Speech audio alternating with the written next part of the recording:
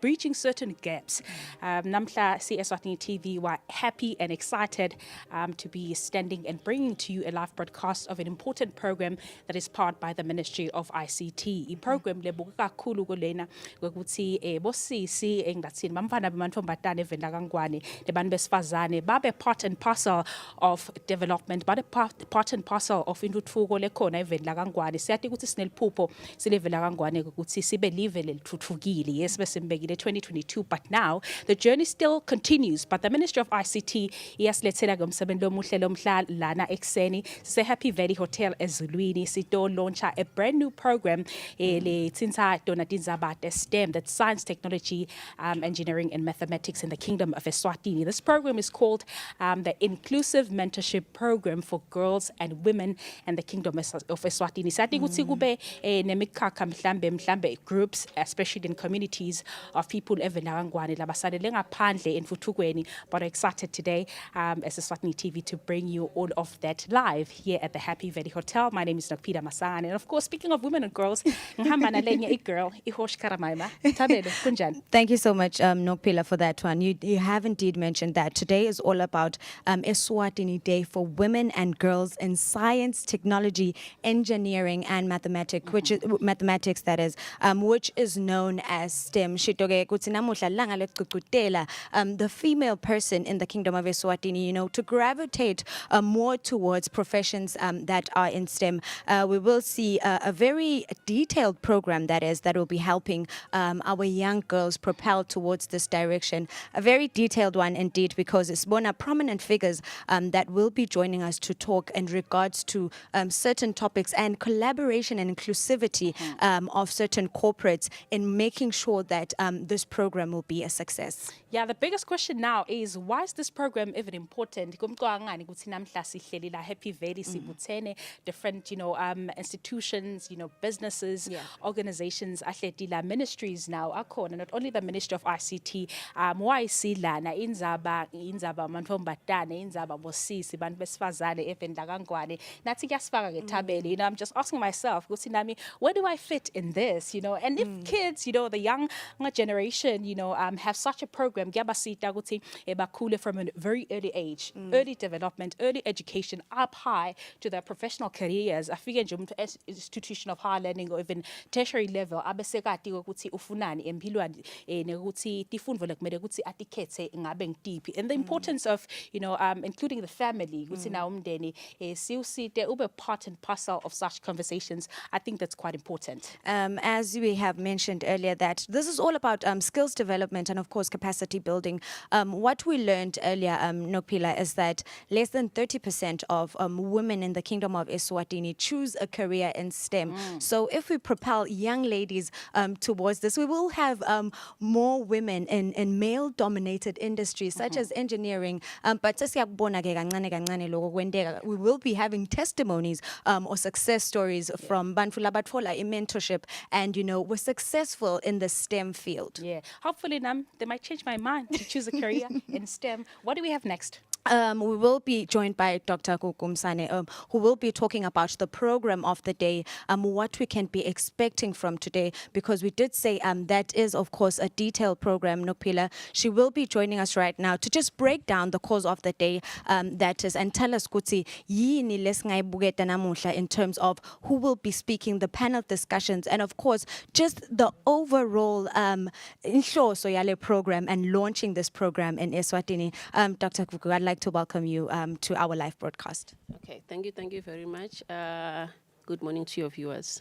The purpose of having you here right now is just to firstly find out why such a program has been launched, because so for everything, why has this program been launched in Eswatini? Okay, maybe if we just take a step back to last year, where we had the first edition of Women and Girls in Science meeting. Yes. Yeah, one of the key points that we got there was girls, they want to do science, women want to do science, but there's just a missing gap from when we're analyzing. we found that the missing gap is in mentoring. You'll see that in other countries, mentorship is very, very broad. And it's in our roots. And we've seen success stories from other countries. Yes. And we really want that for our girls in Eswatini. I heard you highlighting the statistics. It's less than 30%. Yes. Now, if you look into the future, jobs of the future, they all are leaning towards STEM. In fact, about 90% of future jobs. So if we want our girls to be empowered, we should start now. From primary school, they should be empowered from primary school upwards. Yeah. So that is why then we said, okay, then the next step for us to reach maybe 90% in the STEM field, let us launch this mentorship program. Thank you. This is definitely a very, essential one to us here in Eswatini. In the interest of time, I will be excusing you so that we can see the proceedings of our program today. Thank you so much for joining us. We will be having you much later as well, just to reflect on the day of the program. But we will be heading over to Emma Proceedings, a program of women and girls in STEM. Ngabe ngidawucela CEO waseMbabane asivulele ngemthandazo maneke ngathi namhla ucele ukuthi utawukhuluma kanengana later on. I'll humbly request Mr. Msibi, Director, asivulele ngemthandazo.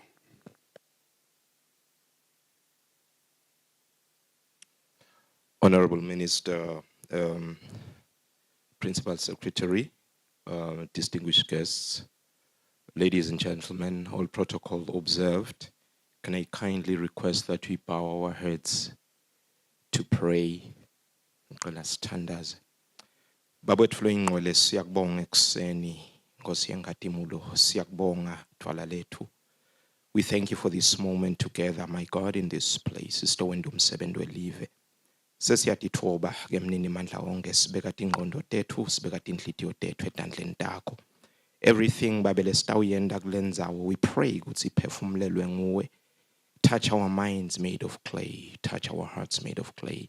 Umsebenzi wonke uhambe kahle ube muhle. Sicela konke lokhu ngaleli hlelo igama la Jesu lenkosi yenkatimulo. Amen. Amen. Honorable Minister, Minister of ICT, Principal Secretary, and the Minister of ICT, Captains of Industry, all distinguished ladies and gentlemen, I have introduced myself. We are gathered here for this very important event in the calendar of the Kingdom of Eswatini in particular, and in the calendar of the Ministry of ICT. So we are here to celebrate and honor women and girls in science, technology, engineering, and mathematics, STEM. This is a field that is very important in driving the country's economy or the world's economy. And it is important that we honor the very people that are also the cornerstone of any country's development, which is girls and women. Honorable Minister, emaswati bekangabe akasukeleki nje nakathi bomake lutsango, because lutsango liyabiyela. So it talks to the importance of women and girls. Hence, it is very important at any given point to celebrate their involvement, particularly in such an important sector as STEM. We would like to welcome all of you here and those that are joining us from home. As ladies and gentlemen, this program is being televised live, and we also are live streaming on YouTube. So we hope that we will be having more than just this audience here that is joining us in celebrating women and girls in STEM. Before I say much, Honorable Minister, allow me to invite the Director in the Department of Research, Science, Technology and Innovation under the Ministry of ICT, Dr. Rejoice Masego, to give us her welcoming remarks and probably just give us a bit of why we are here. Dr. Masego.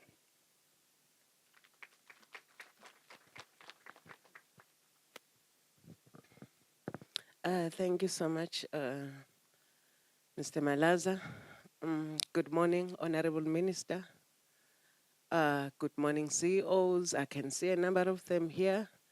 Good morning, respected leaders from various sectors, esteemed guests, captains of industry. As we embark on this celebration, I just want to emphasize the importance of our theme, empowering and igniting the next generation of women and girls in STEM. This theme reflects our commitment to ensuring that all segments of the society, particularly women, youth, and marginalized groups, have the opportunity to contribute to and benefit from our nation's transformation into a knowledge-based economy. For now, briefly, because I only have 5 minutes, I will quickly share the current landscape. Let us take a moment thus to reflect on the current landscape of women and girls in STEM, both globally and here in Eswatini. We are all aware that we are faced with an issue of underrepresentation.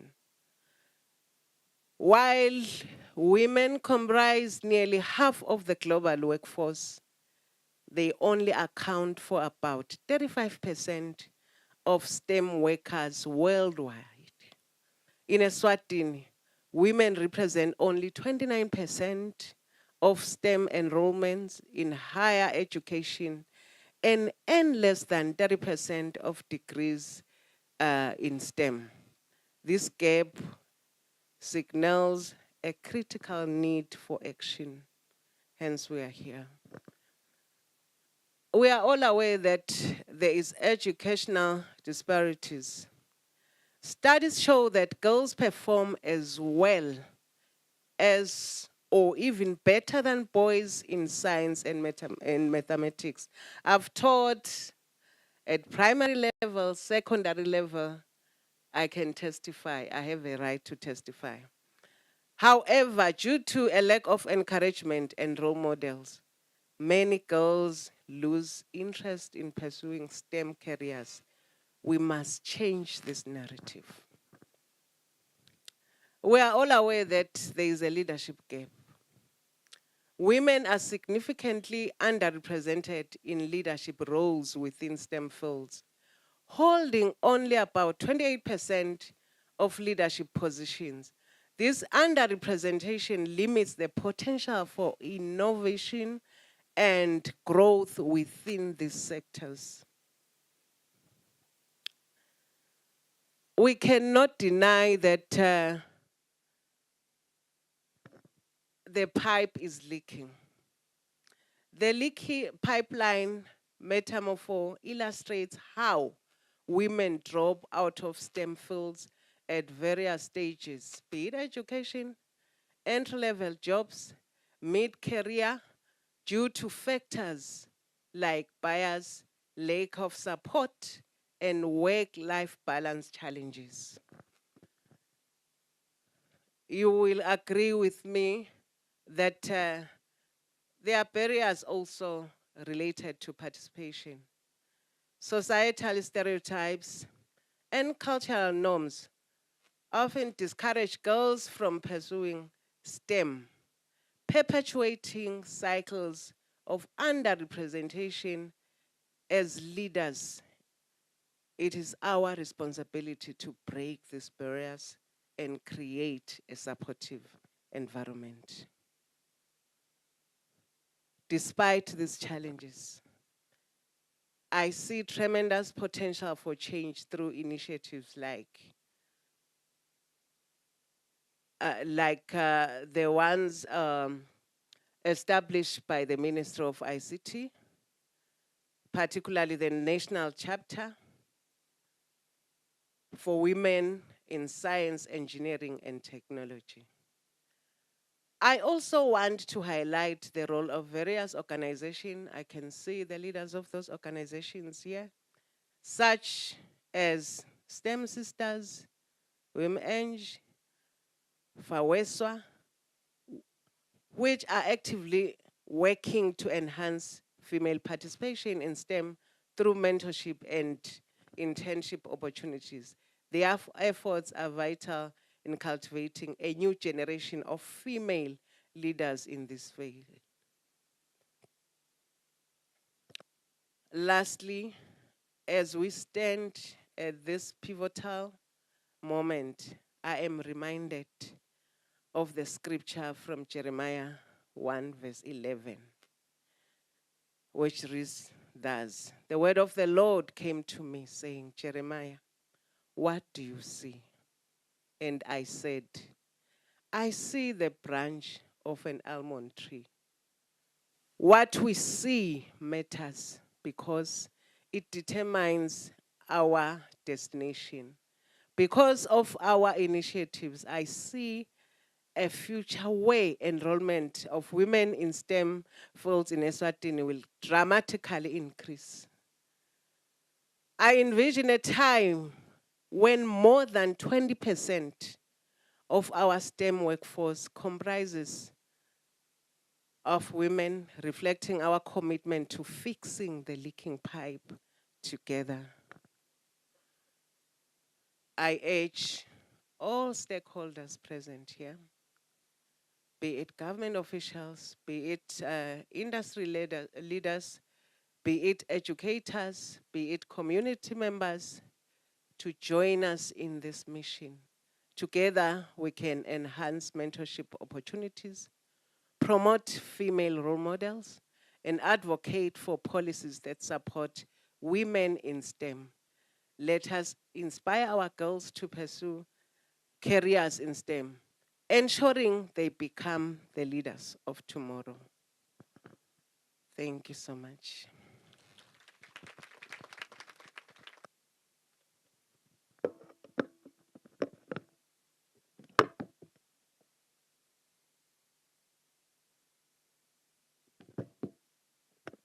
Thank you very much, Dr. Masego. Can we give her another big round of applause?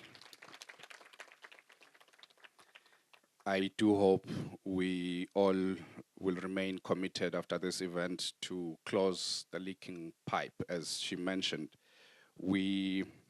I always say, Honorable Minister, women in STEM are not only just smart, they are also beautiful.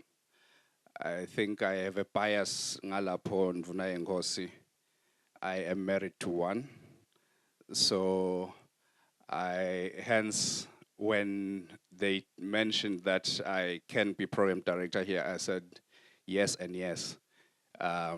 Despite everything else, it is an honor for me to be here, particularly for that one reason, Honorable Minister. Can I now request Dr. Ngamsile Mota from the Eswatini Higher Education Council to give us a talk on the skills audit report. Dr. Mota, please. Can we give her another round of applause?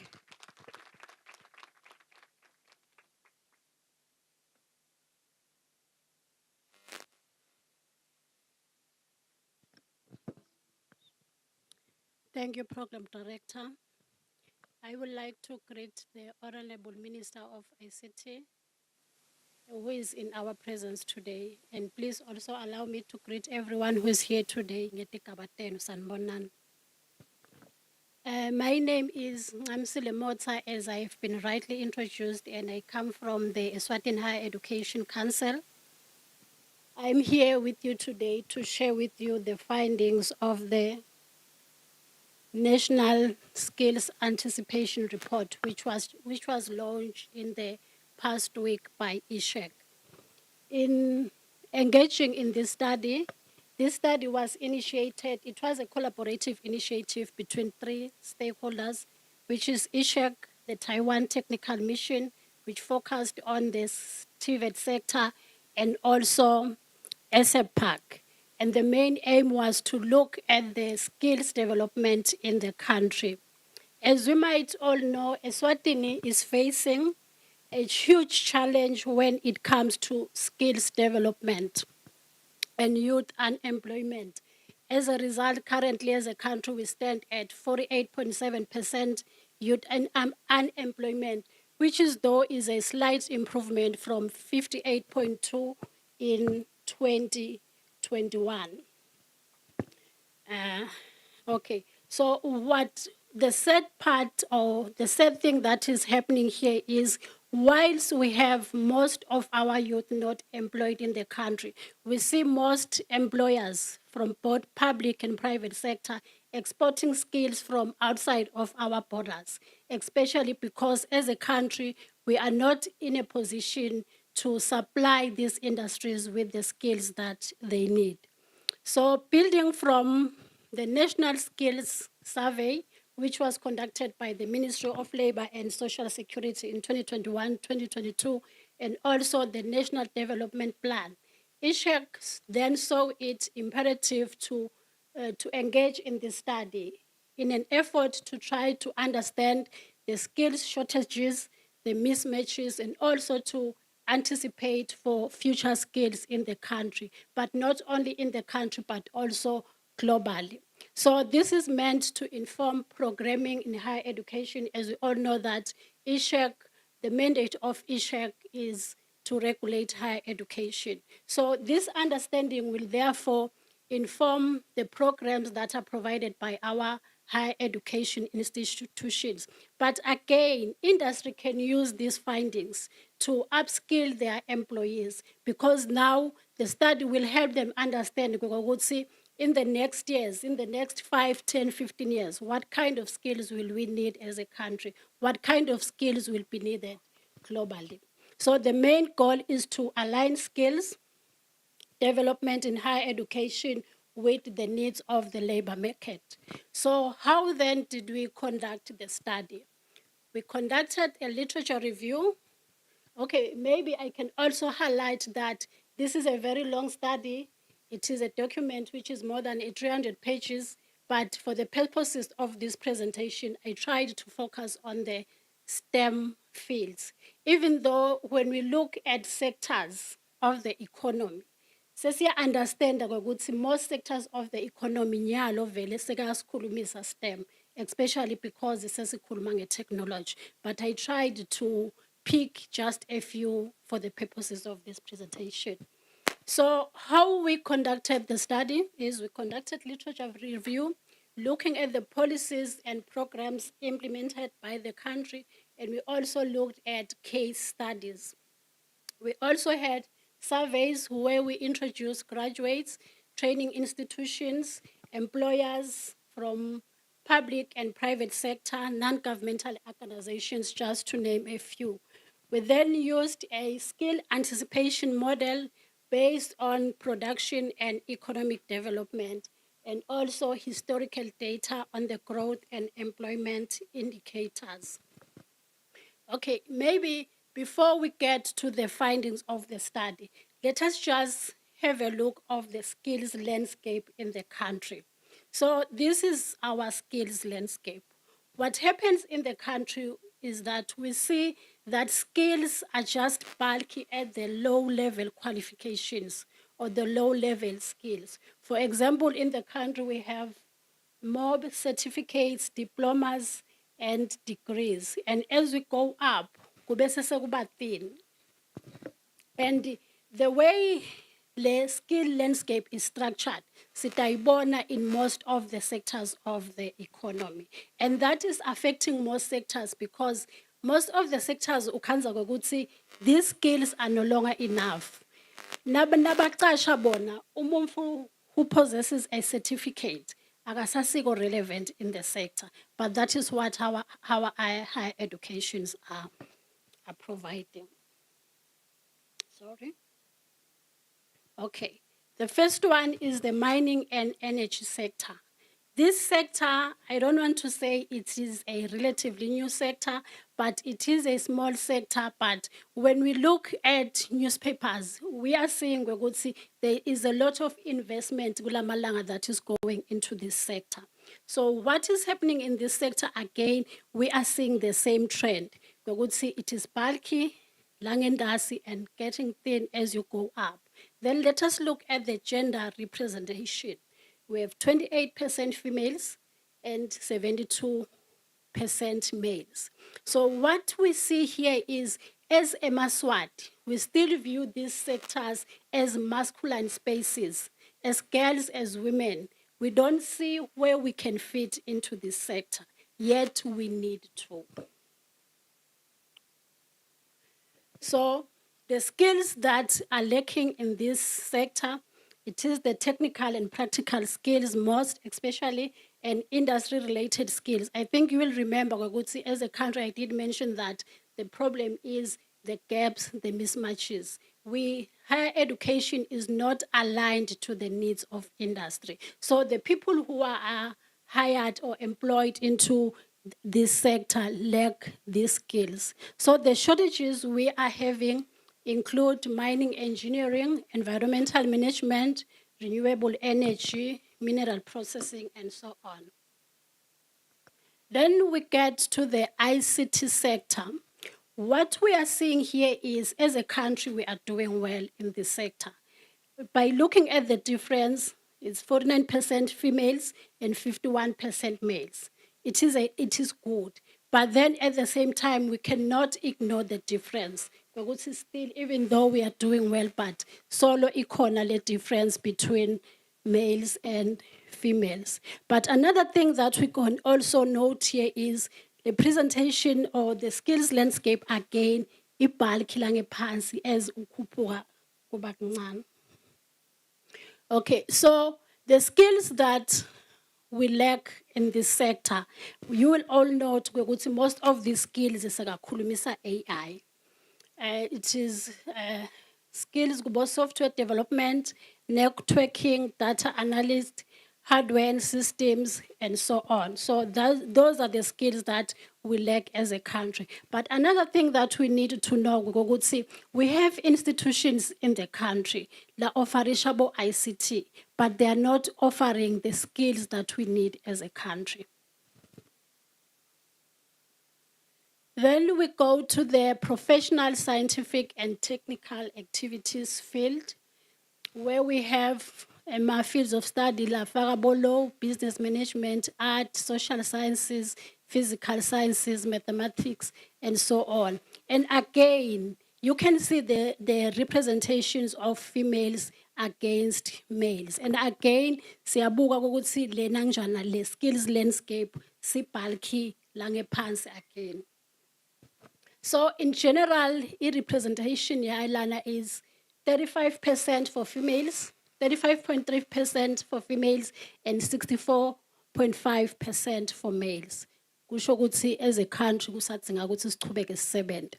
So the skills that are scarce here has to do with engineering and manufacturing, marketing and branding, legal compliance, creative design. I have also included the agriculture sector, especially because at the beginning of my presentation, I did mention that most of the sectors vele sekakhulumisa sona STEM. So agriculture is the second largest sector Eswatini. But what we are seeing, Gogogutsi, most of the people laba employed in this sector are for the elementary occupation.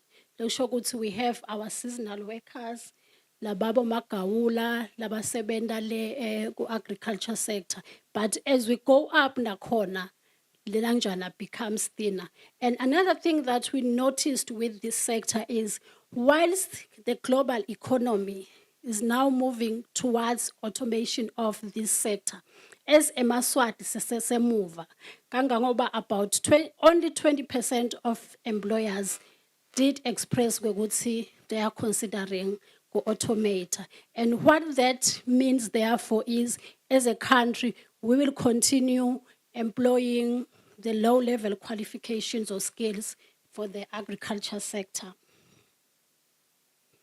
Okay, so here we have what we are supplying as Eswatini, that is degree and diploma programs, which are mainly offered by UNESCO, certificate programs. Most of these are from the private institutions. But as a country, that is not what we need now. What we need now is climate smart agriculture, agricultural biotechnology, value chain management, and digital agriculture. So let us then try to trace the problem. Could see where exactly is the problem. Why are women and girls underrepresented kulama STEM fields or STEM careers? So this is ISHEC's data for 2024. What we are seeing here is we are having 21,726 students laba enrolled in higher education, and that is 45% males and 55% females. But when it comes to STEM subjects or STEM fields, we are now seeing the tables turning, because now we are having 57% males and 43% females. Sorry. Again, let us try to go back. We could see what exactly is causing law. We could see we have more girls in higher education, but when it comes to STEM subjects, semancane ema girls. We look at the picture of our whole education system from primary, secondary to high school. So those are the skills and skills gaps. In primary education, we don't have foundational literary and numeracy experts. That is, botishela befu. They are not, I don't want to say they are not qualified, but the sector doesn't have enough qualified teachers for these subjects, for especially for maths and science. Then again, for secondary education, we don't have STEM educators. We also don't have curriculum designers, ICT and digital technology educators. And also another thing that we need to note here, it is no longer enough for the country that we have teachers labase secondary, labatofunzisa our students for Microsoft, for Excel. Now we need more than that. But what is happening is those are the skills that the teachers, like my secondary schools, primary schools, are able to teach to these students. Then in higher education, I think it is only digital education specialists. Even though sibuka ngazuthi it is promising la ku higher education, ngokuthi khona we have more specialists. But the problem is, lokuba na more specialists is not helping us as a country, because these people are not receiving the students from primary and secondary school. So the enrollment vele ifika seyincane naseyifika la ngendle. Okay, then I have a few recommendations to create an inclusive and supportive environment that will encourage girls to pursue studies and careers in STEM.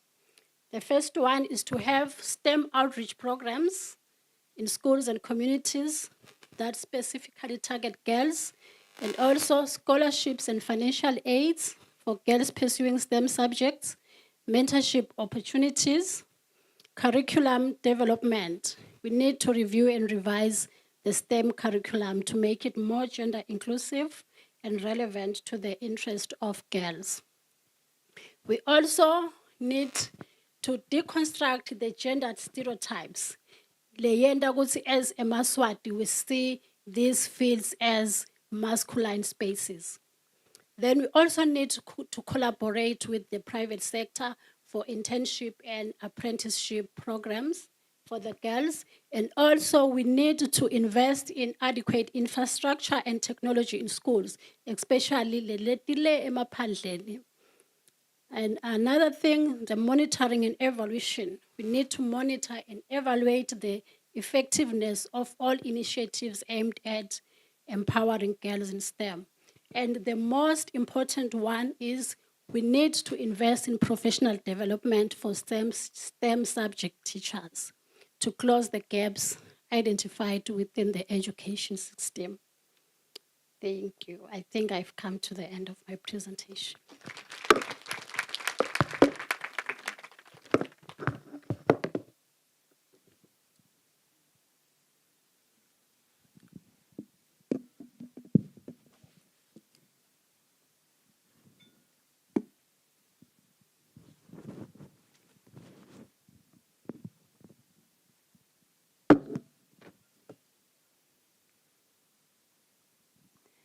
the Honorable Minister of ICT, Mage Savannah Mazia, the PS, Mr. Pesheya Dube, the Mbabane City Council CEO, Ms. Tiniwe Fagutse, Doctor of RSTI, Dr. Masego,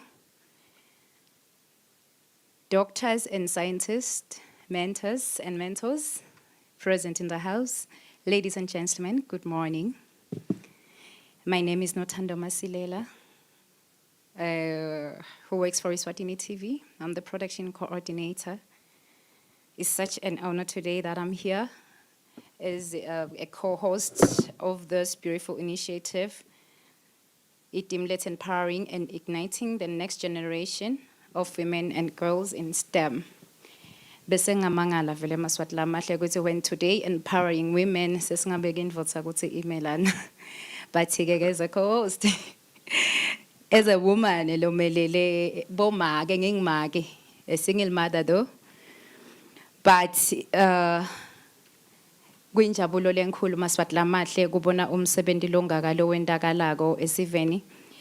Siyabonga Dr. Ncamsile Motha for emphasizing ukuthi sicela etikolweni encourage our teachers to instill more on our girls ukuthi baphatheke in STEM. Without the waste of time, I will request Mr. Pesheya Dube ade asicelele make wethu atobeka lawo magama langasinika wona namuhla. Ngicela simukele ngedandla.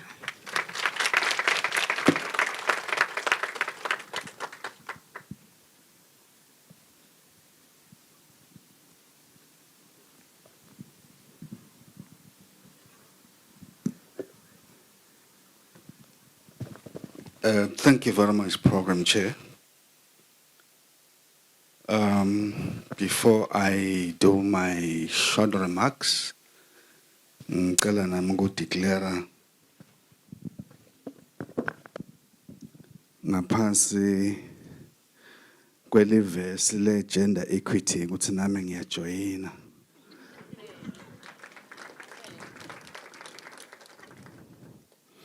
Lokho ukuthi Program Chair ungangibuki njengendvodza, but indvodza vele lesayingenile emshoveni. Honorable Minister, distinguished guests, young dreamers and future pioneers, ladies and gentlemen, all protocol observed, good morning. It gives me great pride to introduce a woman whose leadership continues to shape the future, not just of the Ministry of ICT, but the entire region and the continent. A woman who has consistently broken barriers and inspired a generation of women and girls to believe in their power, their voice, and their right to lead in spaces where they were once underrepresented. Honorable Savannah Mazia is not only our Minister of ICT, she is a trailblazer, a passionate advocate for gender equality, recently appointed as chairperson of Sustainable Development Goal 5, SDG 5 on gender equality.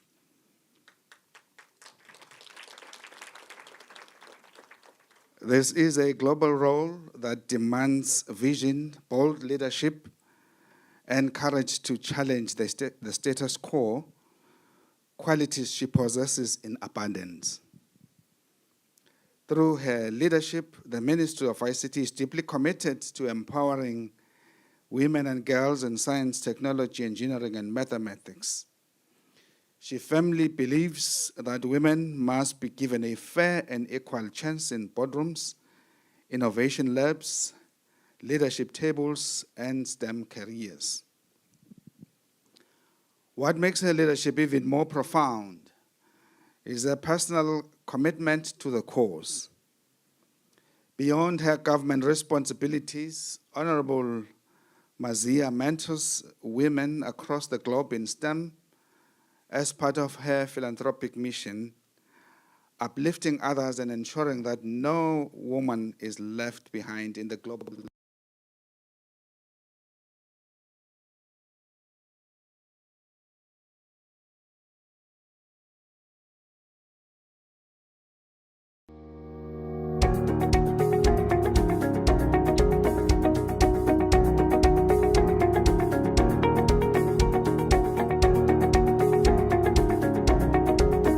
Like today's mentorship program is a witness to her belief that we must consciously invest in the next generation of women leaders, thinkers, and builders.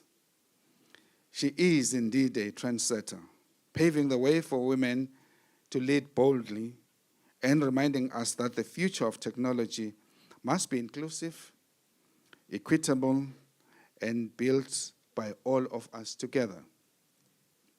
With those remarks, Program Chair, it is my distinct honor to welcome to the podium the Honorable Minister of Information, Communications and Technology, Senator Savannah Mazia.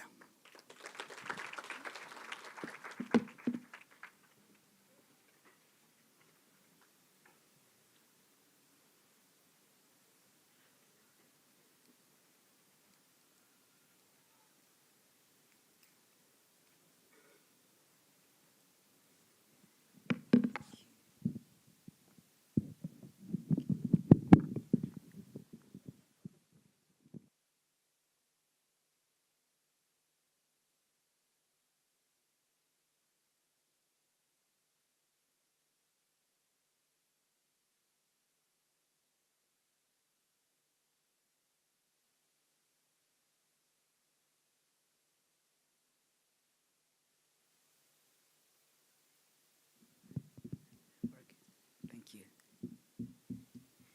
Thank you so very much, PS. Thank you to everybody who's been involved in putting together this event. Thank you, EPTC. I saw that our Wi-Fi is women and girls. Thank you for the effort. I really appreciate that from all of you. Thank you for the folks from television. They look very good. So thank you to everybody. I have a speech here. It's a very good speech. I wanted to answer a few of the questions that I just saw being presented and spoken about by Dr. Rejoice, whom we love, and the lady from Ishak, whom I'm sure we'll also get to love as we know her more.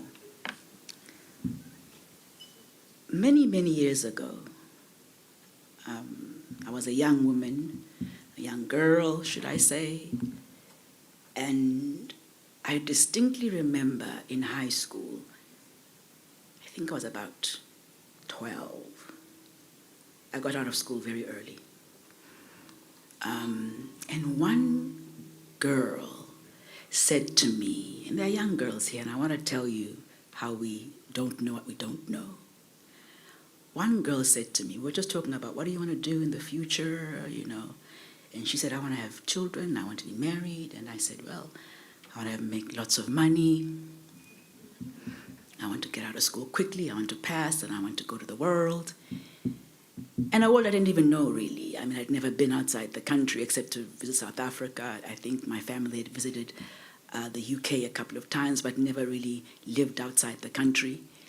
And she said to me, these words still stick in my mind. And I say this because just a few years ago, someone repeated that. I couldn't believe that in 2020 someone could still say that. She said to me, Savannah, and very lovingly, you know, not fighting, you know, mentoring me, young lady to young lady. She said, Savannah, boys don't like clever girls. You must tone down. Boys don't like girls who like money like you. You must, if you want to be married, because that's the goal for us. That seems to be the currency for us. You get married and then you're a human being. Before that, and if you're divorced, you're a single mother, you exist. You get married, you're a human being. And I thought, now I know we're friends with this person. Why would he say something so terrible?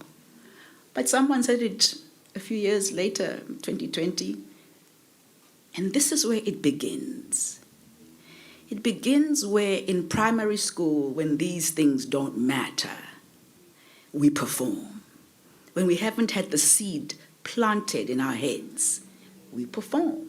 So Miss Ishak and Dr. Rejoice, the reason why in primary school we perform at our best ability is because the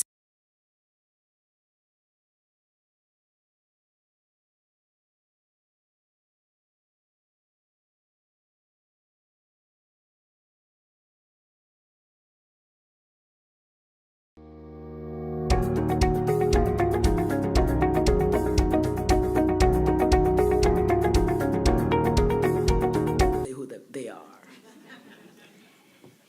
Then we get into high school. The hormones come in. These people, we meet them in a different way. And all of a sudden, they become a focus area. Now, I've got nothing wrong with looking to the other gender, but we tend to give up who we are for them. You know, we give up the smartness, we give up the capacity to be able to be who God has meant us to be. I always think most women, when they get to heaven, rooms will be opened up for them, and they'll find all their gifts still in boxes unused. And men will have used up all the gifts. And that, I think, is a sin, because we are brought here to be the best. We are a chromosome discussion, if we're going to talk about science. Girls, it's just a chromosome issue. So you cannot use a chromosome as a reason for discrimination. Just like you cannot use melanin as a reason for discrimination. Just like you cannot use geography, that people are in the South, as a reason to discriminate. We are all God's people. We come in different shapes and sizes, and we have different kinds of gifts. Young ladies, don't ask each other and don't advise each other about what men want.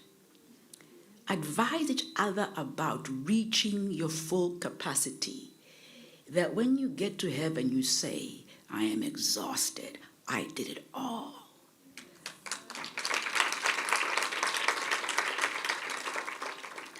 I have a speech. I also want to talk about the things that we as women do to each other. Now, the men should close their ears now. This thing of using our looks as currency is again feeding the animal, feeding the demon that says the only time we matter is when we look good. And that definition is defined by a man. Now, I like men. I like a lot of men. But I do know this. They only come into the discussion of lowering and diminishing us because we got there first. When a man asks another woman about a woman, we are the ones who are first to say,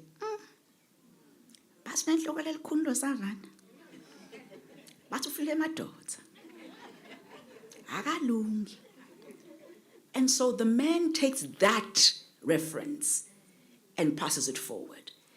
We need to learn to stand up for each other, whether we know each other or we don't know each other. It's time we put a line in the sand. You know, in the Bible, I like Eswatini because everyone talks about the Bible, even though sometimes they do funny things, but they talk about the Bible. We need to draw a line in the sand and say, from today henceforth, today, we will be the kind of women that the first thing that comes to your mind is a positive thing. That if I hear Gutsi Sukumanga MD Wasebang, the first thing shouldn't be, oh, that color doesn't suit her. No. The first thing should be, I cannot believe a bank in this country is run by a woman. This is the most amazing thing. That should be the first thing we say. We shouldn't look at the things that are diminishing. Because let me tell you something. Everybody has something. We all showed up this morning, prayed. A lot of us are coming through difficult situations. There are women here who are sitting down smiling. And somebody yesterday or this morning hit them, abused them. But they sit here, and if you ask them, I'm fine. They're holding it together with a thread, but they still stand. So sisterhood becomes very important. Sisterhood becomes the thing that you ask a woman, are you okay? And mean it. Don't say, are you okay, to pass it on. Could say, hey, namhla ngimbonile. No, go wrong. You know, I'm not a pastor of a church. I may start one, but because everybody here is a pastor. But when you hear the word, it says, we are here as each other's keepers. The thing I think will be judged the most about is, whom did we elevate? Whom did we bring up when we didn't have the strength ourselves sometimes? Who did we speak well of? Who did we go out of our way to support? Who did we say was amazing so that they would get an opportunity somewhere and not feel that it's taken away from us? Because let me tell you something. Saying somebody's great does not diminish your candle. It makes your candle bigger. It makes your candle bigger. So why are we so fixated on bringing somebody down? If giving makes you better, if talking better makes somebody else better, why are we so fixated in talking badly about other people? What is this obsession about bringing people down? And we're all supposed to be God-fearing and God-loving. The whole issue about STEM is really saying, ladies, this is our chance.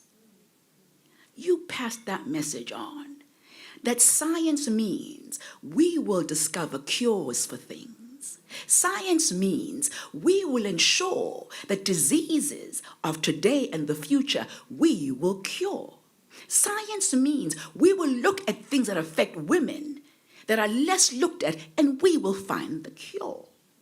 Science means issues of weather, issues of agriculture, we will be part of that solution. We are 50% of the world. We hold up half the sky. You cannot run a race with one leg.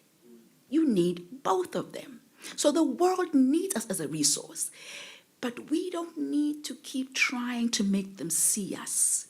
See yourself. Let's see ourselves. If we're 50%, if you've got 50% of a market, the bankers will tell you, you're winning. If you hold 50% of any market, you're more than winning. If we as sisters, and the men that support the sisters, God bless, if we see ourselves and we support ourselves, we don't need others. We're already enough. Why can't we see that we're enough? Technology means that we'll create the algorithms that sort women's problems. Technology means we'll be the ones who come up with the Internet of Bodies, Internet of Things. We'll come up with large language models. We will go to space. We will own that territory. We live longer anyway. So my discussion today is, let's look at the issue of mentoring as ensuring that we are learning and we are teaching the raising of others. And we never ever look at it as a threat. We never ever look at it as taking away, but we look at it as building half the sky. And then I'd like to also talk about, I have a speech. I want to also talk about the issue of what's happening in engineering. You know, I'm not an engineer. I don't even think I want to be one. But every business I've ever had has been in engineering and technology. Whether it's mining, whether it's construction, whether it's ICT, whether it is agriculture, whether it's health services, food services. Because I understood that when you can make things, when you can create solutions, that's a business. A business is not looking at, I want to go into business to make money.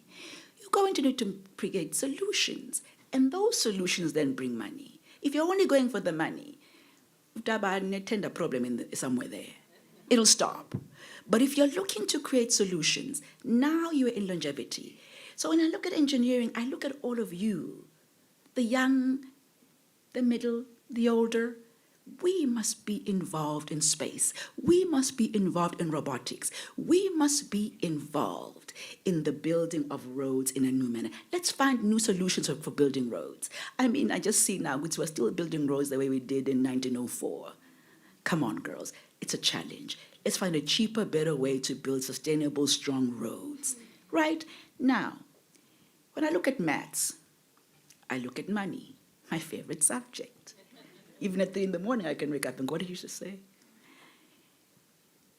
Girls, ladies, beautiful dames, learn about money.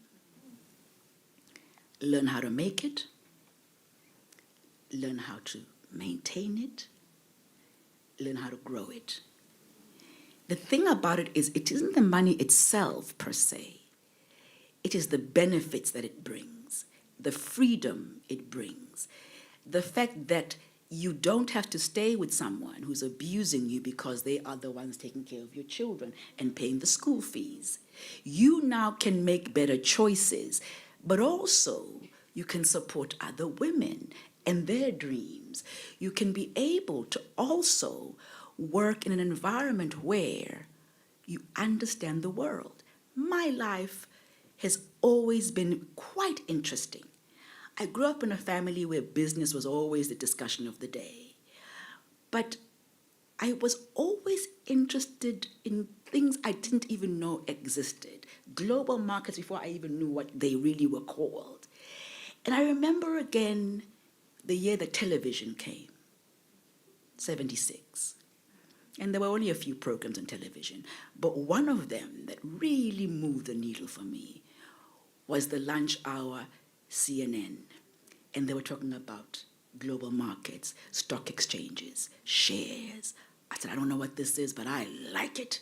And I want to know more about it. I think it's where I'm supposed to be. And it began this thing in me to say, there's a bigger world out there and I want some of it. It began this thing in me to say, wait a minute.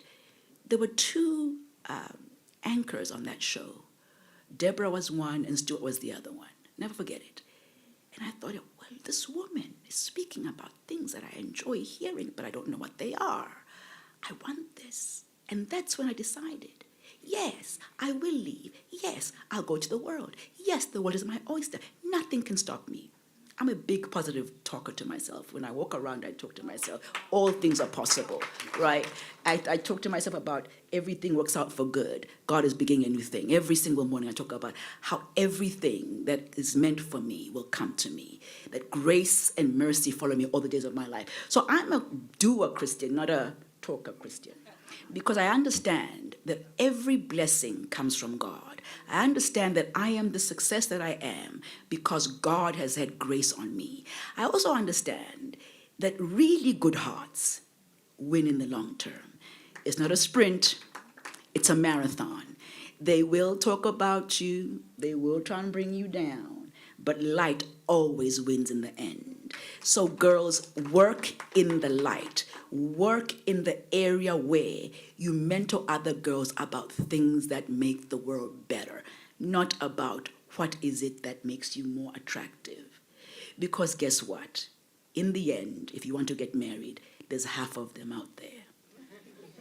Just pick a good one. Just pick one that pays bills. Just pick one that's not still trying to get raised by their mother. Send them back to their mother if they haven't been finished.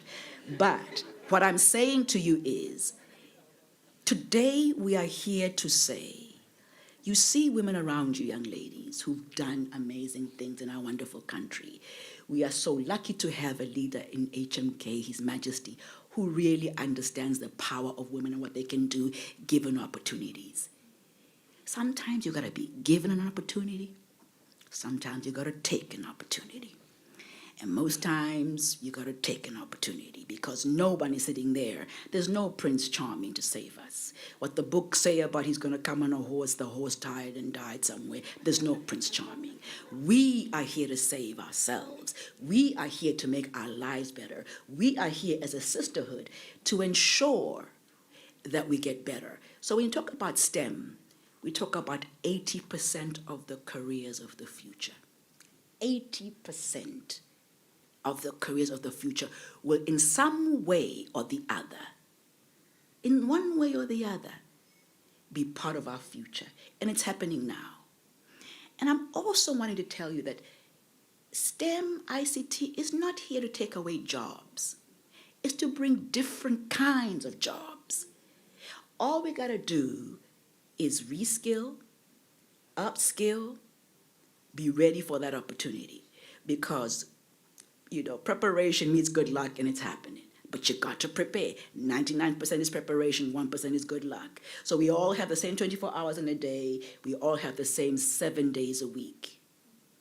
If you prepare, you then don't sit and say, hey, let me shine it 78. No, you create your own machines that create other jobs. You create opportunities. I'd love to see an environment where young ladies are saying, we will create solutions so that we provide jobs, not walking around looking for jobs, because those days are over. How do we then look and say, we will mentor others? How do we then look and say, let's talk to our mothers about reskilling? Because I think where the challenge will be with the 40 and up. Change is very difficult for the 40 and up. Habits have set in. Complaining is the order of the day. Everything is bad. Everyone's coming for them. Everybody's trying to do bad things for them or towards them. And yet, if you look up, don't walk looking down. Walk looking up.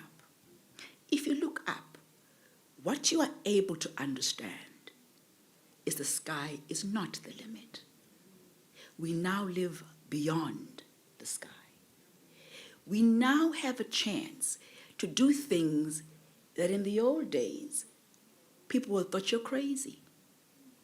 We now have the chance to ensure that we change and make our continent better, that we support His Majesty in this dream, a very possible dream of making this good country a first world. It is right here. If we just stop complaining, masotla mahle. Le complaining ukuthi nathi ninjani hawu masi. Hawu kubi masi. Hawu Nkosi yami. Good day my opportunities badlala ngathi. What about saying it's wonderful, Masia? I've been given a new day and a new opportunity and a new chance. I'm here to look and see what can I build? What can I make better? Because we also are starting to come up with this little habit of thinking government owes us something. This one owes me something. When you feel owed, you're entitled and you're no good to the world. When you feel owed, you become a slave. Because if I come and determine who you are, you'll do everything I say. Because you feel owed. I'll say, okay, I'll fill that position. But you must now do everything, good or bad, that I say you must do. No one owes us anything. No one. We have to get to the point where we love ourselves and love this country more than anything. We've got to get to the point where we do pray for this country, and I mean really pray for it, but then also live and act in a way of integrity, in a way of ensuring that we follow every single rule, but also in a way that we continuously give to it and not keep looking for it to give to us. Because all of you sitting here may come out and go to coffee and complain. And never sit back and think, there's a child today who's very smart, but cannot afford to go to school. There's a child today who absolutely deserves to be sitting where you are sitting, but didn't have the connection that you had to call on this job that you have. And so let us please look at STEM not just as the science, the technology, the engineering, and the maths. Let's look at it as the solution to bring us to the first world, but also for being a movement. Let's be a movement of change. Let's be a movement of light. Let's be a movement of all that is good and beneficial. Because as you walk, someone is watching you and using you as a role model. So then walk deservingly. You have to, whether you like it or not, live a proper life because somebody else is watching you and saying, if she can do it, I can. It doesn't mean we don't fall. It doesn't mean we don't fail. Failure is part of the process. I mean, I'm very scared of people who fear failure because you have to fail to succeed. You have to fail to appreciate the good things that are there in the world. You have to have bad things happen to you, really bad things, because bad things happen to good people. But what you have to learn is how not to stay down, how to get up from that and learn from that and teach from that. Also, when people fail, let's get into the habit of supporting them and not pointing, what's your fail class in Lona imvotimshile, Lona uyagula, Lona akanamali yokuthenga, Lona benemali tole iphelile mayuyalayeka. Because let me tell you something, we live in seasons. We live in seasons. And what you say with your mouth against one person will sure enough come back to you. I guarantee you. Guard your mouth because there's power in the tongue. I'm just asking us to really, really understand what supporting each other is. The days of all this talk is over. The days of putting each other down, the PhD, pull him down, is over. This is the day where we recognize today we are launching a very amazing thing. Today we are coming and ensuring that young people have a chance, but that we, the older ones, the more graceful ones, actually are graceful in our conduct, actually are graceful in how we deliver the message of life and tell them there's opportunities. Don't say, opportunities.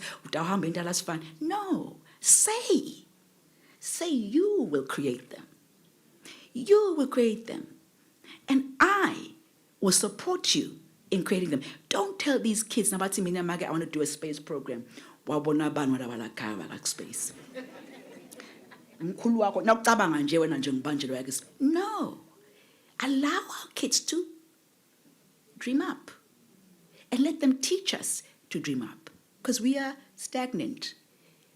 A lot of us are bitter because we did not take up these gifts I was talking about. And now the guy that you gave it up for, he ain't all that. He's doing a whole lot of things he's got no business doing. And yet you've made us as women.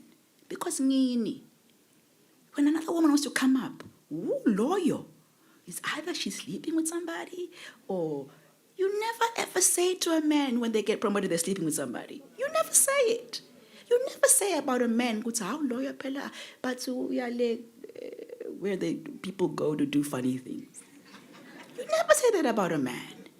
It's because you are insecure. It's because you haven't challenged yourself to be better. And so you cannot stand the growth of another. If you are fulfilled, you are happy for the growth of another. If you know that the world is your oyster, you want to open it up for others. If you know that you are here and it's not a mistake and you still have more to get in this world, you say, come along, kids, let's do this thing. You don't sit there being small and let them define you. I know who I am.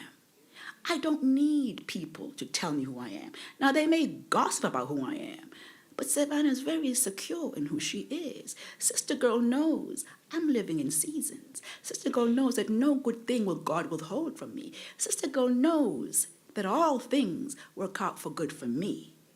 Even when I'm in trouble, even when it's bad, it's a season. I don't sit there and simmer and look and say, well, you know, listen, I'm happy even when they're bad to me. I'm happy even when they're evil to me, and they sometimes are. Because my life is not determined by a human being. My life is determined by the work that I put in. My life is looking at the young people and saying, who do I help to come up? So the people I've met here and I leave here, why do I care? It's their insecurity. Once I feed into their insecurity, I take on their sins. I won't do it. I won't do it. I want to live a life where I say to myself every day, go get it. Make it happen. You got this. And I walk every day. Sometimes you say hello to me. I'm talking to myself. No good thing will he withhold. It's all working out for me. I'm good. They can't do this to me. My brain is sharp. I've been here before. I can beat this thing.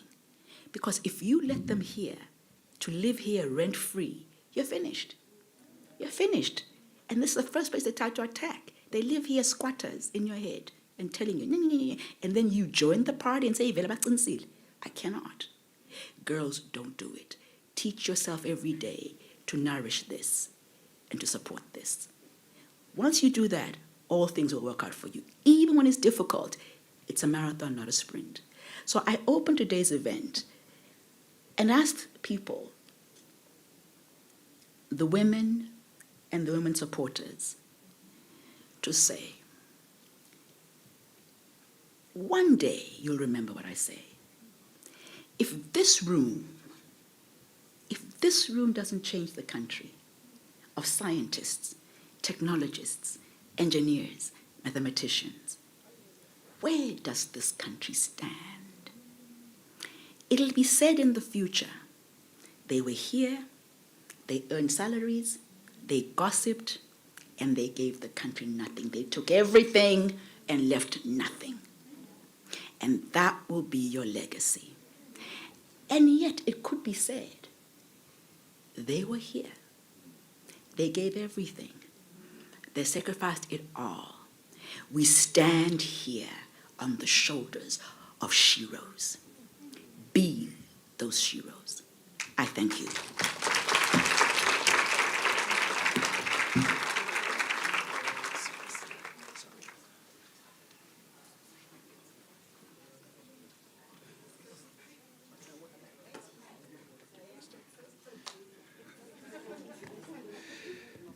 Can we give the Honorable Minister a huge round of applause, please?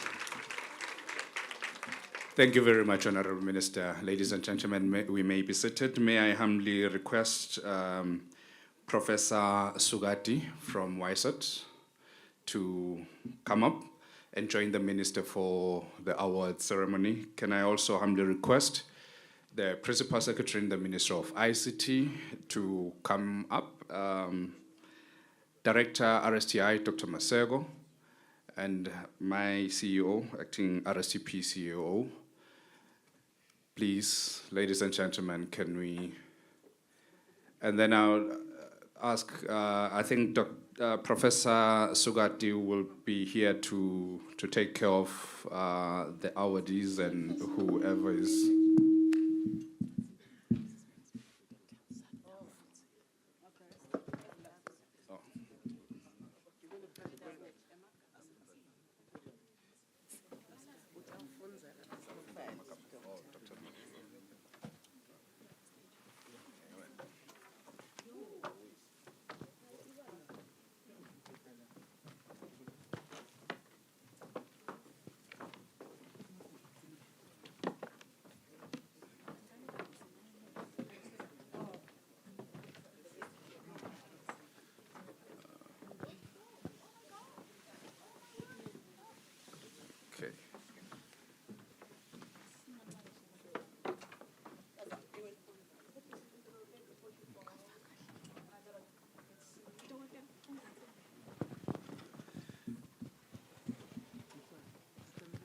Okay, Dr. Msane will call out the names of those receiving awards.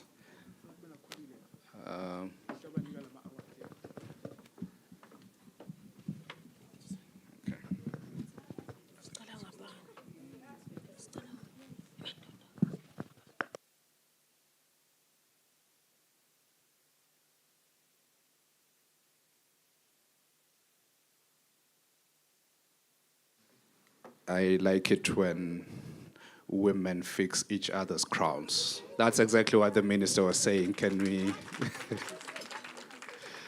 It's very encouraging to see it in practice already.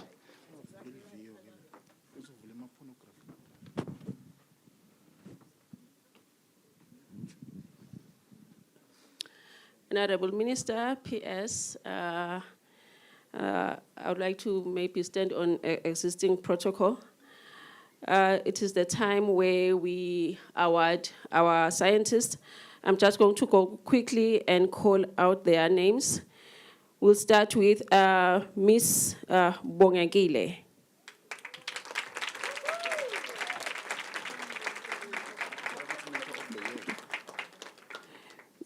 Miss Bongagile is the Mentor of the Year.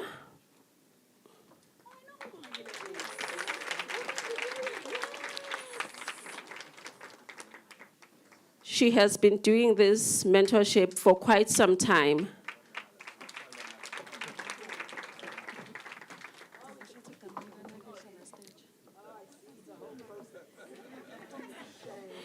She is a registered professional chemical engineer in Eswatini and South Africa. And in 2021, she won the Mandela Fellowship, Washington Fellowship program, a flagship of the US government Young African Leaders. She received the Blue Shiro Award in 2021 from Standard Bank Eswatini in recognition for her brave leadership and resilience during COVID-19 pandemic.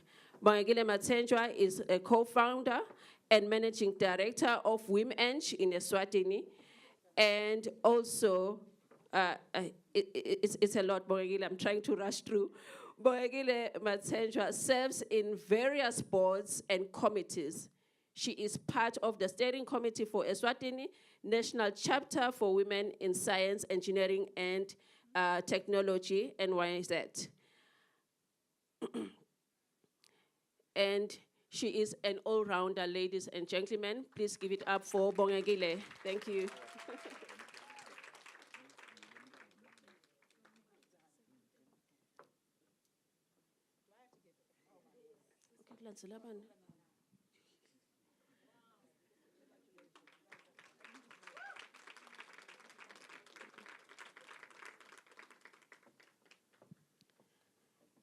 Okay, we have our another trailblazer, emerging researcher, Dr. Vuyiswa Mkhabela.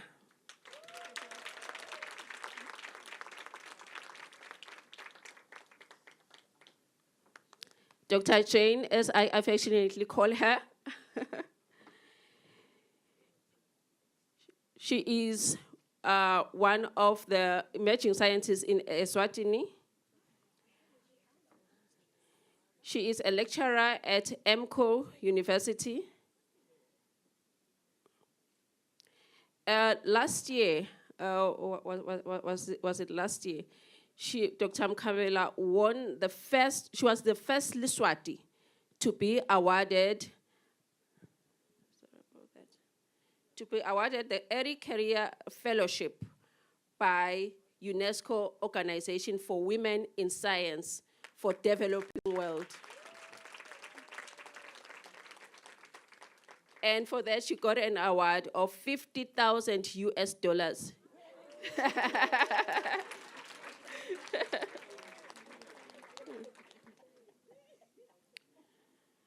As an emerging researcher, Dr. Mkhabela has published several articles in peer-reviewed journals, from materials to biomedical applications, which is her specialty. She also does community engagement and she also does mentoring. She also collaborates with government in various initiatives, and she believes that bridging the gap between research and community practice is essential for sustainable economic improvement in Eswatini.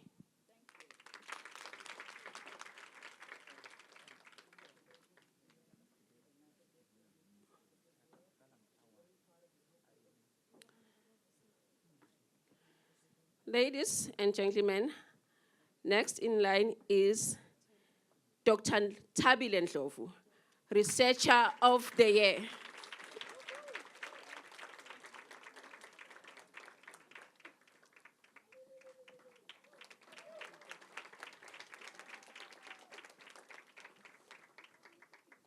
Dr. Ndlovu is a chemist with a PhD from the University of Johannesburg.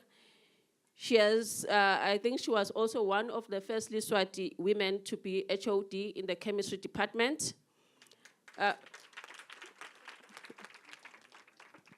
research is broad, and she currently serves on many various boards, locally and nationally. She currently serves at PORHC as a technical committee, that's the technical committee of the Stockholm Convention.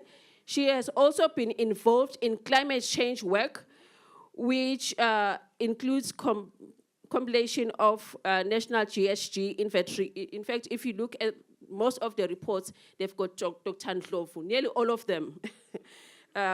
And she boasts 17 publications, and currently she is the president of the Kingdom of Eswatini Academy of Sciences. You know, sometimes I get confused when calling her. I don't know whether to start with the president or with the doctor. So I usually say President Dr. Tabile Ndlovu.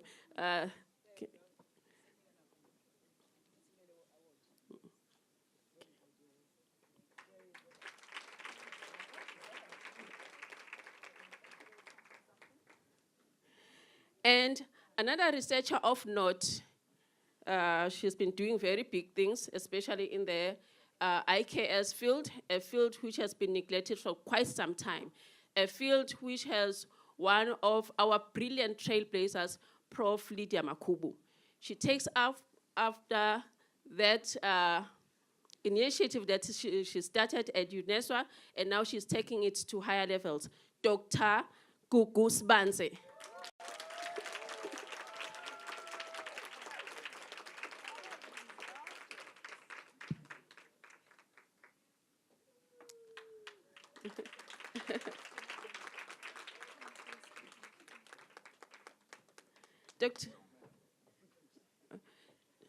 Dr. Gugu Sbanze is a scholar in pharmacology. She is currently the director of Eswatini Institute for Research in Traditional Medicine, Medicinal and Indigenous Food Plants at the University of Eswatini. She holds several academic awards, one of them from Commonwealth. There's just a lot. The United Nations, Southern African Development Community. She was also awarded a Southern African Development Community grant of 3 million emalangeni to conduct research on cannabis in collaboration with the Agricultural Research Council in South Africa.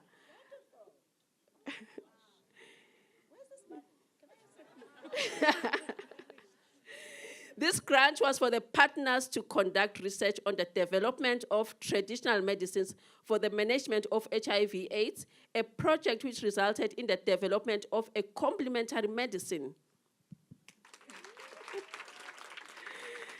which is currently being evaluated for registration. Dr. Sbanze has really done a lot, especially on that part. I think the part with IKS that is lacking a lot is giving, making it more valuable.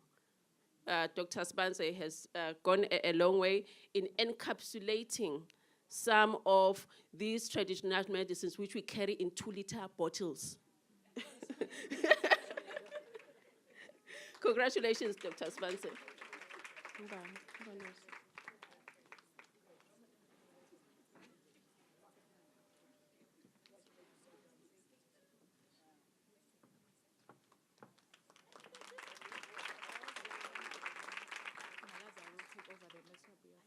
Okay. And ladies and gentlemen, also on the emerging researchers, we have Dr. Futhi Mhlongo.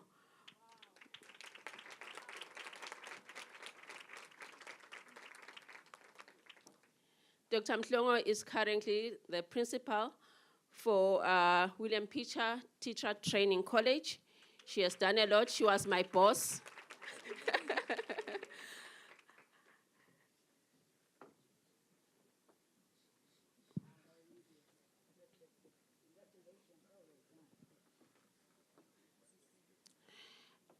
At the college, she has since planted the seed of research.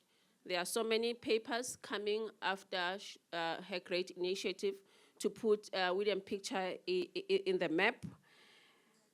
She has participated in several conferences, workshops, and seminars that relate to research. She has supervised a lot of students in agriculture. She deals with soil. That's their future. And I think most ladies, they run away from agriculture.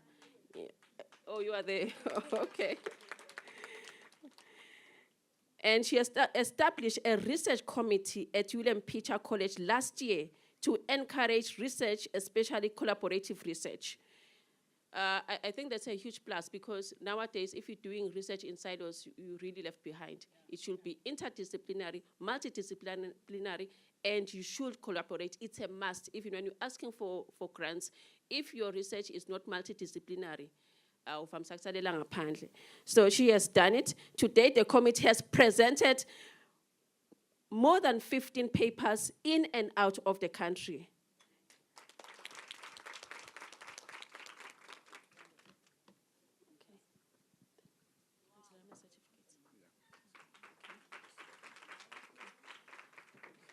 Next, ladies and gentlemen, we're going to award certificates of recognition to the following.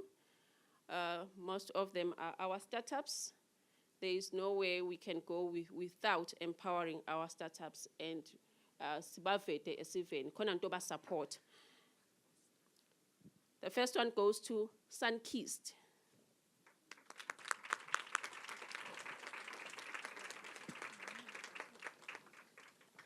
Can we have Sunkist? Luna Hair and Body.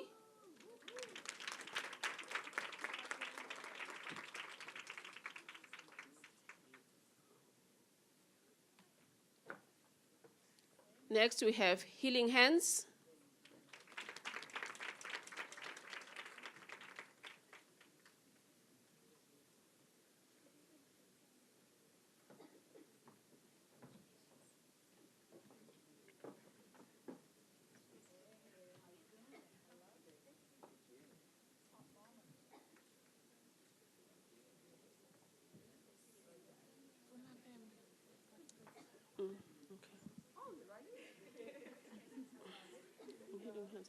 Okay, next we have Liska.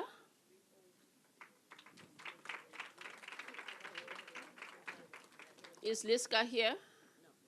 No. Okay. Sky M.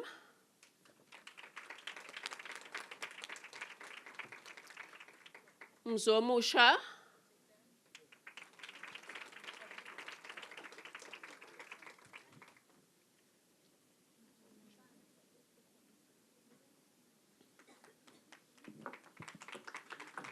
PN Organics.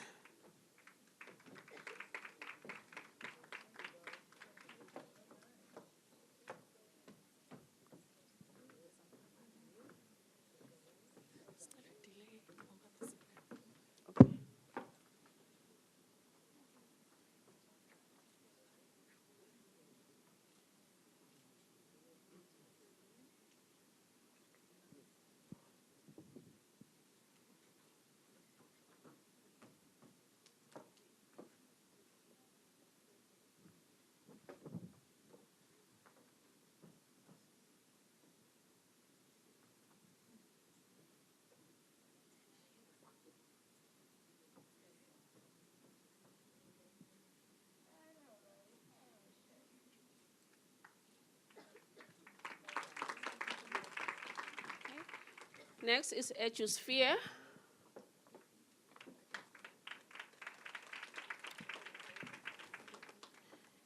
And the last one is a recognition to the Kingdom of Eswatini Academy of Science for what they have done in kuthuthukisa science in the country.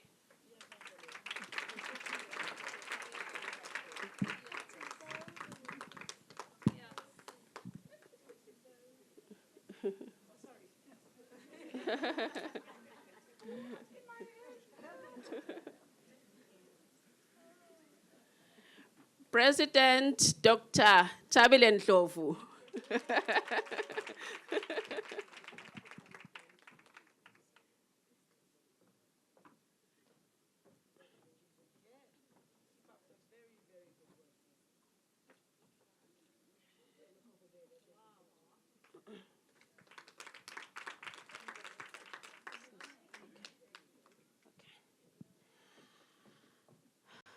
Okay, this next one, ladies and gentlemen, politician in STEM goes to our Honorable Minister, Savannah Masia.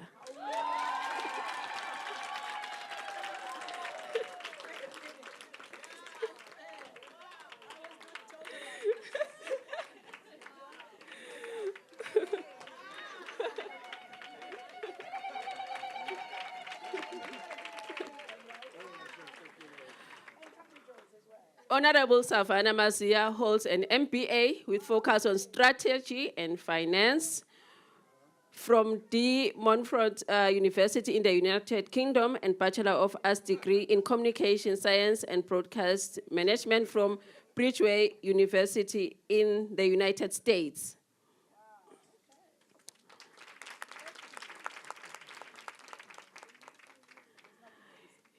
There's just a lot, Minister.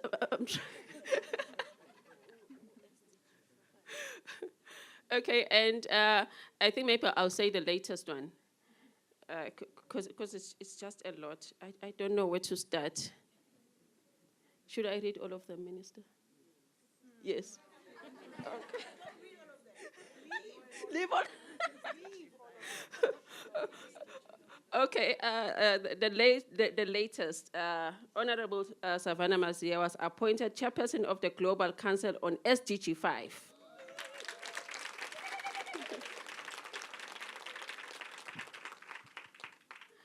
And I think, yes, she did make a speech, but you know, I really like it when people are getting Emma Awards. I would like to thank my mother, my father, my... I don't know whether Minister would like to say something. Thank you. Okay.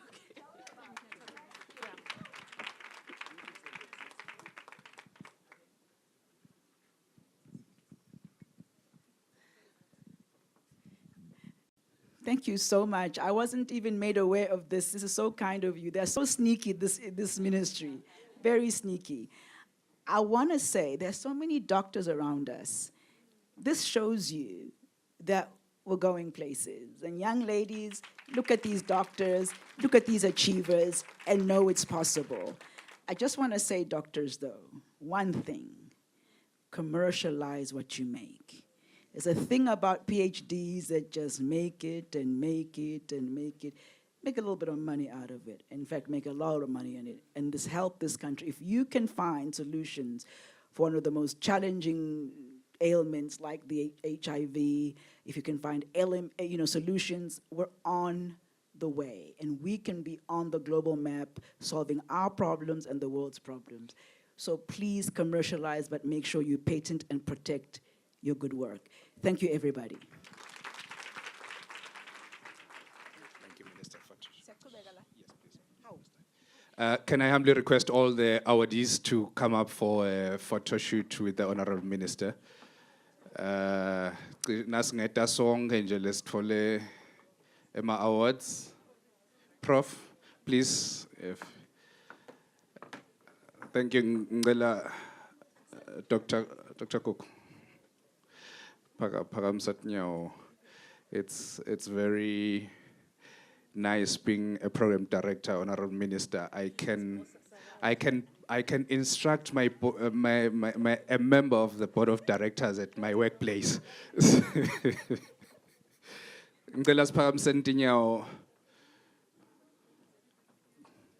Dr. Love. Sinena wesena macala lamaningi, please ungangedi. Ngicela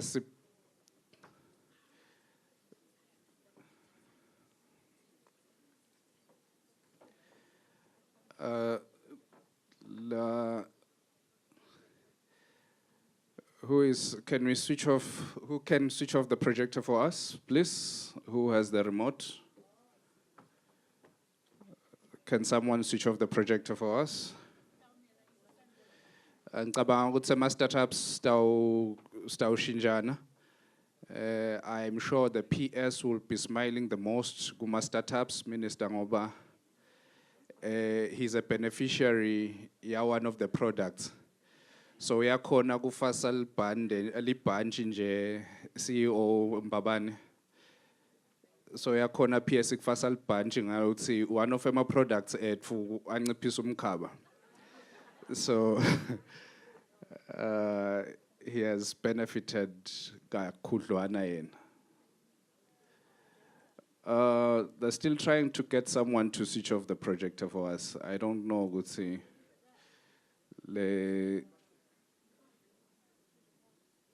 Okay, looks like he's here, but he lost the remote control.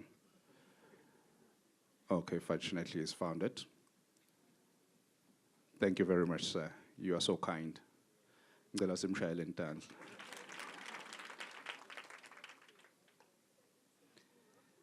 Can you give us a nice STEM smile, ladies and gentlemen? Sestakufaka nje PS City ladies, you are all looking gorgeous. Can we have the startups coming up next? Startups kahle ke asafuna nekuthengisa so atawusha kudela.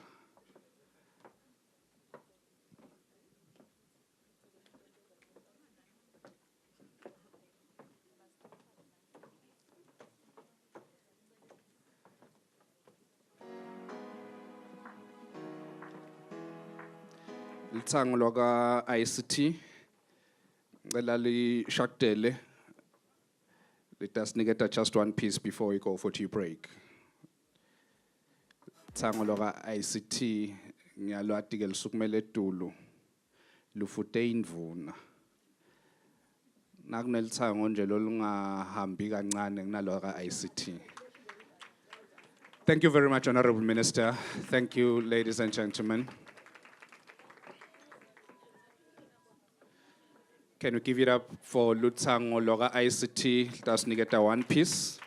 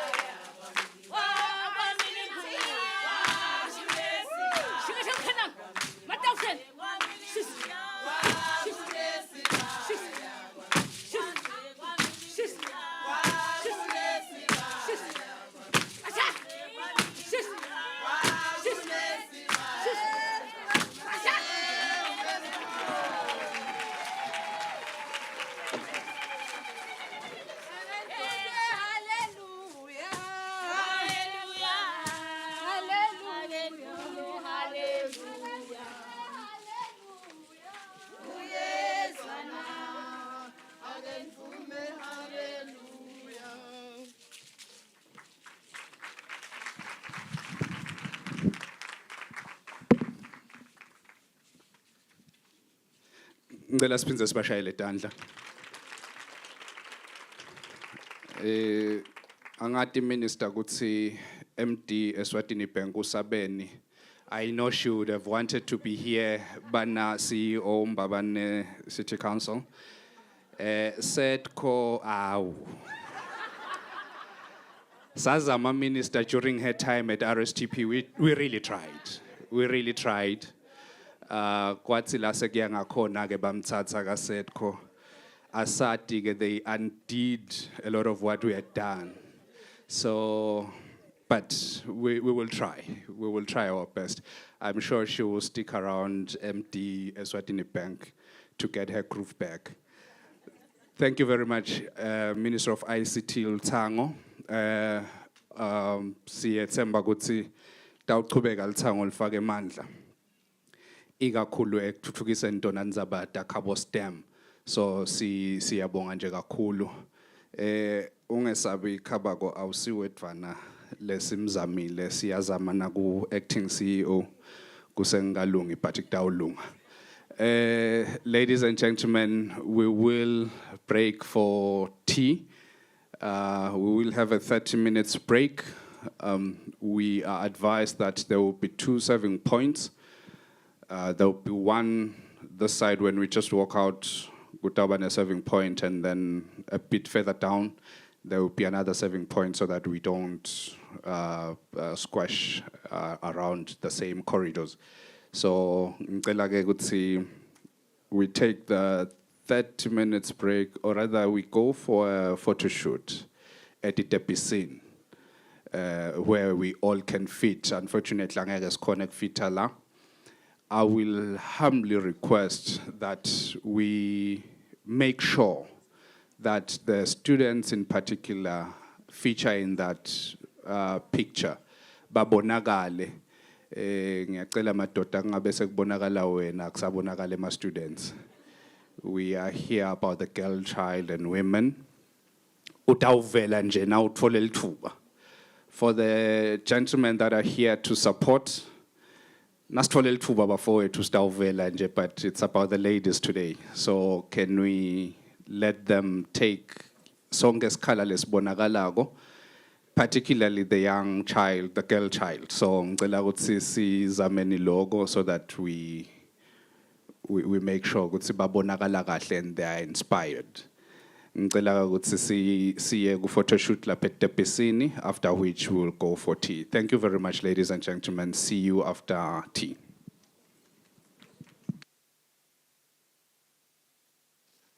Dr. Msane, is this yours?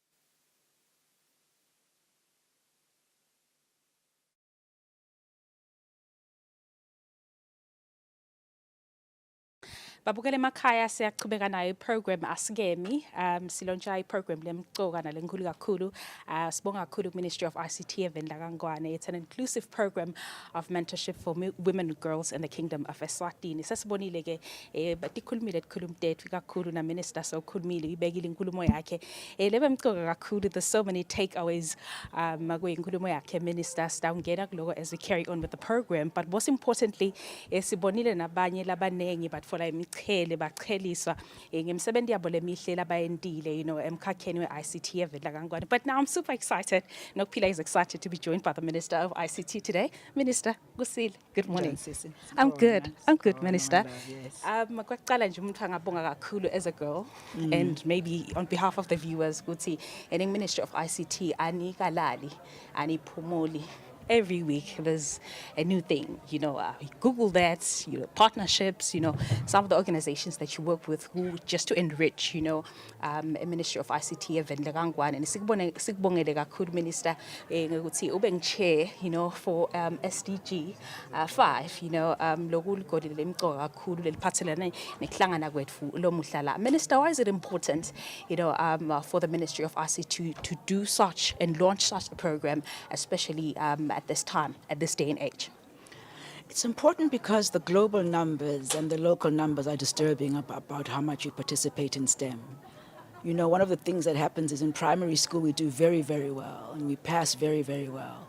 And then as we go into high school and the higher learning and then of course the careers, we peter off. The number globally is 35%, in Eswatini is 30%. And the problem with that is that, first of all, if we are 50% or more of the world's resource, we really should present that way, include in this particular studies. But also because what is shown is that the careers of the future, more than 80% will be in STEM related or in STEM itself. Yeah. So we need to be able to show up more in our numbers so that we can participate and take advantage of these opportunities. And let me tell you, STEM and related careers are not here to take away jobs. They're here to create new jobs. Okay. So we need to either reskill or we need to be able to skill up to be able to take advantage of the opportunities going forward. now that you've launched such a beautiful program, how are you getting, the women and girls ready, prepared mentally, for such a program? Because it gets to the schools, the institutions of higher learning, but how do we mentally prepare for that? You got to get the girls young, but if you can't get them young, get them in the middle, get them wherever you can. We need to be able to have role models. We need to mentor. But we also need a very, very different system of education that future-proofs both girls and boys, but mostly girls because they're really, really misaligned in as far as having the numbers. We need to ensure that we are working with the private sector, but the global sector as well, to say, are we still training and teaching subjects that really matter for the future, but also subjects that allow us to be able to support His Majesty's vision of a 21st century country, but also subjects that make us be able to operate globally when implementing locally. I think that's very critical. Now that there's a report that states that 30% of women, just only 30% of the women in the country are in STEM, graduated, studying, learning, taking up subjects in STEM, then globally it's like 28% in engineering and we're 40% in computer science. What are you hoping to change with such a program? We have other programs that have been, laying the work, doing the groundwork, but what does this program specifically aim to do now going forward, the future basically? I've been involved in the STEM environment with the UN and other institutions, with banking, financial institutions, engineering institutions. What I see is, and what I've seen is, at the higher level, there's very, very little participation, which means that we don't really have role models. We don't really have programs that support young girls, that support women, because even in the sciences, girls come in, but then they don't go up the career ladder because then they have children, and then there's that what they call the pay gap that is very difficult to make up. And yet you have to have families, right? So how do you do both those things?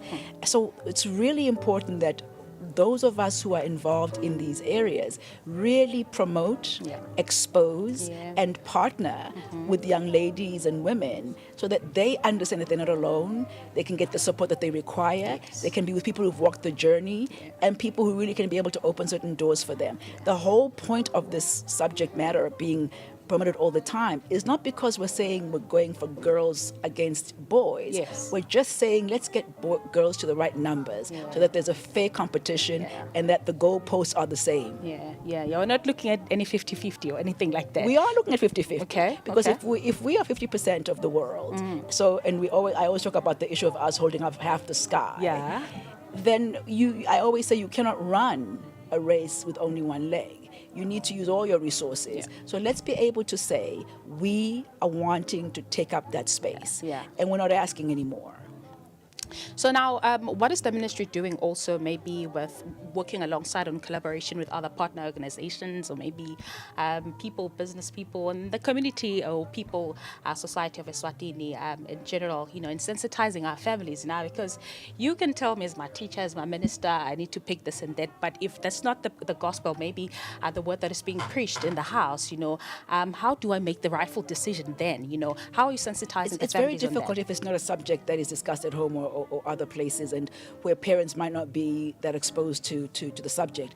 But what we've done today and what we do all the time is we bring in different kinds of people into this fora. So for example, we've got young people, we've got startups so that the young people can see what it is to be a startup and be able to focus more on creating careers than only looking for jobs. But also we've got CEOs of banks, CEOs of financial institutions, we've got CEOs of telecoms and all sorts of institutions, because we also want to show the young people that look at what you can do, that there is a space for women and that they can have even more opportunities. So we really are trying to get to the point where the word is going out, and people like you being the media really assist us in ensuring that the word goes out into every corner of the country, and we're able to encourage girls and we're able to encourage the country to really participate in STEM. Because as a country, I'm still very, very convinced that our numbers are so ideal for us to be able to lead in this area. Thanks. And we can be able really to be solutions providers for the world, whether it's in science, technology, engineering, or maths. And actually, I think the women can really play such a critical role. Yes, all the way. absolutely, Right. absolutely. So one other one, maybe a request for myself and maybe speaking for anyone else watching right now that maybe has the same idea, what is the idea of, having or maybe achieving affordable education fees also, in the fields of STEM, I think you should maybe address more on that also. I've seen a couple of articles, you have students complaining that the fees are really high when it comes to STEM. Hopefully the minister will look into that too. Well, I do know that at high school level, I know the Ministry of Education is looking at making the fee standard. So I think that's important. It's a starting point so that girls then don't leave at primary school and able to go to high school. One of the things that we're doing is bringing free education, as you know, with Google and other players, so that at least you have a chance to be able to get a leg in. And then, of course, you can then work yourself to be able to upgrade yourself, but at least having some free classes, you'll be able to. And we're bringing other academies as well, besides Google. But also, beginning in June of this year, we're starting the coding program, where 300,000 of Amaswati are going to be coders. But we want to ensure, 50% of those coders are girls or women. We want to ensure, a huge portion of them come from the rural areas so that they also have a look in and not get closed out from opportunities. So I'm very encouraged that we are not stopping to capacitate. And I would encourage everybody to not only go for the classes, but to upskill. Because a lot of jobs will disappear. A lot of jobs that we currently have today will disappear. And new ones will come to prepare ourselves for the new jobs. I'd also say one of the classes we need to teach is confidence. Once you believe in yourself, once you're able to not look at other things that are distractions and you focus on a goal and achieving a goal, we really need to teach our girls and everybody else that, because once you're confident, not arrogant, but confident, you really can achieve a lot, because everything begins in your mind. If you can view it and understand it in your mind, you really can achieve it. It's difficult, there's a lot of work to be done, to be sure, but at least you are able to believe that you're able to do it. There's no special group, race-wise or gender-wise, that needs to be doing anything in STEM. We all deserve to have a chance to participate in STEM. Minister, it's been good. Well said, everything. I'm not saying anything after that. Thank you so much for joining us today, and all the best going forward and your work, the program. May it succeed. It will. Absolutely, it will. Thank you so much for your time. I appreciate your support. And thank you to everybody at home and everybody who's supporting STEM women. Yes, thank you. All the way. Thank you. Well, that is our Minister of ICT in the Kingdom of Eswatini. Super proud of her and the work that she does, with her entire team. In a program. But before we carry on with every other thing on our program or session today, we take a short ad break. When we come back, we have so much more.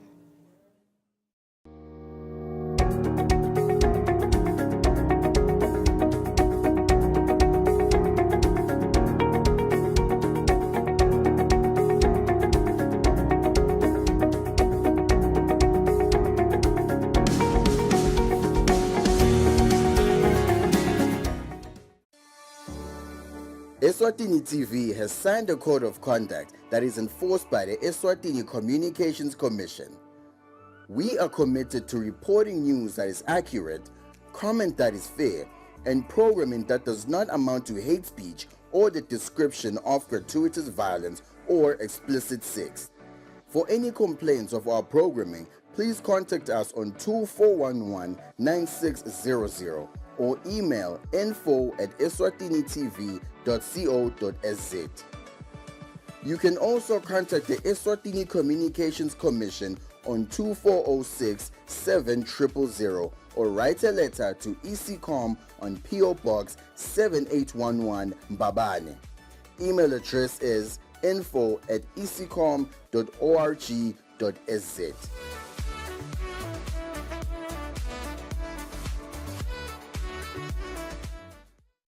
Kude lesinye isikhathi ngaphandle kwalesi. Aba research bafunze. Being risky means ukuthi nalokuwa kwayo kulula. Nathi kufuna sente ukukhicita lokusemndeni.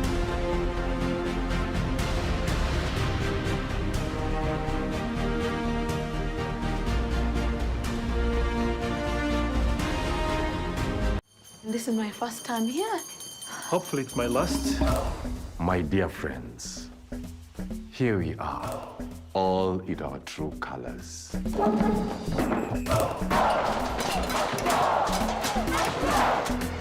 Your transfer papers, your key to the Mvule Kingdom. Hi, I'm Lisa. I know. Here are your clippers. Clippers. Who's in? We are prefects. We run this place. So let's act like it. Solomon, the head prefect, quick. Is my collar straight? We'll be out of Mvule High before you can pronounce the word scholarship. We have a mystery to solve. The only way we can make a difference is if we stick together. When I'm head prefect, each and every student will have a voice. We need to show that new squeak in Mvule. I hate this school!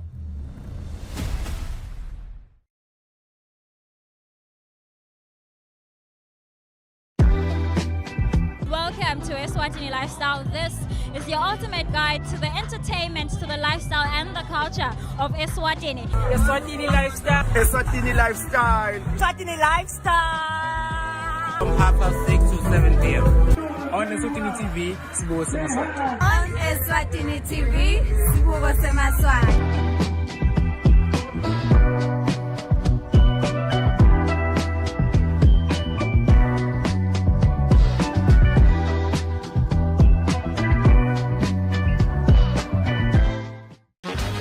Dive into a thriving and diverse art scene.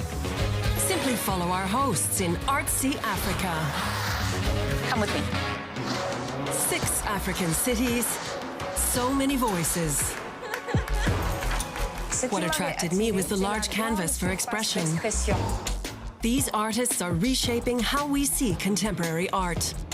Artsy Africa. Have a look. The vibrant series on DW.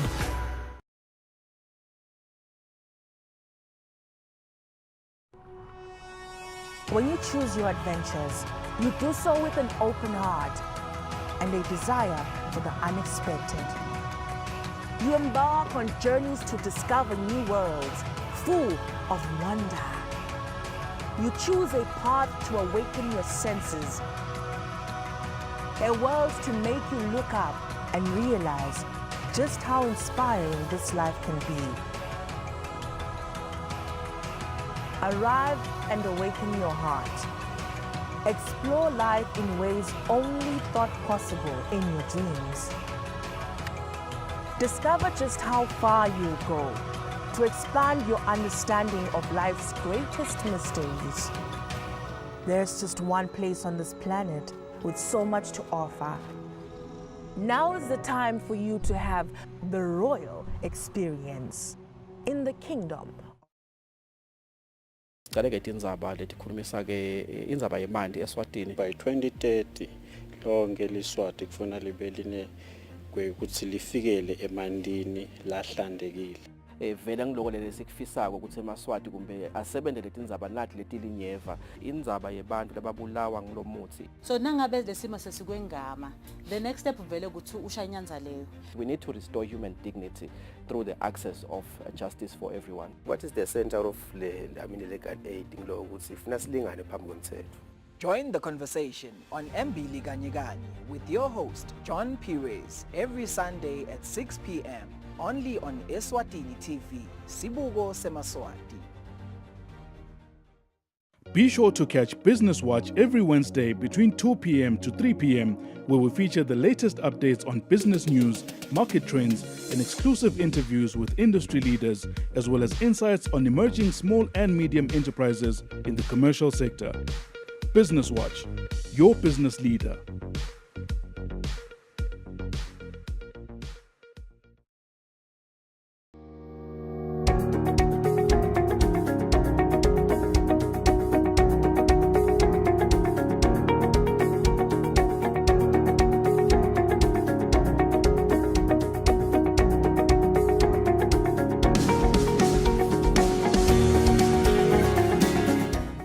Welcome back. If you just tuned in, you are tuned in to what is a live broadcast of the Eswatini Day of Women and Girls in STEM. Sibonile before the break that for people who are getting their awards for doing respective work in their fields.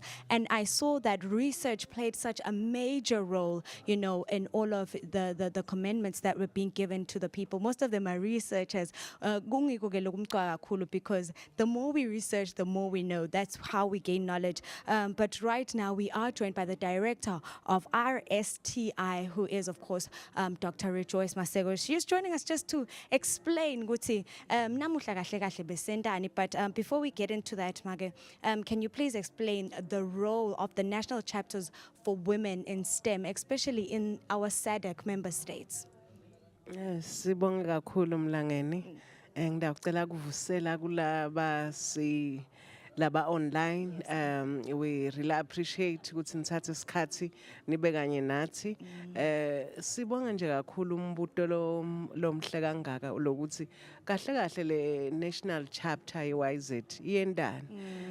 Ngingasho nje kakhulu Mlangeni lo mhle ukuthi kuthide nga 2018 live la sayina sithi ke ngale singisi phecelele ratification of the YZ charter yaka SADC. Le charter leyo ke kwathi ngetikhathi letendlule before 2018 when do ma studies kwatholakala ukuthi in terms of women in STEM akusiyo ukuthi mhlambe lenkinga iseswatini kuphela njengoba uvile isheke akubeka njengoba uvile naletinye tikhuluma including our honorable minister akubeka ukuthi kunenkinga nalakhaya in terms of women in STEM bancane kanti phela sithi siya knowledge economy kanti phela sithi SADC kuya knowledge economy. How can we achieve that nangabe population yethu le over 50% is not participating fully, does not qualify to participate? Kungako kwenziwa le coordinating structure because Mlangeni lo mhlu ukukhumbula ukuthi kunabo fawesa kunabo women bayenda lo msebenzi wekucudela bomake ukuthi thathani phela leti fundvo leti tawugcina tinibekeka STEM. But as we have seen still ema percentages are past as we speak emsebentini nje labor audit skill ithi ba less than 20% bomake ku STEM. So kungako uhulumende wethu uthe let me establish the national chapter for YZ so that the process of promoting women in STEM, the process of mentoring women in STEM is well coordinated. Thank you. But how far you've come with, you know, the national chapter and especially the domestication of the process or initiating yona is say sebende kangakanani lana eveni in Eswatini because letinye tinfo siya initiate but dihambe kancane kancane. How far have you come with the domestication process of the national chapter? Mlangeni lo mhle liyagijima live. Yeah. Compared to other SADC countries lengake ngiwasho liyagijima as we speak. Live nje seli conclude a strategic plan because lesitawusebenziswa ngile national chapter yethu yaka YZ le nyalo kusenel committee. We trust lo ukuthi in the near future this chapter will be established by an act of parliament like it is the case in other countries. For now it's a committee running the organization. It's led by Professor Sugat. So thus having said that sine strategy njengoba sengisho that is an achievement. Yes. Number 2 livela kangwane selike la sharisha ema experiences cabanga ya sharisha ne South Africa ukuthi this is how you win in the game of promoting women in STEM. So sabasita nabo bateka leto ndzaba Professor Sukati nje beka inviteiwe sihambe naye siyobavunilisa sathi sikusenjalo seva ngoba bayatshelana info lenhle lamava seva eNamibia sebathi sisite Eswatini. How do you operationalize the national chapter yenu esasherisha ama ideas abathumela lawo mali kanjalo neBotswana kanjalo neLusuthu. So uyabona lokuthi livela kangwane liyagijima impela. So that is why after the strategic plan litawusuka lithulu kaSikhongwane utawubona njengoba sobona lenyalo kuyalonjwa i-program for mentoring women and girls in STEM. That's ngumsebenzi loyo lo wendiwa ingle chapter yethu yaka YZ. Sibonge kakhulu make. Kusho kona ukuthi kunengiqhubekela phambili kuko konke lo lokukhulumile. You know, I'm realizing that Eswatini is a powerhouse. Ngale ndlela lesenda ngayo etinfo. Kuyasho ukuthi nangabe sebathathisa kithi vele embili kuyakhanya, but also more than anything kumcoka ukuthi we should give back to the smaller organizations. Sesibonile na mentorship program yalana namuhla, but what other initiatives are being implemented to ensure that lamanye ma organizations lamancanyana are getting support, for mentorship programs? Strategy sethu nje lesithandza kusiconclude sisho kahle ukuthi lama organization lamancane going forward sitawuhlanganyela ndzawonye ku resource mobilization. So uyabona ukuthi uhulumende utabalisido lapho. Phindze number 2, uhulumende usikhiya sekuvula iminyango levalekile. Wathi nje nawe uyocela imali ngiyabekisa sengibekise Central Bank. Utawuthi uhulumende uyakwadini ukuthi wena wendana. So nangabe njalo ukhanze kuthi lo msebenzi uhulumende uyarecognize wale organization asengithi ngwimenge, then surely itayithola funding melula, so the trust as they are coordinated yakhuphuka. So siyathemba nje ukuthi nabo kusebenza kwabo uthathe matubani impela. And make loku sesicalile tinfo letinjena, you know, that are very beneficial to the young girls. Ngiyabona so senisungulile indlela nani sibonile lana bekune bantfu labasha bosisi labancane nabo make lebe bakhona, you know, speaking bathathisa ukuthi what the future will be looking like. Yini nje longakufakela bantfu labancane lebe bakhona labo sisi, most importantly bomake lebe bakhona namuhla? Ngasho nje kakhulu ukuthi lokhu umcokwa ungimake ingani noma nje ungibabe. I-future ila kuwe. Nguwe lo decide ukuthi by when ngidaba ukuthi then ube ne plan le kahle le ukuthi ngifika kanjani le, because if utawuthi hayi ngifuna kuba engineer but then you don't take into consideration that kufanele associate nalabantu labatakwenda uattain le vision yakho. So kuloko include wona lama mentorship programs or products of ma mentorship programs. So that's sithi ku youth le khona lelanga lanamhla siyaperisha.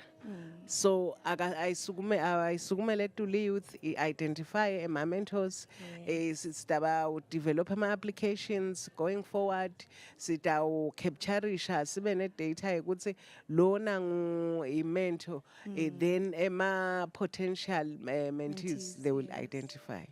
So ayisukumele tulu youth sithembe bona kulelive 70% of our population youth.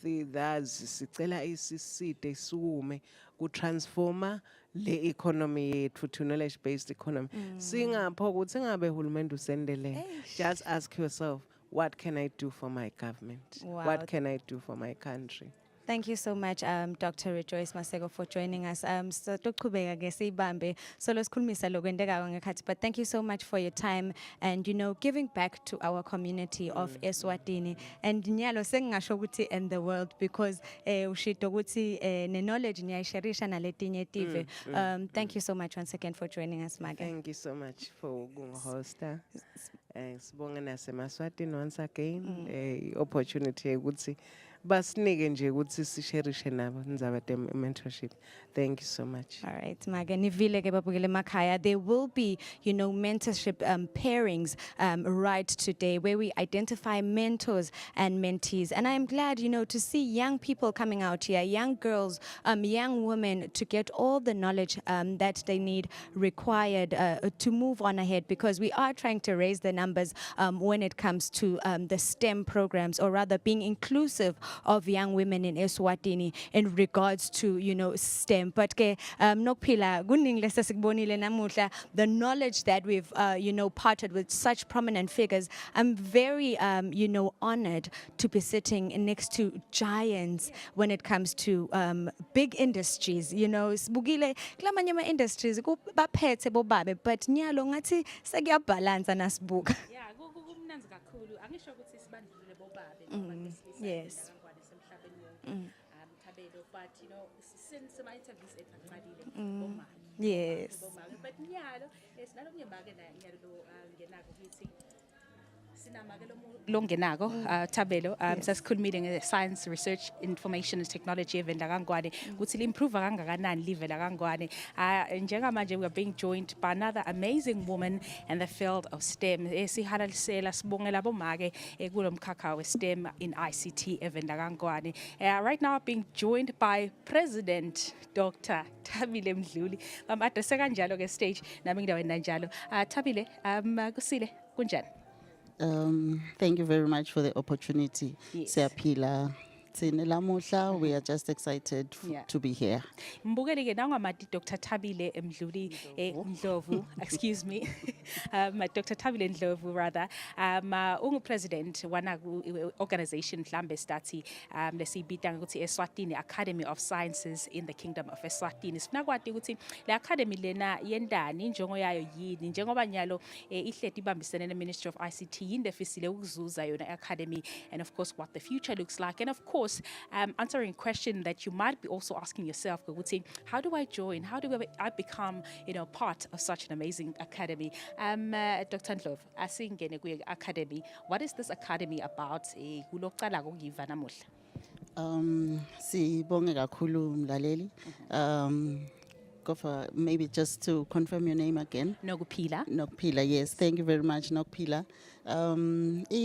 Kingdom of Eswatini Academy of Sciences is an academy that was established through the Ministry of ICT as a call from the African Union and also SADC as well. Go to all countries must have academies of sciences.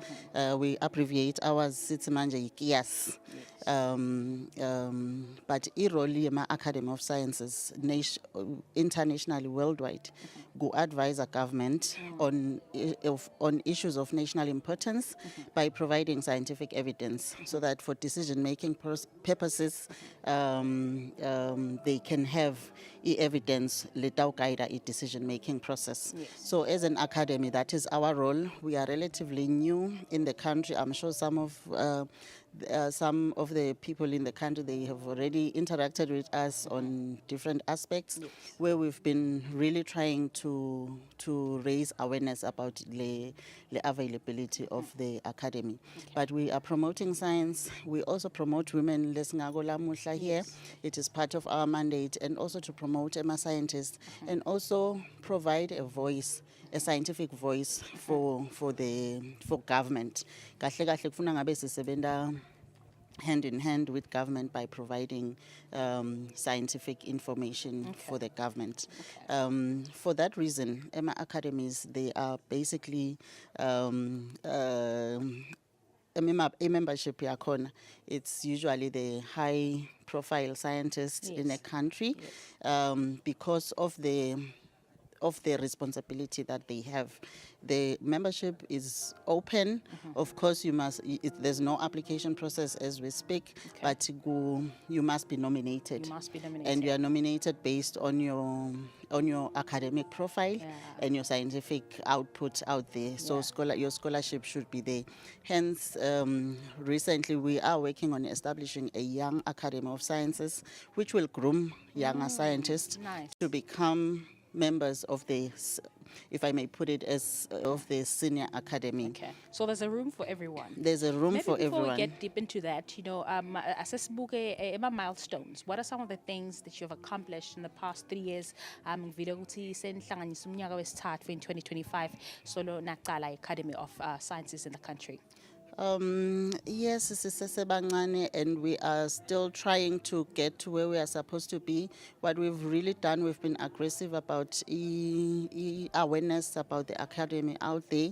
We are promoting scientists in the country. One of our mandates is also to recognize scientists in the country. I think the first one was Dr. Wisdom when we identify the scientist of the year. Every year in October, we do have a science conference, which brings into the space all researchers as well as organizations that are in the science space that do research cutting across. When I say science, we also mean the social sciences as well. Nice. It is not, because our lives are not just in one biology, biology or chemistry, but the social sciences are also a very important aspect of our lives. So we do bring scientists and researchers from across the spectrum, also industries that also have interest in this. We also do bring them in and start the talks, because what we noticed was that in the past there was no platform for science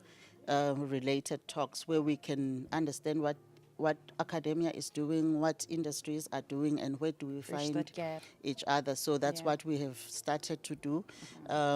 We have also participated in the African Union space, where I'm currently also a vice president for ASRIC, which is also an African. It's the African organization that's responsible for implementing STISA, which is the strategy for Africa for implementing science in general. So for the first time last year, I was also part of that committee. So as an academy, our voice is getting out there. But I think our future, we are looking towards, because right now we were still trying to market ourselves that we are here. We are looking at being aggressive in the policy space, because that is the main mandate for academies, to say, provide the science, so that when we are making decisions, all the information is there, and there's people who can guide on the science. We should not be compromised by politics and all the like. For us, we should be an independent body that provides information without fear of political alliance, and then the politicians will do their part with the right information. Hopefully that will take us to a good position. I'm not sure if I answered your question. Yes, you have. Angifuna nyalo singene ekutheni, what are some of the development programs that are there mhlambe lokusemagoli kwanyalo nifuna kusebenzela ikwawo, badile ukuthi the early stage or grassroots level ndakhona ukuthi banfana nibafundzise from that age. What about the young people? What about the young girls, the teenage girls? Bona bangena kuphi, in this program? Let's space science and innovation. I think the Minister of ICT is leading it well and setting up different programs around. Yes, the Academy of Sciences is more of it's higher, but it covers almost everyone who fits the criteria. But if you are not there yet, there are other structures that are helping you to grow up. Recently, I think a few weeks back, we were discussing the strategy for the newly launched WISET, which is the Eswatini chapter for women in science and engineering and technology in the country. So that is also one wing that will also work with the Academy of Sciences to empower women strictly. Yes. And women empowerment is also a mandate for KIAS as well. So we can work very well with that organization. I think in the next year or two, we will have that fully functioning as well. If you look at the concept note, it mentioned a lot about ENYZ. But also, we have just concluded the establishment or the drafting of the constitution for the Young Academy. The Young Academy is basically similar to KIAS, but for scientists who are still developing, who don't qualify to be part of the academy. So it's to say, let those people at least look up and also be empowered to get to that point, so that at least we don't get a vacuum. I noticed that in some other countries, actually, people in the academies of sciences are actually, you have to be above a certain age. I think it was in Algeria, you have to be above 60 to be a member of, yes, because you have grown into the system.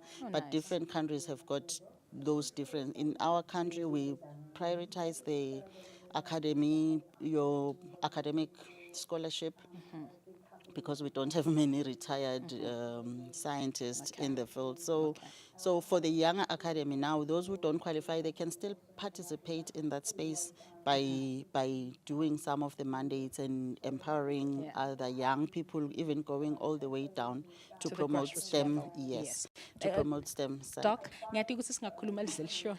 Thank you so much for joining us today. Sitawuqhubeka na program bukeli sitabele stage siyobuka sive ukuthi luhamba kanjani uhlelo. Thank you very much. My name is Supesihle Nonhlenzimanze. Hlanganise Masego. Sibongisiwe Shongwe. Sinikiwe Dlamini. Mentorship started at a very young age. I had an uncle who was working for a big company in South Africa, and he was an electrical engineer. I also had an aunt who was working for a big company also in South Africa, who was an ICT guru. So mentorship has really helped me to take careers in STEM in a way that I find women in power and women in STEM in general to be superheroes, because they had to break into the stereotypes back in the day where women were not even allowed to speak when a man is present. They took leadership roles in STEM when we were not even given a chance. In fact, the salary was cut in half. If you were a woman, you did not deserve the same salary as a woman. So women that are in STEM and mentorship has helped me to want to break the stereotypes and to break into the industry where it's male dominated. I work in the construction industry, and a lot of stereotypes are that once a child shows being smart, the one thing that parents want is you're either going to be a medical doctor or you're going to be an accountant. Isinale mindset ukuthi if uka STEM, it's all about science and mathematics. Vele kufuna ufocus ku those courses kuphela. But having a mentor really showed me that, you know what, we have technology as well. So in the technology space, you can be an IT. As a female, you can be an engineer or female. So mentorship really changed the way living as a female child or as a girl child. What you were going to know. HR noma uyeka admin. The stereotypes that are there is that it's going to be easy when you're a woman. In fact, it's work even alleviation that we have gender equity, whereas it's not. You're not given the job because you're a woman. You're given the job because you're capable. Having a mentor has been a truly eye-opening experience. Before I met Candy Stromvik, I had misconceptions about STEM careers. I thought they were all about working alone in a lab or sitting behind a desk solving technical problems that might not have so much to real-world impact. I doubted whether someone like me with my unique skill set and perspective could really thrive in such an environment. My mentor is Miss Candy Stromvik. She's an amazing woman. And I remember there was a time she gave me a project, and I kept on doubting myself that, you know what, I can't do this. But she sat me down and she just briefly told me about her challenges towards the energy sector. And, you know, Guva, her story and her challenges really motivated me. But you know what, I should give it a try. And yeah, the outcomes were really amazing. For instance, we had the Gender in Energy Awards, and the graphics, that was me, that was my work. And I'm really happy to have such an amazing mentor. Lokona gokungipusha abone the greater things in me. One conversation that left a lasting impression, Candy emphasizes so much on lifelong learning, saying that you must make it your habit to learn something new every day. Even if it takes 5 minutes, it will never be a wasted effort. It will add up over time and enrich your life. Miss Denise, Ntombifuti Denise, who works for the World Health Organization in Geneva. And I will quote, do what you can do with what you have where you are. And that has been my motivation at any point, that yes, right now I may be at a level that I think data collection is something small, it's not something that I want to do. But without mastering data collection or passing through data collection at least, I will not get to the level where now I am the one writing the research protocols, I am the one coordinating the entire research. So really, that is one of the best advice I've received from a mentor. A GPS cannot help you when you do not know your direction. So the main gist of the matter is that you need to know where you want to go. You need to know where you want to be. Those goals that you have set for yourself, where you see yourself in 5 years, you need to set them in motion.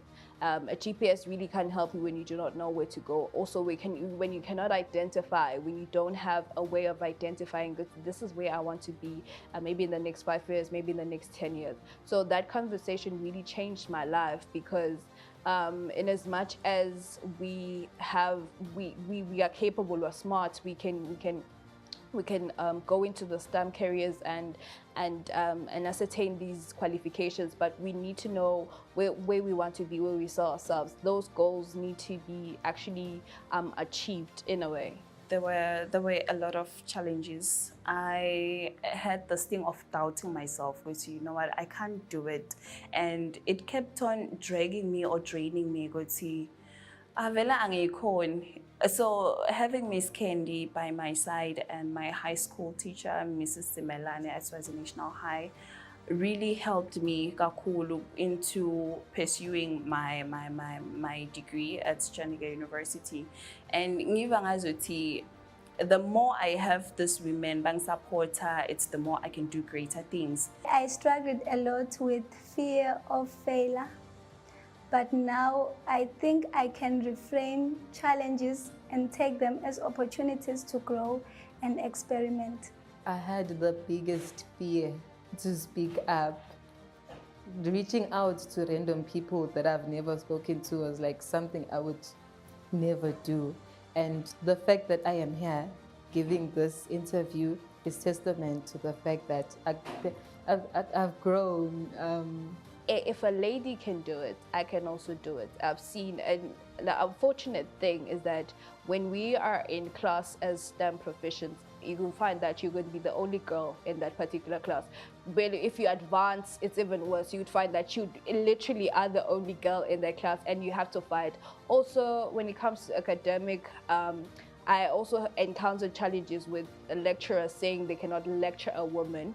I've also had challenges where they said, you look like you're too brilliant to be a woman. In fact, you know, those type of things, those type of experiences have really affected me. But in terms of how my mentor helped me, is that the person set me down and told me, listen, if you can dream it, you can achieve it. And the person calmed me down and helped me see how the world is not accepting yet of women trying to break stereotypes and breaking barriers. As is, there's only 30% of women in the world that are in STEM. So that gender stereotype and that gender inequality is still active in the world in general. I'll say thank you so much, Candy, for believing in me.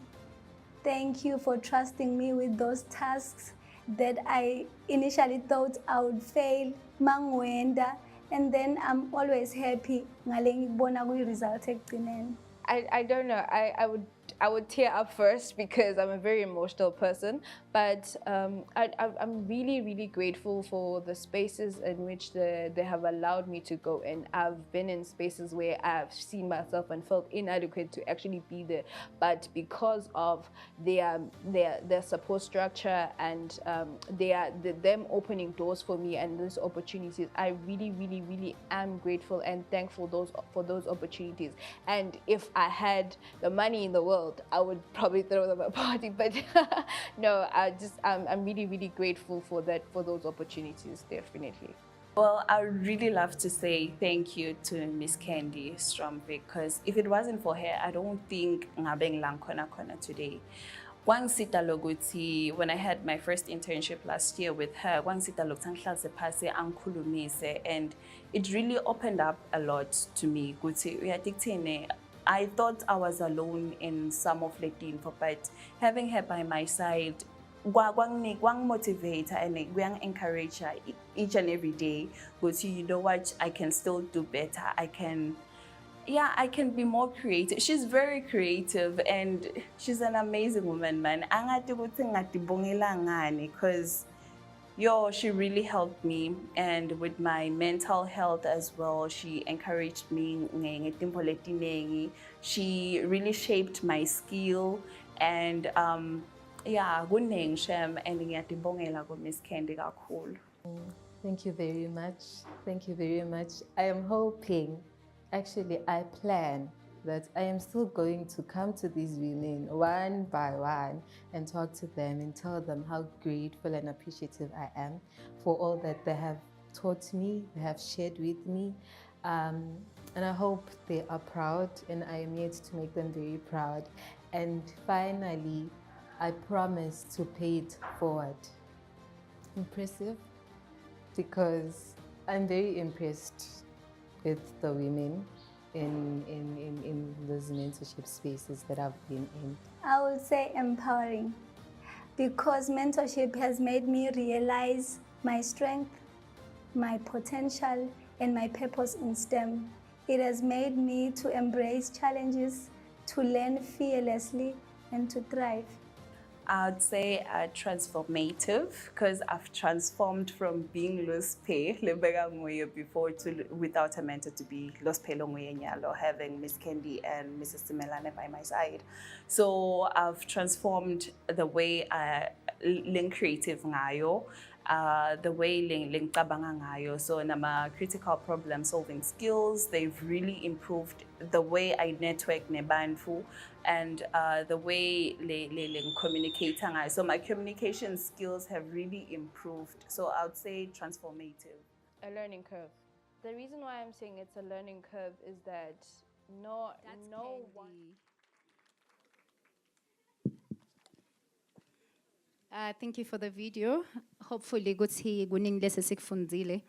a lot has been said. Who mentors you is as important as what they say. What they say will teach you and give you information. Because when you are around big people, they make you feel bigger. So it is very important that you are able to choose a mentor's aid for. I would like to recognize Mr. George Wachira, the UN President Coordinator. That's I will request now to come up front to deliver his speech. Let's hear from an international perspective. Good see you empowerish women. How does it go?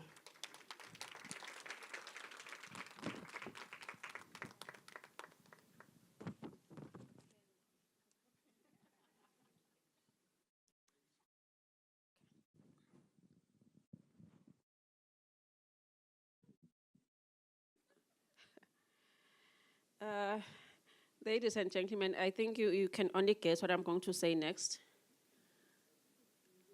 Ancon. Oh, okay. What a success. Yeah, what I see, our minister, Honorable Savannah Mensia, has done it again. She will personally mentor 300 girls.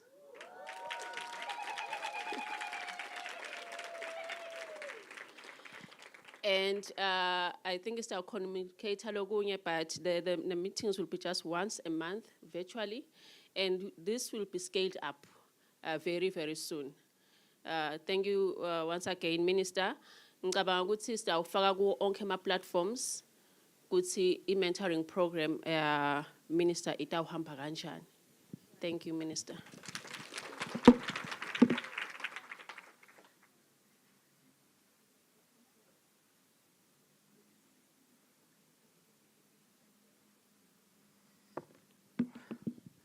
Wow.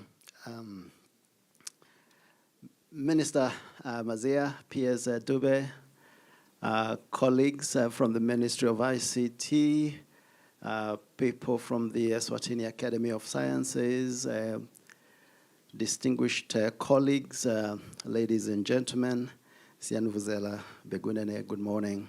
If it is still morning, I think it is. Wow, what a moment to step into the room. And just, I suppose I missed some of it, but catch some of those very, very inspiring views from our women in science and technology. And I want to really thank and congratulate everybody that has been part and parcel of those stories that we have seen here, because that is the way we need to go. That's where we are here. And I'm really so delighted to hear those young women give their testimonies about the journeys that they have traveled and where they want to go, which is even further. So thank you, everyone that has been a part of that story. Minister, I apologize for coming late. It's one of those things. It's one of those Mondays where things don't always go according to plan. And part of it, I can maybe blame it on the fact that your invitation came on April Fool's Day. And I think our computers were configured to filter things that came on that day. And it was missed by a day, and that made a lot of difference. I've just had to excuse myself from an international forum where we are supposed to be at virtually, the Africa Regional Forum on Sustainable Development, which is happening in Kampala for this week. But I'm really, I chose to be here. I'm happy to be here. I'm here for two reasons. And it's not important what I'm going to say, because I don't know what has already been said. I run the risk of repeating myself or repeating things that have been said already. So my first reason, it's not about what I'm going to say. It's really solidarity. Solidarity, the United Nations in Eswatini, showing its solidarity with the conversation that is going on in the room today about how we step into that space of STEM, particularly for our women. So I'm here to express solidarity with this idea and everybody behind it. The second thing, Minister, is I wanted to reciprocate. Because I know when we have invited you to our forums at the United Nations, you have come. And I didn't want to be in a position where I'm not able to honor your invitation. So that's why I chose to be here today. So thank you so much for this invitation. As I say, I don't think I can say something perhaps that has not already been said, but I just want to maybe share 2 or 3 key messages this morning. First, to appreciate this idea of science, technology, STEM, and the idea of positioning particularly our women in this particular regard. And as I was thinking about this long ago, I don't know whether it still exists, those people that are in education, there used to be the Forum for African Women Educationists, FAWE. Does it still exist? Yeah. Who are the products of that? Very good. I knew women when I was growing up and starting my career that were behind this strong movement all the way from East Africa to West Africa, that were leading this conversation about women in education. And I like to believe that the reason we are here today is because there were people that went before us that pioneered this conversation. So we are walking on a path that was already cut for us. And I want to really appreciate you, Minister, and everybody that has picked up this call, and we are taking it forward in terms of furthering the place of women in our education system, but particularly in science and technology. Now, looking at our world today, we've been talking about, and this is my second key message, looking at our world today, we're talking about the fourth industrial revolution. And people have already begun to talk about the fifth and the sixth. And I don't know whether people are paying attention to where that conversation is going from the fourth to the fifth and the sixth and so on. But one of the things, and I'm really happy for this conversation, is how we, particularly in our developing world, continent of Africa, we see ourselves not as passive consumers of technology and products from other places, but we become participants, co-creators, lead creators of these innovations that are going to transform our societies. Let not Africa have the highest number of people with mobile phones. That's good, we're using them. But can we figure out how to produce those phones ourselves? Can we figure out how to produce those computer chips ourselves? And so on. And in fact, the other day I was in a conversation with one of the ambassadors in this country, and I was asking this question about how do we position a country like Eswatini? Why don't we think big, like having a computer chip factory here? And the story goes back to, I think it was last year, I was listening to President Cyril Ramaphosa of South Africa. He was somewhere in Durban. He was launching the Africa Free Continental Trade Agreement, first shiploads. I think they were moving from Durban to Ghana. And he was talking about the regional collaboration around the production of the goods in South Africa. He talked about the car industry. He talked about some of the rubber coming from Malawi and the leather from Lesotho, the steering wheel from Botswana. And I waited with bated breath to hear mention of Eswatini. What is Eswatini contributing to the car industry in South Africa? There was zero. There was no mention of Eswatini. And I just thought, we need to figure out where we fit in this thing.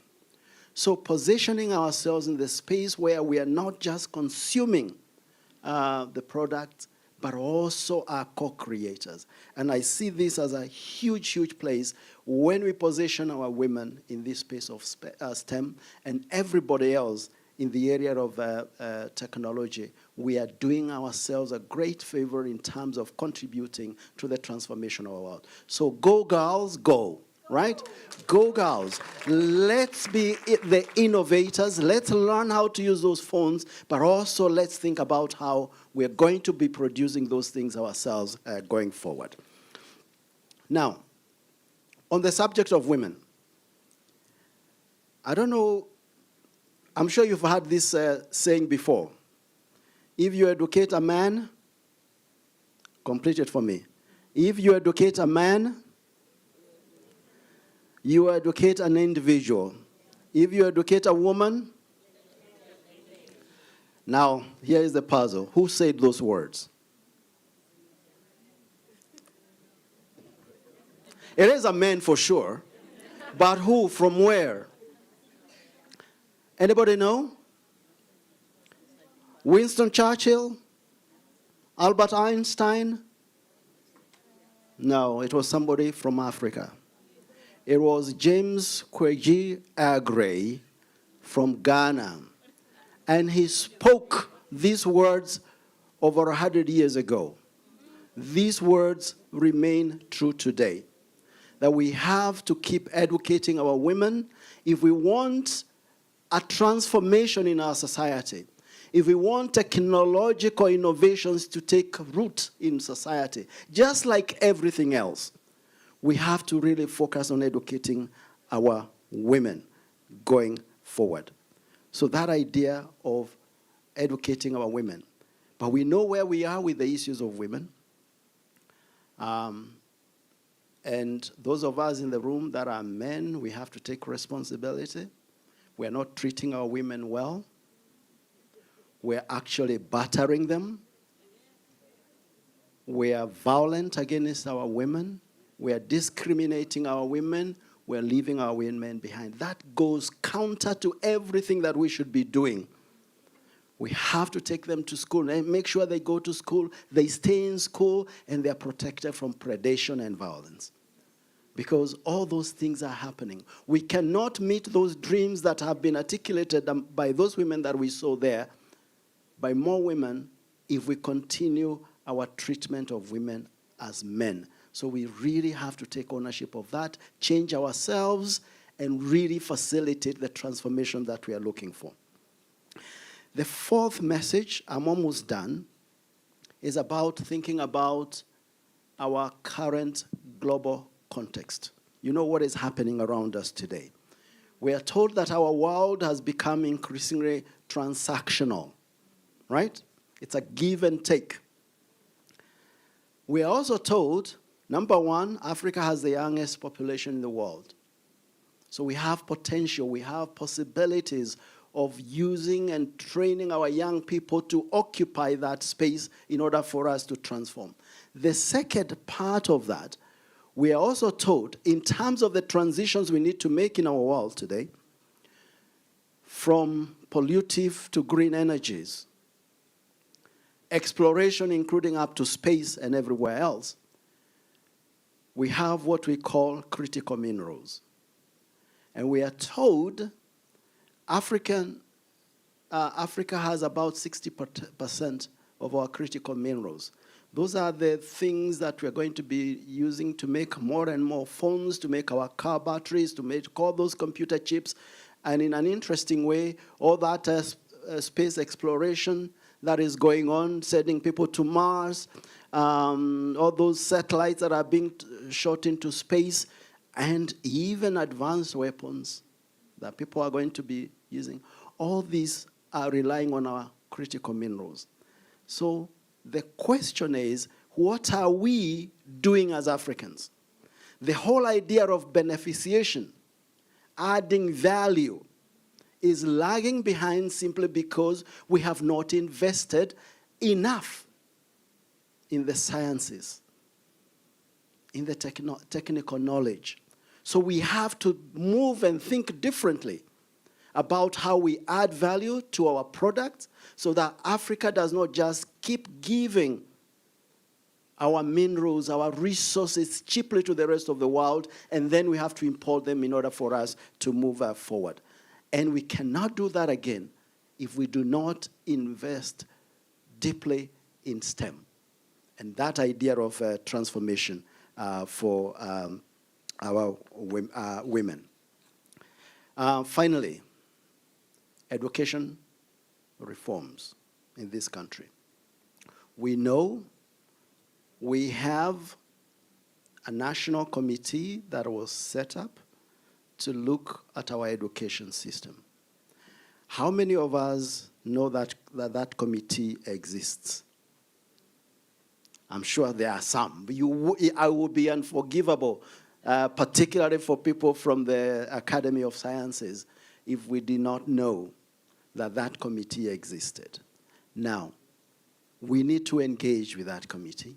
If we don't like what they have done so far, let's say it before it's finalized. Let's put in some effort, look at what they are doing, support their work, so that we strongly embed these ideas of educating women and investing in STEM within our education system. Because it cannot happen if it's not placed within the place that it belongs, which is within our education system, making sure that our education systems are keeping up with the time.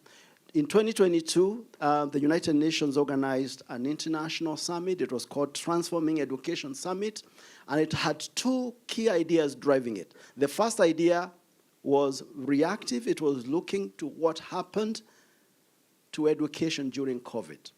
And indeed, a lot of what happened is an obvious story. We lost lots of our girls. We lost, not just here in Eswatini, in many places around the world, we lost many of our girls during COVID because of the situation, the setup, the lockups, the lockdowns, and so on, and then predators all around.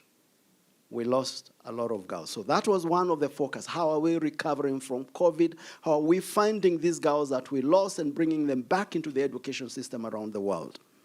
The second one was asking the question, more forward-looking. Have our education systems kept pace with the changes around the world? Are we in the 21st century?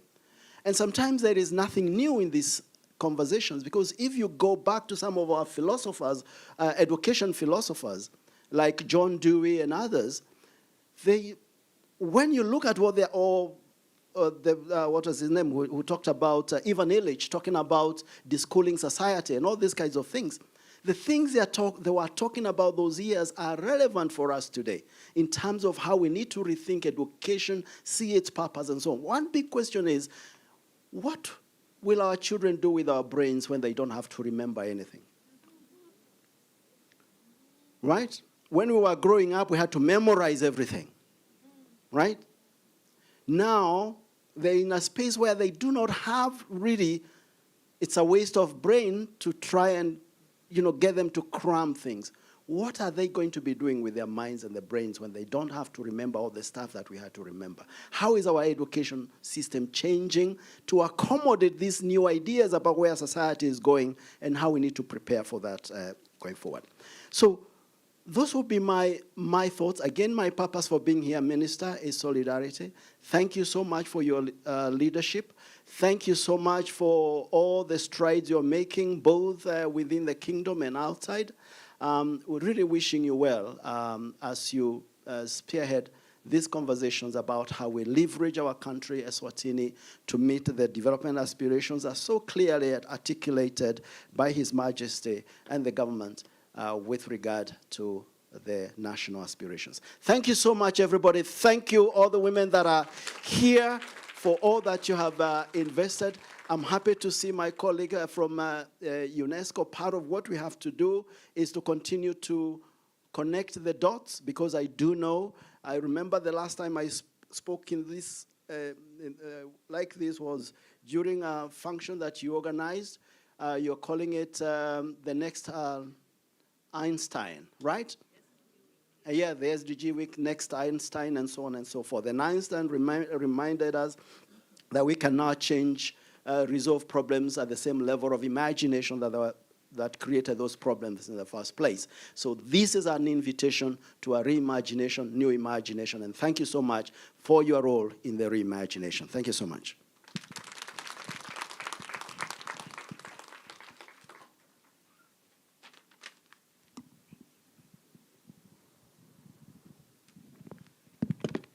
Let's give a round of applause.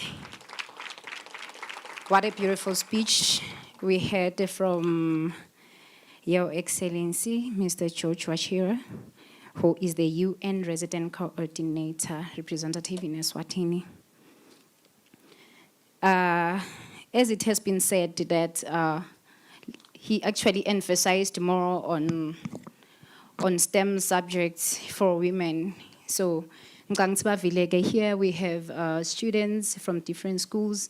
So hopefully they have listened and without the waste of time, as we bridge the gender gap, amplifying women's leadership in Fintech and STEM, this requires providing girls and young women with a strong foundation in STEM. So we will proceed now to panel discussion. We will have Mr. Stole, who is our moderator. And we will have, while he comes up front, those who will be part of the panel discussion to also join him on the podium. If you can go back. You introduce it. Oh, Mr. Stole, utucela kuba introduce us, so I will leave everything to him. Thank you. A very good morning. I think it's about to be afternoon. My name is Lucky Stole. I am from RSTP, and it's a pleasure for me to be among women. The minister mentioned that one of the things that makes men to be afraid is a successful woman. I just imagine the room full of successful women. So bear with me if I'm a little bit nervous, but it's because of the success that is in the house.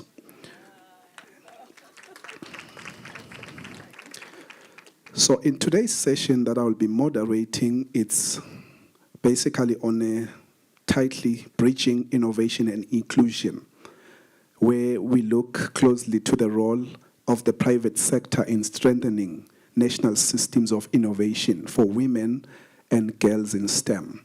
So allow me, ladies and gentlemen, therefore, to welcome our distinguished panelists. With us today, or for this particular session, we have Ms. Nozizwe Mulela, another giant. So Nozizwe is a transformative banking leader and the managing director of Eswatini Bank, with a very strong record in corporate banking, risk management, strategic leadership. She also drives innovative financial solutions and uphold service excellence, supported by her academic foundation in business administration and law. So I had to get as much as information as possible using my AI skills. Secondly, we have Ms. Linda Dlamini, another giant who works for Central Bank of Eswatini, and she is also a Fintech expert. She serves as the Deputy Director, Operations, Fintech and Innovation, with over a decade of experience in insurance underwriting, national payment systems, regulatory frameworks, and she leverages her strategic insight to drive inclusive financial innovation and foster STEM advancement. Yes. We have also in our panelists today, Bongane Dube. Bongane Dube is a dynamic marketing communication specialist. I'm not sure if he's here with us or he's coming. He's a dynamic marketing communication specialist and business project manager with over 15 years of experience. Currently the commercial manager at Instacash, and he leads functions in business development, sales, marketing, and communication. Also from academia, we do have Dr. Matota Nxumalo with us. Matota Nxumalo is an expert in academia as well as a researcher. He currently heads the Department of Computer Science at the University of Eswatini, and he has a PhD in computer science from the University of Pretoria. So also, amongst our panelists, we have Ms. Nqobile Dlamini from MTN, a seasoned IT leader who serves as a service manager in client relations, design, and delivery. With nearly 8 years of experience, she oversees end-to-end IT delivery, ensuring product designs are perfectly aligned with customer needs through close collaboration with key business stakeholders.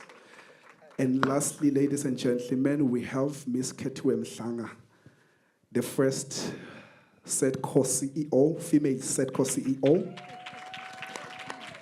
a leader in international trade and in economic development, with an intensive career across both public as well as private sector. Her strategic vision and robust academic background empower small enterprises and shape national trade policies to foster sustainable growth. So these, ladies and gentlemen, are all our panelists for this particular session. So we will be focusing, as I mentioned earlier, on some of the key challenges as well as opportunities around STEM. But we will combine STEM with Fintech as one of the sectors that are gaining more and more traction. There are other sectors like agri-tech, but focusly for our session, we will mainly focus on Fintech solutions. And in more particular, the role that the private sector plays, ensuring that more women, more girls enter the STEM or the STEM careers. I do also represent my two daughters, which I love the most. So I believe I want actually to do a hypothesis if STEM careers can be transferred hereditary. So if I come up with that hypothesis being true, we don't need those DNA tests. So to begin our discussion today, to our panelists right here with us, I will start with the banking sector for Ms. Molela. So let's start basically to discuss the landscape of Eswatini. As some have already shared, I think we will appreciate the report from ESHEC about the Skills National Audit that we had in 2022, and recently there has been a study on the Skills Anticipation Report. So for you, Ms. Nozizwe, looking at the landscape in Eswatini, in your experience at Eswatini Bank, what remains the main challenge that women and girls face in pursuing STEM careers?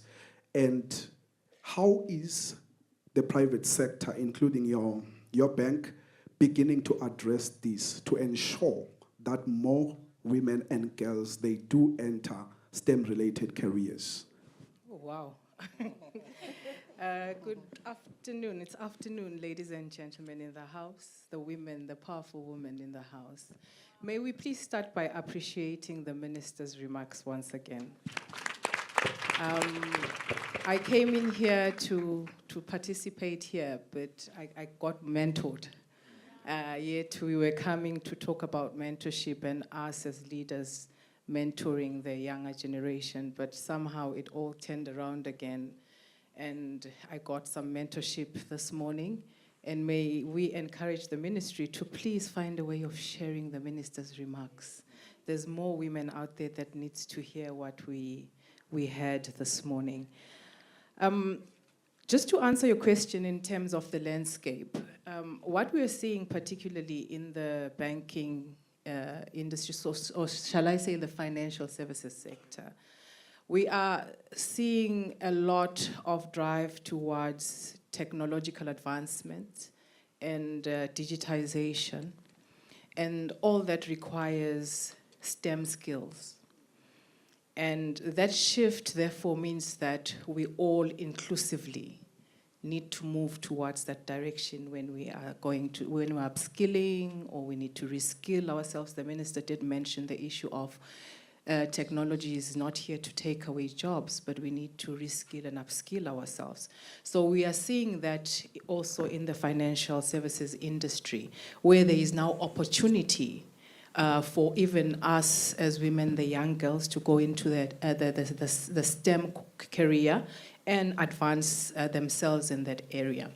Particularly in the banking sector, in our technology departments, there's a lot that is going on there that we are seeing women needing to go in also there.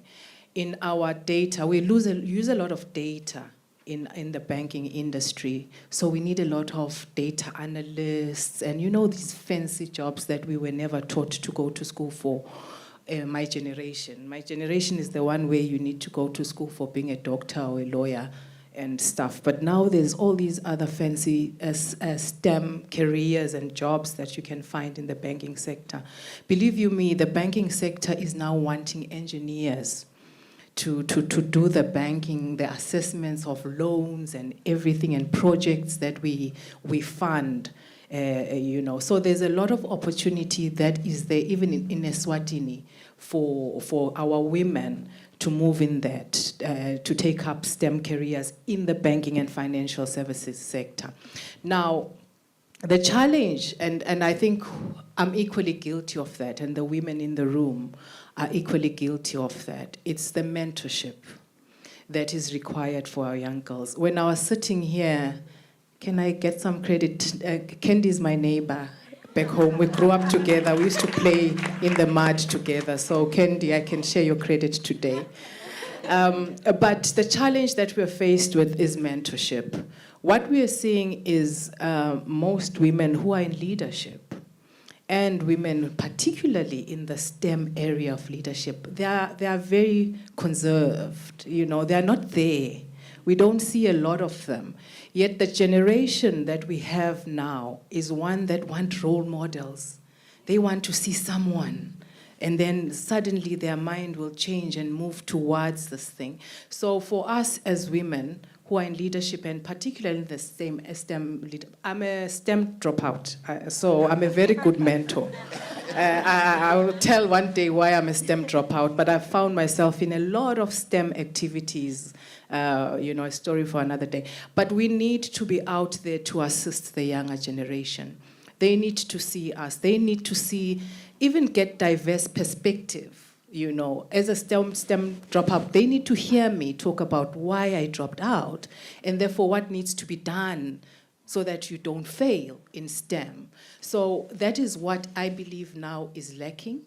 Mentorship from the leaders that are already there. In Eswatini, look at the doctors that we're walking up here and the professors. But are they visible enough out there for our young people to see them and know them? I think we need to do a lot of that. So we appreciate also the minister for the mentorship program, because mentorship is really what is lacking.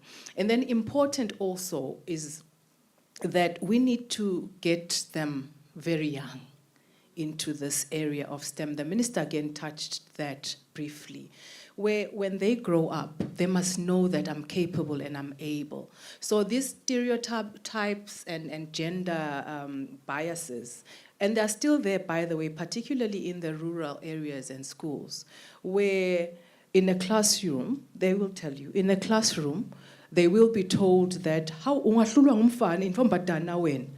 and then these boys will now start pushing, and this poor girl is now under pressure, and then sees this science thing is a stressful thing, and then they leave it. That knowing that boys are more better than girls in STEM courses. So we see a lot of that, and we need to find a way of removing that, particularly with our teachers, how they handle our students in the classes, so that the girls are also encouraged. Faweswa is still here, sir.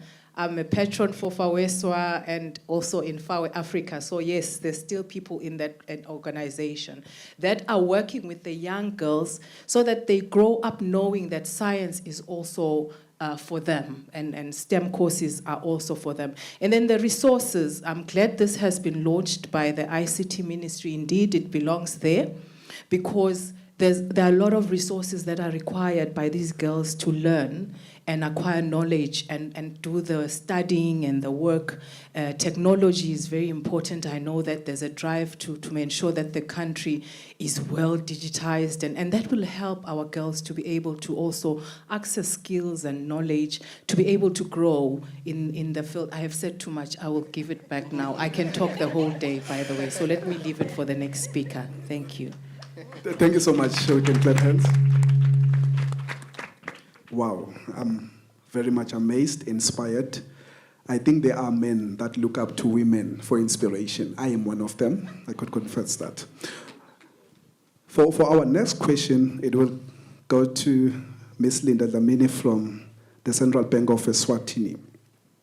I do follow what the major banking sectors are doing, in particular in terms of developments. We have heard the launch of the Eswatini payment switch, and I am very, very keen on the release of the gateway or the payment gateway, because that powers fintech solutions.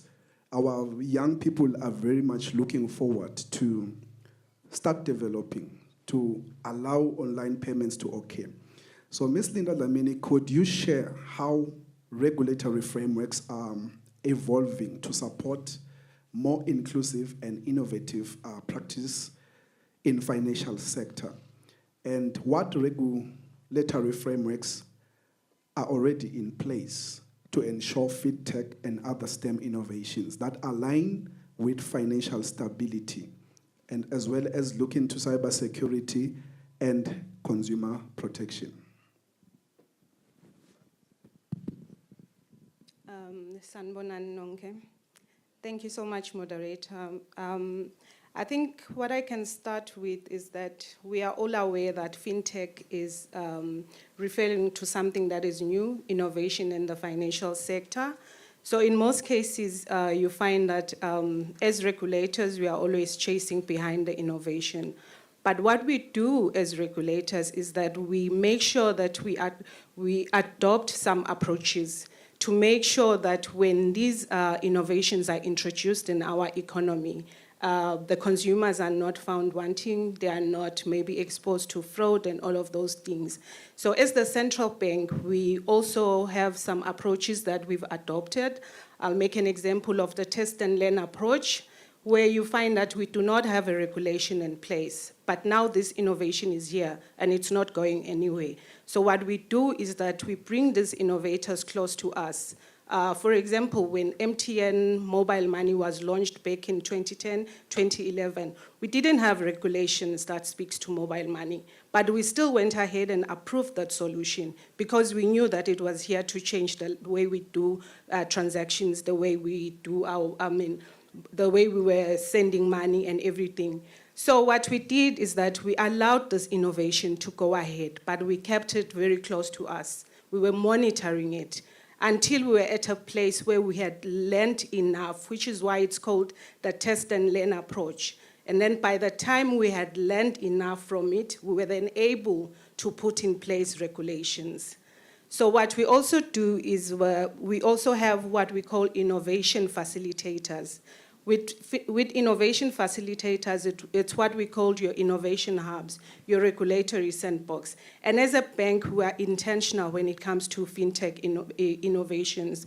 So a fintech department or division was established in 2018, and that is where our regulatory sandbox sits. So this regulatory sandbox allows us to allow innovations to be tested in a controlled environment. So what happens is that we allow this innovation to go out to the market, but not fully. We limit the number of participants. We limit the transaction limits so that we are able to control the risk and also at the same time, be able to learn from this innovation to then be in a better position to now regulate that particular innovation. So what we do is that we just make sure that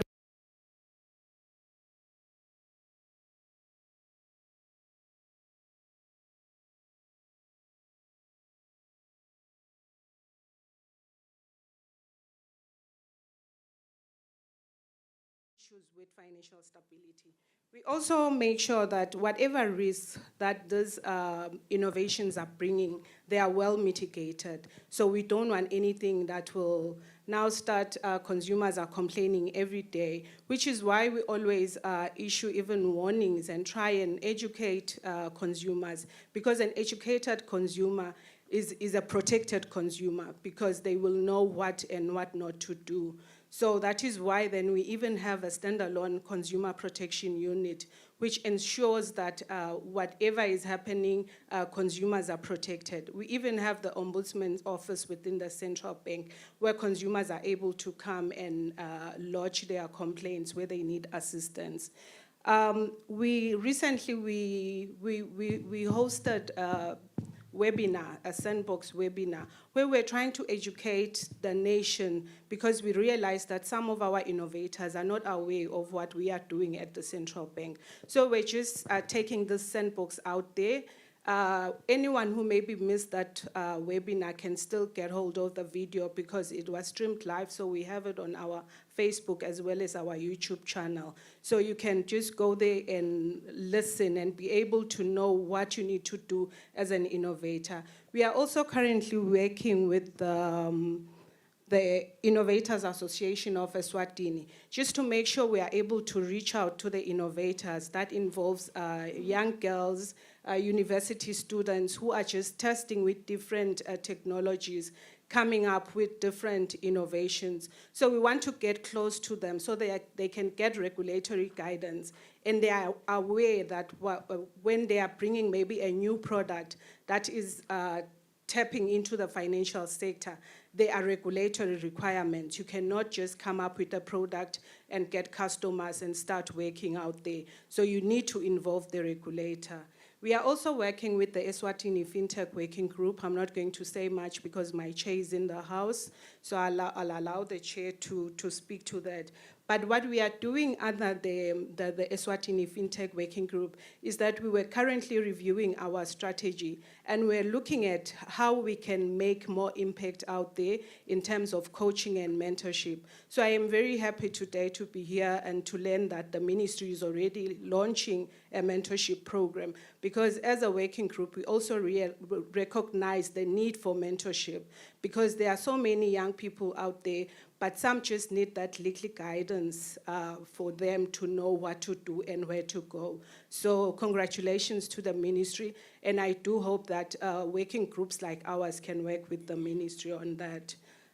In terms of your cybersecurity, we all take a leaf from the National Cybersecurity Act, but the central bank did also issue some standards to the industry to ensure that there is compliance, because for us, data privacy issues come like at the top. We want to make sure that the data is protected.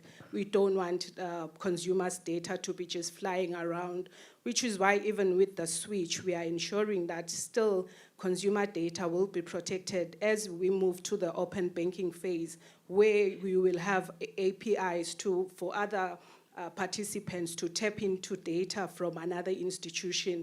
But for us, data privacy and security will still remain at the top. In terms of the gateway, that is why we are even rolling out the switch, because we want to encourage a lot of e-commerce, because we realize that in the country, there is very little activity in that space. We have bomage, batfunga, baka, like handcraft, and those things are sitting there, but they have so much market out there, whether in Europe or elsewhere outside Eswatini. But you find that there is little that they can do because of the lack of e-commerce gateways. So we are also looking at that. We are happy that we have finally launched a switch, and the first stream, which is the fast payment, is already live. So we are looking forward to having the other streams as well. And we do encourage innovators that have innovations, even on gateways, to come and approach the central bank. We have a new Payments Act that now allows us to license those payment gateways. So yes, we do encourage young people, do innovate and bring your products to the central bank. Thank you. Well, thank you so much. I think our panelists, you can all agree that the passion about this particular kind of activity. So I think we will continue with more of our engagement with our panelists. We have Mr. Bongane Tube, a male, on today's session. So Mr. Bongane, he's coming from Instacash, as we did the introduction. So I think Instacash has been one of the companies at the forefront of fintech innovations. I would like him to share with us or describe how the digital financial services are opening up new opportunities for women and girls in STEM, and what specific roles of mentorship they play in the digital revolution. You can take one. Thank you so much, Program Director. Good morning, ladies. Good morning, ladies. Oh, it's afternoon, by the way. Good afternoon, ladies. Right, and gentlemen. Yeah, it's your day, ladies, today. We really salute you. We are really inspired. I want to concur with the program director that there is so much inspiration in this room, and there is so much positive energy in this room. There is so much that we are learning. Please, let's clap our hands for ourselves. And greetings again from my managing director, who would have loved to be here, but for some reason is occupied elsewhere. Mr. Mandla Chicks Momalo is passing his regards. And I really have big shoes to fill in empty, right, both literally, given that he's big, and figuratively, because it's done a lot, really. But to be precise now, to the question, managing program director, Instacash, at any given time and at every opportunity, we like to reintroduce ourselves because we are a new baby in this industry, and a baby that has been nurtured, a baby that has been granted life by the Central Bank of Eswatini, particularly my boss's department here. Please, let's get hands for the Central Bank. I will say this with confidence that when we approached the Central Bank of Eswatini, it was the year 2018. We were applying for a mobile money operator license.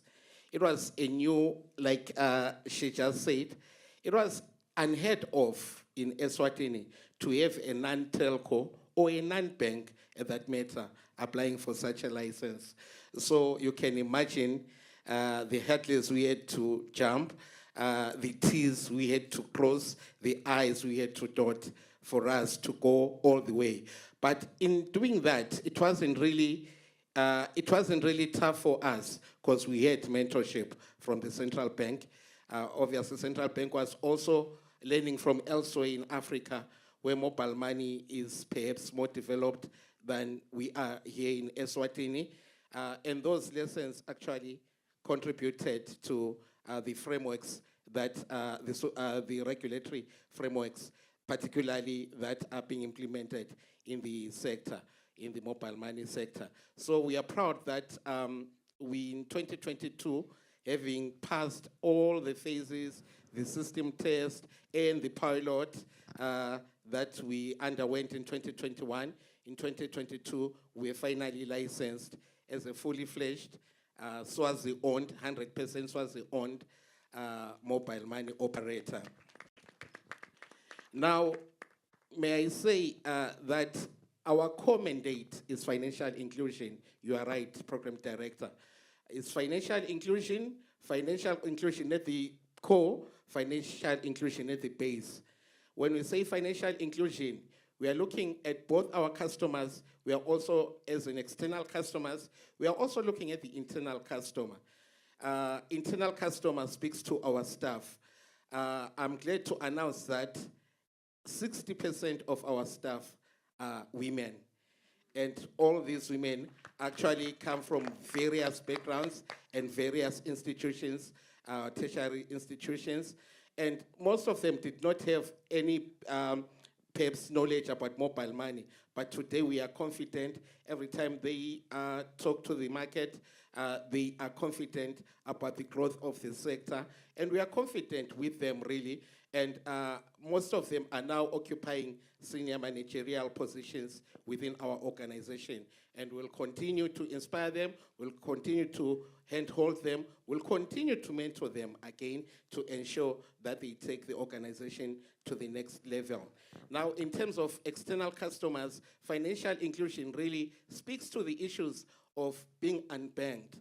It is a fact that women and girls, perhaps the youth as well, perhaps the SMEs, perhaps the farmers as well, among the people who are very underprivileged or underbanked, so to say, or unbanked. Some are underbanked, some are unbanked at all. So we have deliberately taken our services to the most remote parts of the country. My boss always says we'll cover every blade of the grass. And we have literally done that. We've gone there to ensure that Eswatini are financially included. They actually get a secure, a safe, and perhaps some convenient form of actually transacting. So we have seen women really come up and taking up our product, and we are very much delighted about that. Now, in line with our product development at InstaCash, we always follow perhaps advice or guidance from the financial inclusion strategy itself, since, like I said, that financial inclusion is at the core of whatever we do. So in our product design, in our service design, we always have the 4 pillars of financial inclusion that were stated at our financial inclusion strategy as a country, being transactional products, ensuring that we have transactional product, savings products, insurance product, and credit products. And so far, we are ticking all the right boxes. I think from those 4, we've already ticked 3. We have plenty of transactional products that have the women and the girl child in mind. I will talk about a very particular transactional product that we have that has been digitized as well. And it was digitized by our female staff, I'll say this. We have a product called Stokvel account, the InstaCash Stokvel account, which is a digital savings product really for groups. And it ensures that people have accountability, they have security, and they have actually financial resilience of sorts. So we have that product, and what our staff did when we actually developed that product, they said financial inclusion for women means that women should be taught how to actually run these Stokvel accounts using our tech. So we developed what's called a partners portal, all our Stokvels throughout the country. In less than 2 years, we have registered, I'll give free statistics here, there's no problem, but we have registered over 50 Stokvels just in 2 years, over 50 Stokvels. And all of them have been given this tech whereby they actually disbase using a portal, a partner portal. And this portal doesn't necessarily need a laptop or a tablet. You just need a phone, a basic phone, because they can do it via USSD, or a smartphone, because they can also do it via an app. And women have been trained. We always send our people to train women and to train girls how to use this. And they are so happy because they easily disbase, they easily actually check in real time who has paid up, they easily disbase the monies as well. There's a lot that I can talk about. But the other thing that the central bank just talked about that I wanted to amplify is the issue of the payment switch that we are currently, that we are very, very excited to be among the first players who have fully embraced it, and our customers are delighted because the payment switch makes fast payments a possibility now across platforms. People are now able to move money from InstaCash to any other platform in the twinkling of an eye, right? It's fast and it's in real time. And obviously we thank the central bank for this kind of innovation, but also this speaks access to women. It speaks access to girls again, because remember, those are our core target market, women, girls, and the youth, right? Program Director, if you allow me, I would want to talk a little bit. Okay, but in a nutshell, in conclusion, I wanted to talk a bit about STEM. That Instacash is actually supporting the development, the curriculum revision or curriculum development, particularly at the University of Eswatini. We have supported the introduction of new courses, particularly in data science. We hope that when the university actually embarks on their first enrollment, we hope that they're going to prioritize girls and women again. Thank you so much. Thank you once again, Mr. Dube. I think I would also advise the remaining of our panelists not to take too much time. I've been advised that our time is very, very limited. So I will move on to academia. We have Dr. Matota Ngumalo, who is the head of department at UNESWA under computer science. So as probably the theme of today, empowering and mentoring the next generation of STEM leaders, especially girls and women. What has the academia, in terms of collaborating with industry, tried to put in place in order to bridge the skills gap in STEM, and what innovative approaches are being implemented right now? Okay, good afternoon, everyone. Thank you for this opportunity. One thing I'd like to highlight in this platform is that the best students in the in ICT in our department last year, the very best one, she's a girl. Yes, so it is possible. This field is for everyone. That's the beauty about computing. Maybe just to highlight some of the initiatives, maybe I'll have to highlight firstly that the Department of Computer Science in UNESWA established the Computer Science Education Program solely, deliberately to make sure that we have computer teachers who can be in computing from the earliest age. So what the gaps that are highlighted by Ishak in terms of ICT not being represented at the earliest stage in high school, primary school, we have worked on a part on that. And of course, the university is very much strong in subjects such as machine learning, data mining,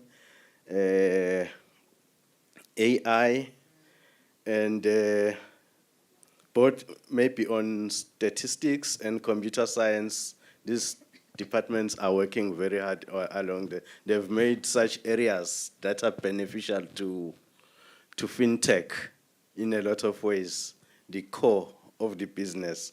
And very, very much key still to Fintech is the newly introduced BSc in HR and financial mathematics. That field is very key for the banking for the financial industry. I recall one colleague or friend of mine, we studied, he did physics and maths, but then he had to acquire the financial mathematics at honors at some other university. Whereas now we have such skills at our very early stages, whereby when you are a 19-year-old girl, you just enroll at UNESWA. We have done some projects. We have collaborated with Fintech, especially in the offering of the deep learning in Daba.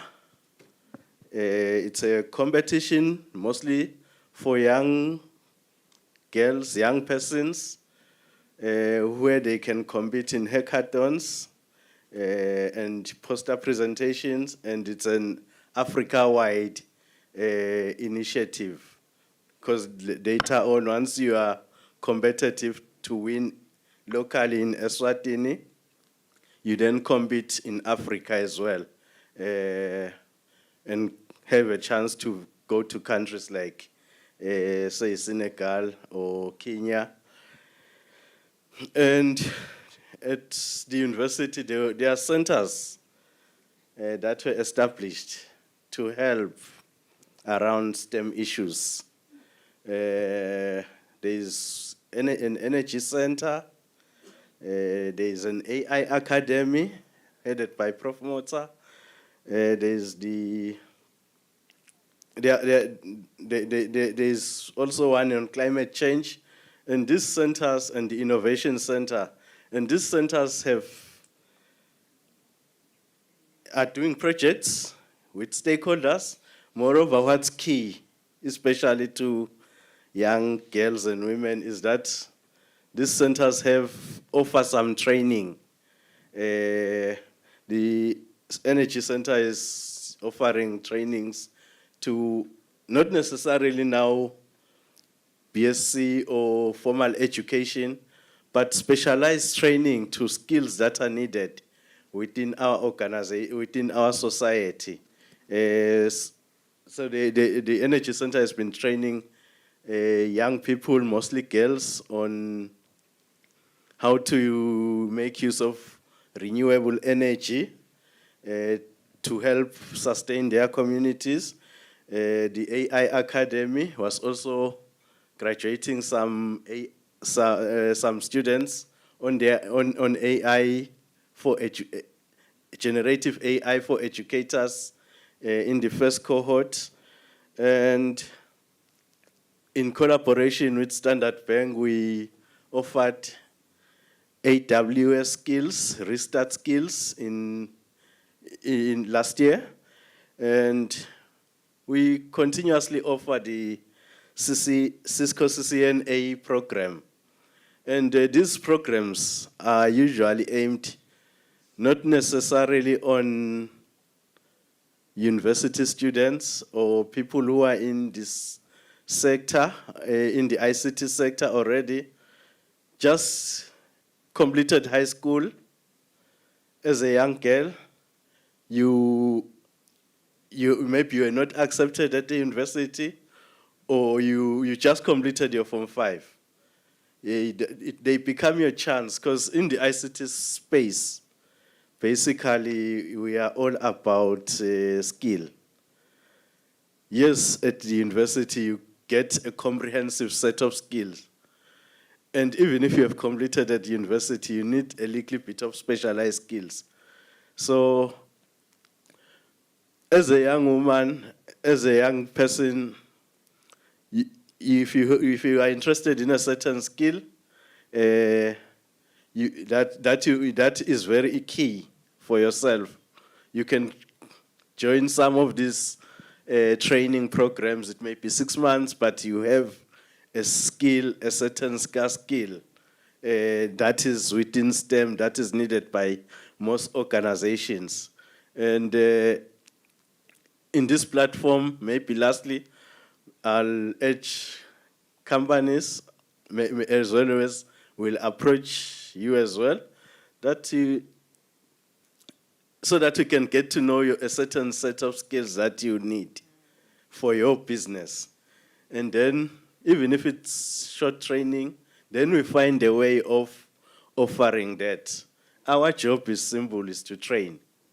And you know your needs. We may not align fully, but you know your needs as an organization. We can assist in that and partner, just like I'm highlighting the Cisco Networking Academy. It started in the same manner. The Restart AW Cloud Computing program, it started in that kind of a manner. Yeah, and thank you.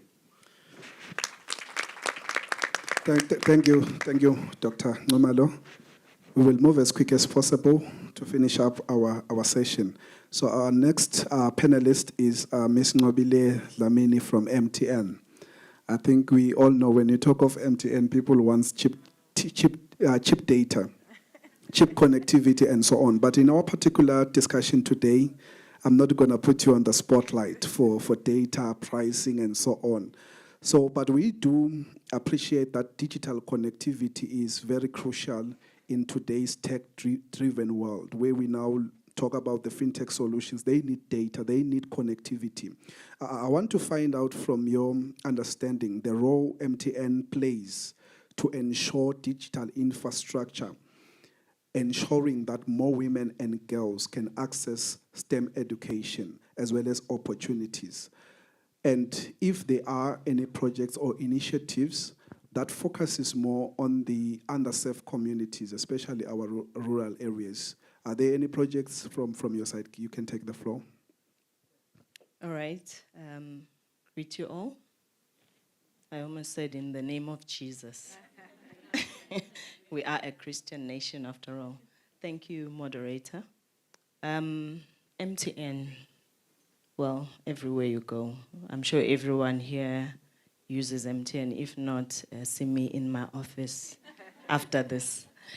All right, so as MTN, we are embedded in the community. We do have some programs that we are running, some maybe not directly initiated by MTN. As MTN, we partner with the university to bring in the graduates after they have studied at the university, and we just bring them in the company, and they spend a good 1 to 2 years experiencing MTN.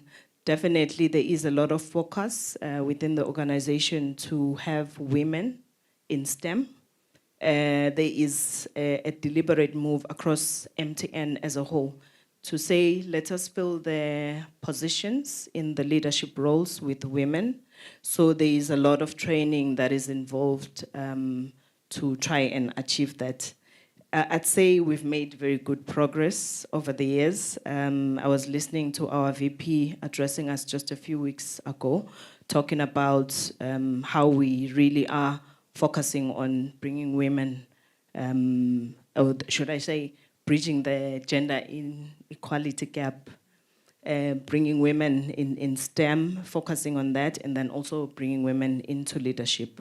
So in partnership with the university, we go out. I had the privilege to experience that last year. I'm looking forward to it even this year. We go out partnering with the Lubombo regions, going to high schools and trying to encourage the young girl child to say it is possible.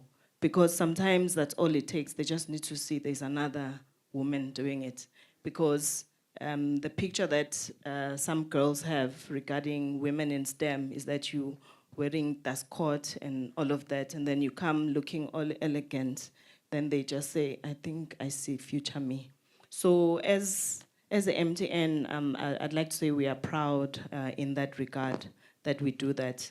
I had one of the panelists talking about hackathons. At MTN, we also do hackathons where we bring the young creative minds and they come and then come up, build solutions, spend a week or two, innovating. We are big on innovation as MTN. I will not speak about products that are not launched in the market because then you notice we have competition. So, but I will say, I will say that we also have lots of products that are built to empower the economy, the unbanked, better Eswatini. So we also have stockfiles that have been launched. I can freely speak about that because it's already out in the market. We do make sure that we appeal to both the ones with smartphones and non-smartphones. As you know, we've got both USSD and our apps, and we're constantly improving our apps and the USSD services that we offer to our customers. I thank you. Thank you so much. And lastly, from our panelists, we have female CEO of SETCO. So she also happens to be my former boss at RSTP. She was so invaluable. We still miss her. And most importantly, I can't wait for your contribution towards today's discussion. I will make it very simple for you in terms of my question is that I would want to know the role of SEDCO that SEDCO plays in supporting women-led STEM startups as well as enterprises in Eswatini. You can proceed. Thank you, Stole. Good afternoon, everyone, particularly to the girl child. We see you. I want to just highlight what's really critical. He's stating over and over that I'm the first CEO that's a woman at SEDCO. I'm not the last because you are coming. You will be taking over. Now, in terms of SEDCO's role when it comes to women and startups and entrepreneurship within Eswatini and how we as an institution encourage our entrepreneurs. I think it starts from the fact that we started as SEDCO by first having a gender dynamic policy in place. So all our programs that we have, we've ensured that we are mainstreaming gender sensitivity. And that goes on to our trainings, our business coaching, because ongoing program Nopila at the Eswatini Day of Women and Girls in STEM. Such an eventful day, and of course, we got an opportunity to part a lot of knowledge. Yeah. What I like the most is from the panel discussion that we were watching, Babula Makaya, we did see a couple of male figures, you know, who are dominating in certain industries, being as a part of the panel, which means it's an opportunity for the men to equalize. They're also giving back the knowledge, you know, that they have to the women that we are focusing on today. So kusho ukuthi sonke siye phambili, sibambene tandla, and we are moving together. Yeah, the men that are here, you know, are out here to support and cheer us on as women. I'm super excited.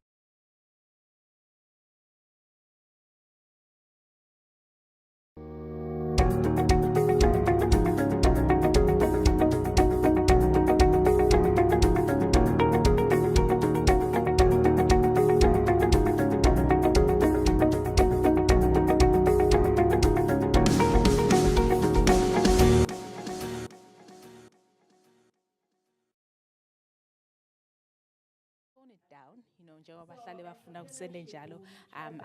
you know, that's the word of the day from myself. Otherwise, just Bele Hospital Hill to check out Nzabatefu, and of course, stream YouTube. Yeah, definitely. And if you tune into Eswatini TV, you will be receiving the updates from today's event. But Kenopila, asithathe sibeke khona Hospital Hill, we will be streaming continuously on YouTube. For now, it is goodbye on Eswatini TV. Bye.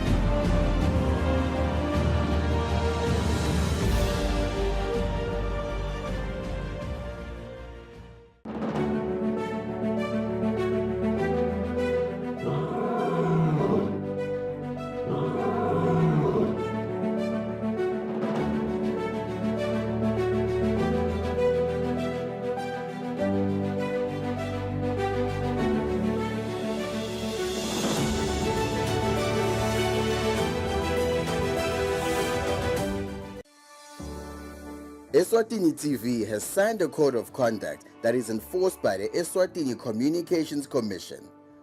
We are committed to reporting news that is accurate, comment that is fair, and programming that does not amount to hate speech or the description of gratuitous violence or explicit sex.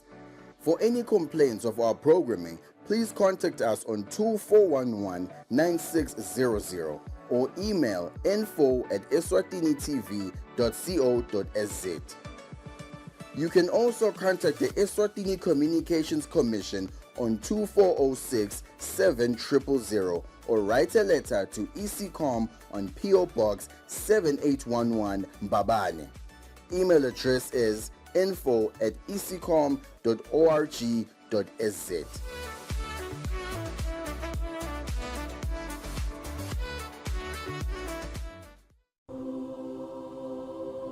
When you choose your adventures, you do so with an open heart and a desire for the unexpected.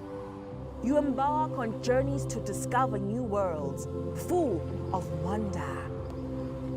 You choose a path to awaken your senses, to feel the rush of life overwhelm you, a world to make you look up and realize just how inspiring this life can be. You ask, and we give you the royal experience.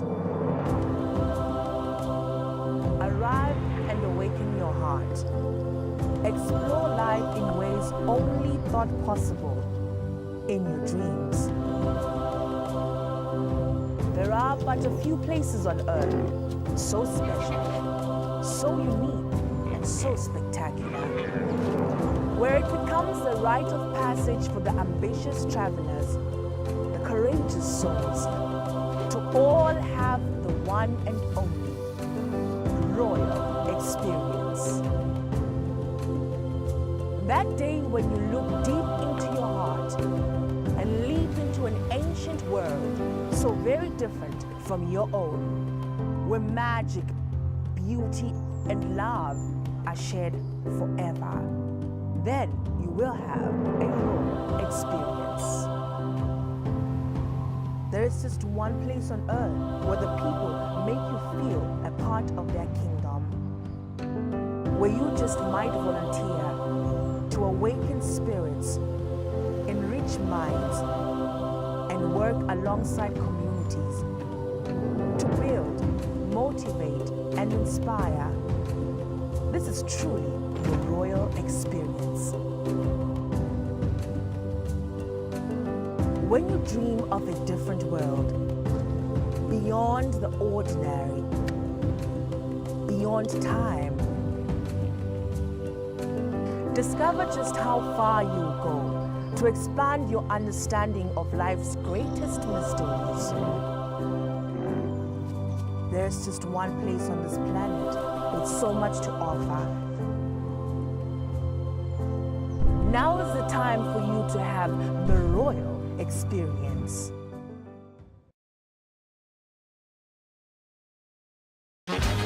Dive into a thriving and diverse art scene. Simply follow our hosts in Artsy Africa. Come with me. 6 African cities, so many voices. What attracted me was the large canvas for expression. These artists are reshaping how we see contemporary art. Artsy Africa. Have a look. The vibrant series on DW.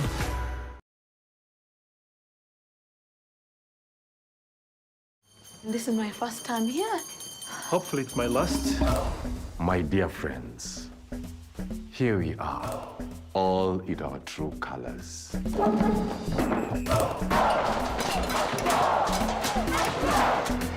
Your transfer papers, your key to the Mvule Kingdom. Hi, I'm Lisa. I know. Here are your clippers. Clippers. Who's in? We are prefects. We run this place. So let's act like it. Solomon, the head prefect, quick. Is my collar straight? We'll be out of Mvule High before you can pronounce the word scholarship. We have a mystery to solve. only way we can make a difference is if we stick together. When I'm head prefect, each and every student will have a voice. We need to show that new squeak. I hate this school!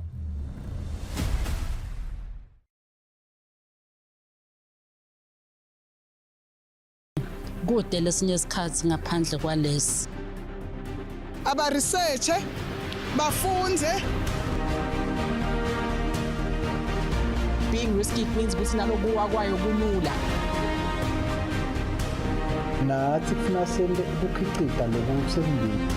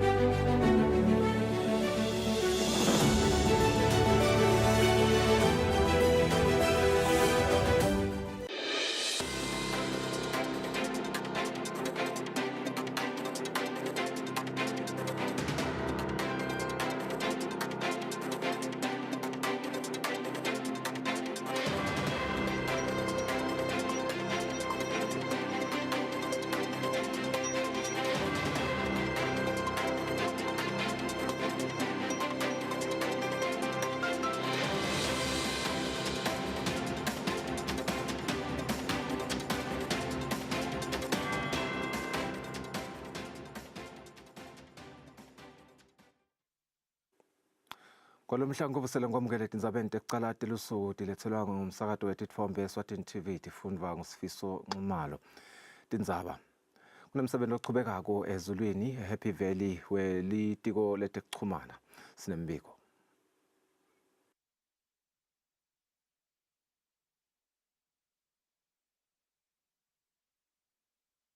Cloud sibathe sibuka isikhathi kona setohlala ningamangali, but you know, when you listen to the minister this morning, it sounded like a sermon because you said there in judgment, firstly, of self. Goguti, if I look at my own life, I look at all the things that God has blessed me with, I look at the influence I have in my space. Don't measure it by how much you pume pepe or people celebrate you, because many people think success is when we start reading about you.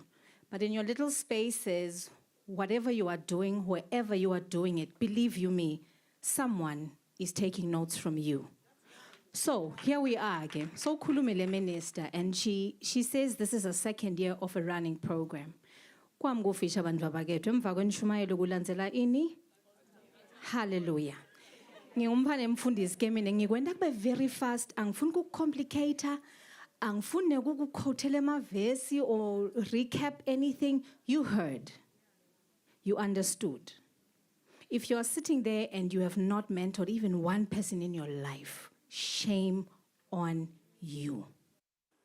Induna yetempilo umhlonishwa Mduduzi Mathebula ithi litiko libuke kuvala tikhebesi letikhona kutempilo kunciphisa ke tinombolo letibonakala solo tivela tabomake netinswane labashonako uma make abeleka.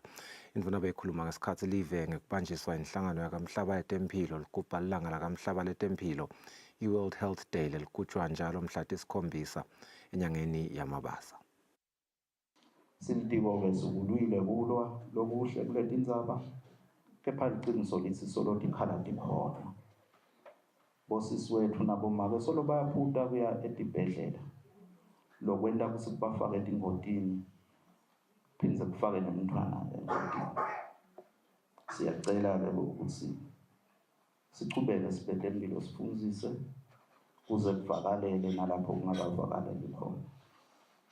Namathulusi nemithi sizamile lapha natikhala solo tikhona kumcoka ukuthi leto tikhala tivalwe masinyane. Kanjalo netisebenti tiyashoda noma ngabe sidengedile lapho sidingede khona, kepha nasolo tikhala tikhona kuyabonakala ukuthi sidzineko sokuthi tivalwe tikhala tiningi. Liciniso-ke lithi sibe tempilo kulokunye sidipenda kulamanye ama-ministry njengabo public service, bo-Ministry of Finance nalamanye kuze umsebenzi wethu ube ngilosebente kakuhle. Sitawuchubeka sikhulumisane nematiko ukuthi sikhona kuletha impilo letisezingeni elifanele. Siyacela-ke nathi sisasebenza umsebenzi wethu sikunaka ukuthi labo lesibasitako baphathe kanjani nabede etindzaweni tetempilo. Kumcoka lokho ukuthi umuntu adive angilophatheke kahle na afika lapho lasisebentela khona. Litiko-ke kuningi lelikwendile ngingabala lishona kufaka ekhatsi ku-improve leto takhiwo, kuthenga lawo ma-ambulance ukuthi kukhona kusebenteka. Ikakhulu nekuzama kuvala tikhala temithi letholakala etibhedlela. Sesezamile umehluko uyabonakala manje kusengafike ezingeni lelifanele. Siyachubeka-ke lokunye siyakulungisa lokufaka ekhatsi khona kulungisa lapho kuthengwa khona kuphindze kuhlale khona imithi. Siyethemba ukuthi emathude inqubekela phambili ephathekako itawubonakala. Kutawusukunyiswa luphenyo lolutawubuka kusebenta kwemali enhlanganweni yekonga kanye nekubolekisa i-Asidle Sonke Savings and Credit Cooperative Society Limited. Kulandzela kutsi le nhlangano ihluleke ibe setigwenetini letibita imali lengetulu kwa 4.2 million emalangeni uma kucatsaniswa nemphahla lenayo.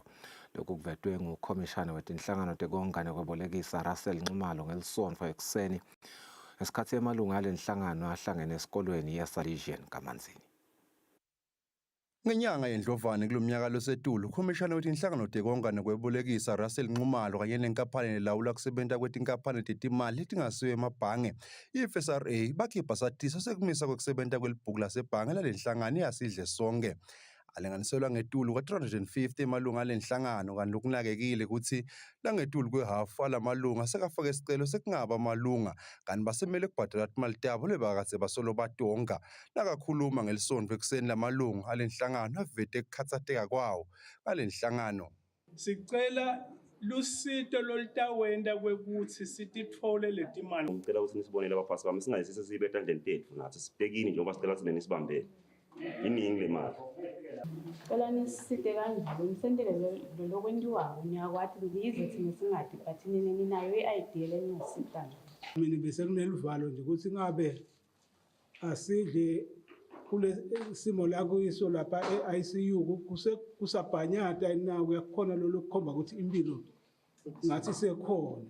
Khomishana wetinhlangano tekonga nekwebolekisa Russell Nxumalo lovele etiko letemabhizinisi uthi bayisebenta lendzaba.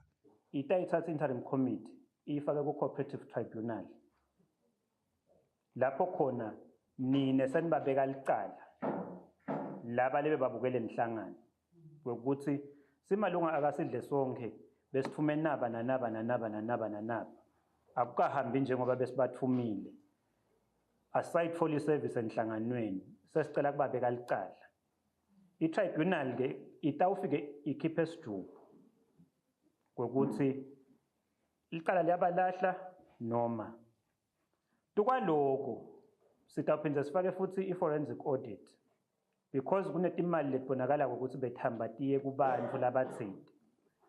Kule audit ke sitawuhamba vele sati naloko ukuthi lo muntu lenithi nine una nayi property nayi uyithole kanjani le property leyo. Emva kwe-audit, depending on outcome, ngulapho khona-ke utawube sekuqalwa le formal process of recovering the funds. Kulomhlangano lo kube sekhethwa likomiti lelisha lesikhashana lemalunga lang-4.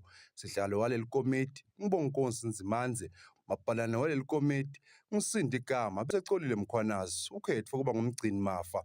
Babheke ukuthi balethe umbiko ngemva kwetinyanga letintsatfu. Lo bikako nguFortune Dlangamandla ngisesikolweni eSalijeni. Lokhulumela luhlangothi lwebeticimamlilo Mandla Dlamini ucela sive ukuthi sisebenzise umlilo ngekucophelela njengoba ke sekungena busika. Dlamini uthi eminyakeni lengcile tibetinengi tigameko tekusha kwempahla netiganga ngekungasebenzise kahle kwemlilo. Sigcizelele ukuthi licishamlilo limenge mumo kuthi tonke isigodi delive ukuthi nangabe kutabakhona bafuna ukusebenzela ama-fabrics emabhande phela la ukhangela usikhona sitawufisa ukuthi sibomakhelwane sibuya sibita fire sicocane bese siyasho umlilo uvame ukusihlupha usiqhamuke nalikhalo nalo sikhona thina ukuthi sitobabambisa sibavulela amabhande sibabele nabo siucontrole lo mlilo anzube busika bucale buzeqine kuze kusilangabe bucala bukusha leyo ndzawo leyo iyawukhona ukuthi wephule amandla emlilo ungeqi uzufike la ukhansi konakala khona. Kona umnyaka wa 2021 ube ngilolukhulu kakhulu njalo ngisho inombolo deleka kabili ku 2020 from 2024 kulosiphethe kabi 2023 naye ema cases abesetulu na 2022 kwaba ngumnyaka ke lezokhumbula sonke isikhathi ehle kakhulu sethuka ngoba akafika ngisho 500 losho saba abala ku 400 ama cases emililo. 2023 anyuka 2024 abamadima singathi ke nyalo 2025 futhi sitawuphatha kanjani MCB but siyethemba ukuthi masoda ke sesilalela. Ngakulokunye Dlamini uthi inombolo yelucingo yabo beticishamlilo seyishintshile sekunenombolo lensha. Benako ukuthi vela simane sithi change sithi yamanisi le beyadiwa njengokuthi ikakhulu lobe beyivele isicalelo ukuthi na ushaya ongumlaleli libe ikhona directory let's 2404W3W3 seyishintshile ke yona ithi 24088600 24088600 bese kuthi ke embabane nangabe ufuna kushayela khona yona ke ngoba lena beyivele isebenda njengenombolo lefana na 93 le ingumhlaba mkhosi but nje nayo isasebenza kuleso sigaba leso usina ushaye yona siyade ukuthi suke wehlulekile noma ke ukhanga ukuthi ukubambelele kushaya 93 so ushaya le yona ke ufuna uyade ukuthi utawushaya 24088600 bese kuthi na ufuna station sembabane khona ushaya 24088605. Dlamini uthi noma kwekusebenta bangasho ukuthi banako batawukhona ukuthi bafike lapho khona kunemlilo kodwa ke siveka sichubeke sitiphathe kahle singashisi sinome kanjani. Lobikako ngugiyani Msibi ngisembabane. Lo mhla sitawubahlala emarket sitawubuya sichubeke nato ndzaba.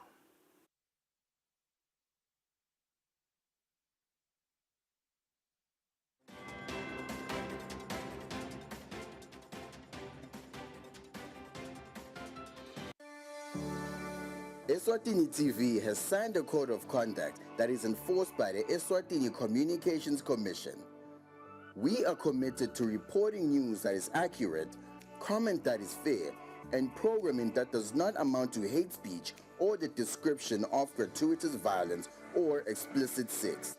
For any complaints of our programming, please contact us on 2411-9600 or email info@eswatinitv.co.za.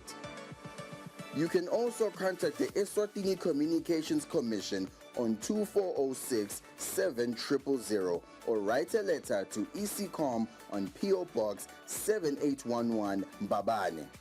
Email address is info@ecom.org.za.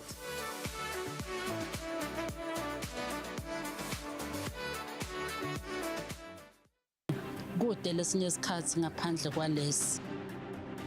Aba research bafunze. Being risky means ukuthi nalokuwa kwayo kulula. nathi kufuna sente ukukhiqiza lokusembili.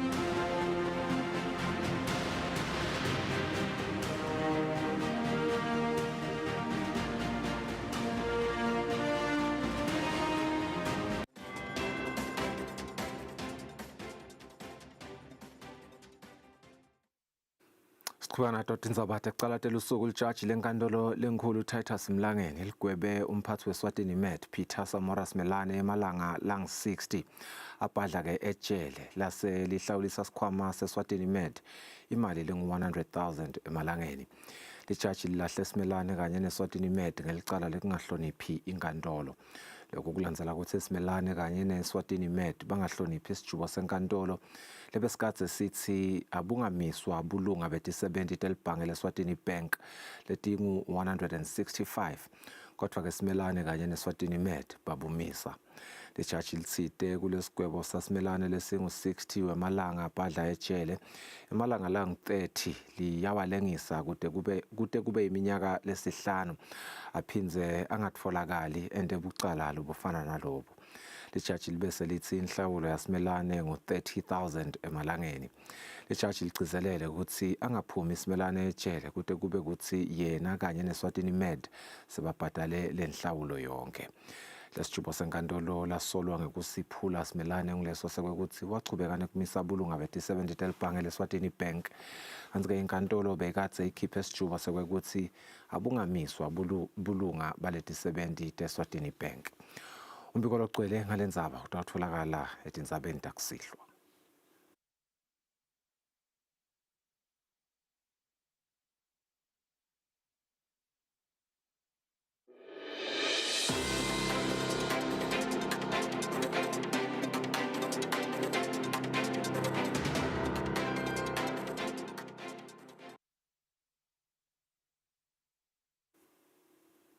Kuletibuya ngephandle kwakuleli emasotsha aka-Israel sekabulele bantfu labangemashumi lamatsatfu nakubili 32 eGaza. Lokhu kwenteka ngesikhathi lapho khona lelalive kanye nelicembu leHamas bavumelana ngekubeka phansi etikhali isigaba sekucala. Umbiko logcwele utaba setindzabeni takusihlwa. Welcome to eBet. We are thrilled to share that we now accept card payments, making your deposit process quicker and more convenient than ever. Join us today at www.ebet.co.sz.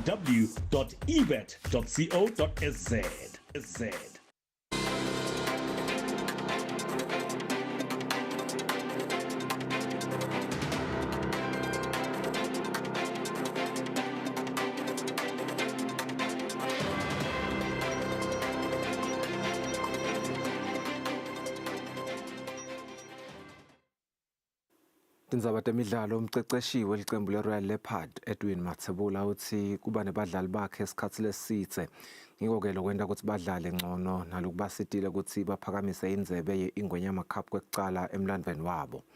Mathebula bekhuluma ngemuva kwekuthi iRoyal Leopard iphakamise indzebe ye-Ingwenyama Cup ngemuva kwekuncoba kuMoneni Pirates ngeligoli linye eCanzeni emdlalweni lodlalelwe enkhundleni yesive kaSomhlolo. Iqembu leRoyal Leopard solo laqala indzebe yeNgwenyama Cup ngomnyaka ka-2015 belisolo lingakade layiphakamisa lendzebe kanzi umceceshi walicembu Edwin Mathebula solo efika ngomnyaka ka-2018 lelicembu belicala kufika kumancamu. Edwin Mathebula kanye nakapteni wakhe Muzi Dlamini bayachaza ukuthi yini lebende ukuthi baphakamise lendzebe bangakade bangenisa ligoli ngakubo. Ebholeni lokuthi ube nayo le continuation labadlali laba sebabe together for 3-4 seasons. So this is the time lapho seba jela khona seba understandana and nekufika kwa Gift ngicabanga ukuthi nako ngilokho lokusiboost defensively because Gift is winning every aerial ball, so kusite kakhulu ukuthi sihlale nabo nje for a long period of time than nokuchange team every season uletha about 6 or 7 new players. But Clancy team is not a one-day thing. 2025 it's our year. Siwinile, sijabule kakhulu.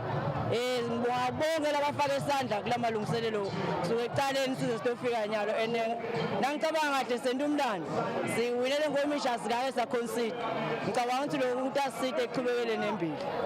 Felix Bedenost yena sewuphakamise lenzebe kwesine kulandzela kuyiphakamisa kathathu kuMbabane Swallows. It's a proud moment for me kakhulu. Angathi ngisingasini but nje ngisho ukuthi it's a very proud moment. Iqembu le Young Buffaloes labomake lingena emlandweni wokuba liqembu lekuqala labomake lekuphakamisa lenzebe ngemuva kokunqoba kuNsingizini Hotspurs ngamagoli asihlanu kulinye.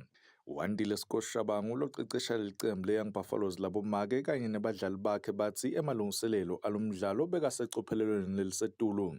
Sijabule kakhulu ngalokuwina but nje mina kusukela ejimini bebangithembisa lokuthi ukhulu efuna ngogathe kule game lena, so I was not disappointed. I was quite impressed.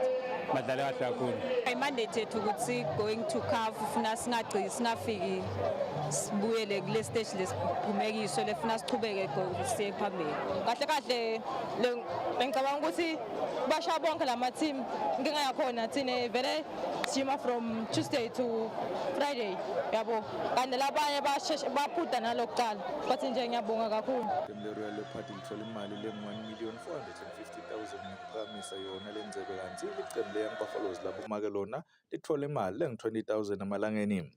Lobikela umsakazi Eswatini TV temidlalo ngilinda Dlamini eMbabane.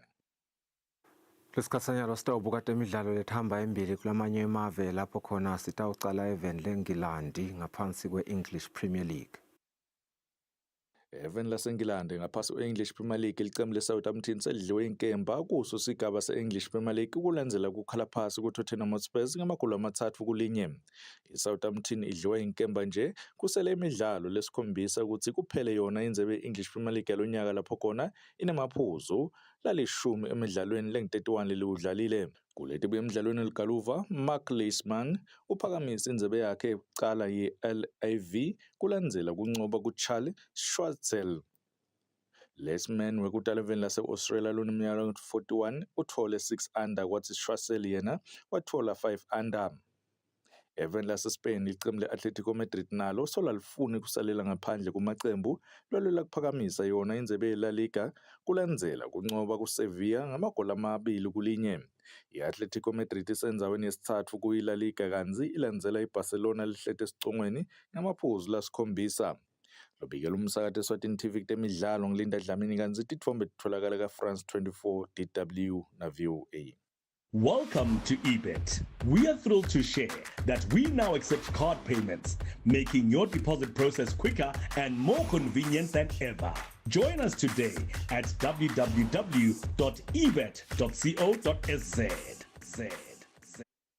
Kwalomuhle sitiphetha kanjalo tekuqala telusuku ndawo titfola setinaletinye uma kubumbana insimbi yesikhombisa ntsambama mpilo lusuku loluhle nisale kahle.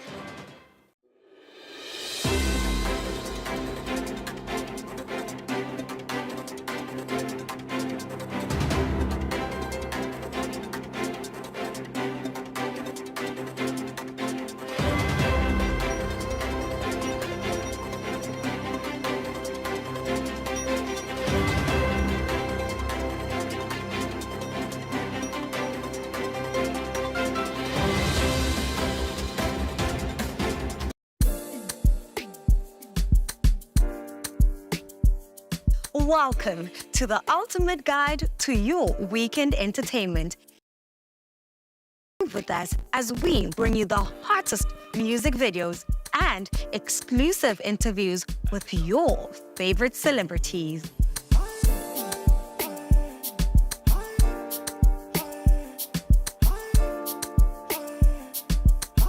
Experience fresh music videos from new releases, underground sensations, and emerging talent. Whether you're hip-hop, amapiano, or Afro, we've got something for everyone.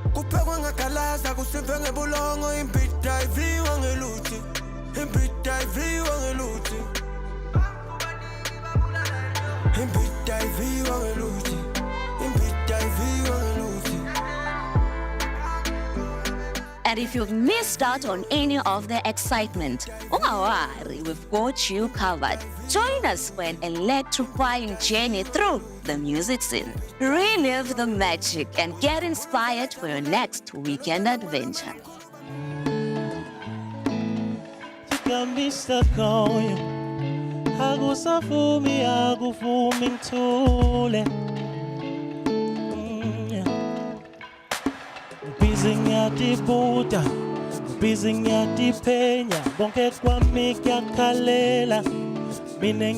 So tune into This Week at Eswatini for a weekly dose of music, entertainment, and unforgettable experience. Get ready to groove because the weekend starts here.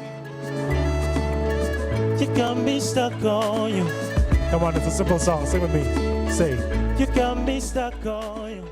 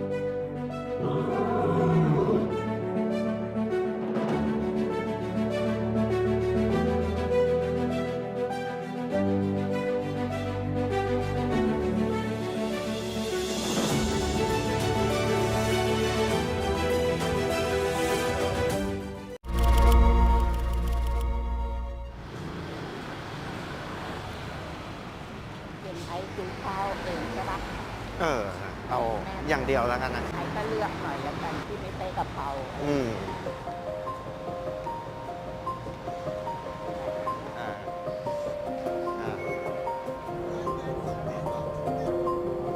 Next station สะพานตากสิน Doors will open on the right hand side สวัสดีค่ะสวัสดีครับเจ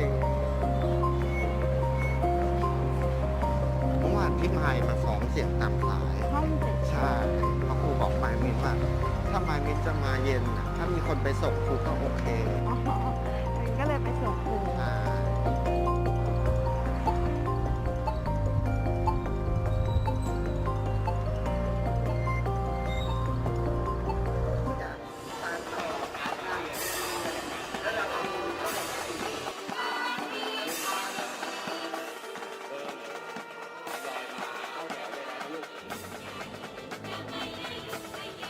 ผมเป็นครูสอนภาษาอังกฤษอยู่ที่โรงเรียนสตรีศรีสุริโยไทยกรุงเทพครับสวัสดีค่ะครูไอสวัสดีมาพร้อมแล้วใช่ไหมพร้อมแล้วค่ะ หนูแบบเตรียมตัวมาต้องแล้วแบบนั้น3 วัน3 วันผมมีภารกิจคือจัดเสียงตามสายตอนเช้านะครับแต่ว่าไม่ได้พูดเองนะครับมันเป็นเหมือน English Morning Program ที่ให้นักเรียนเนี่ยมาจัดนะครับผมก็คอยเทรนซ้อมเด็กก่อนที่จะพูดนะครับ Good morning everyone welcome to our English program again as you know yesterday was ASEAN Day so today we are going to share interesting information about each country In Indonesia, it is considered impolite to use left hand to receive a gift.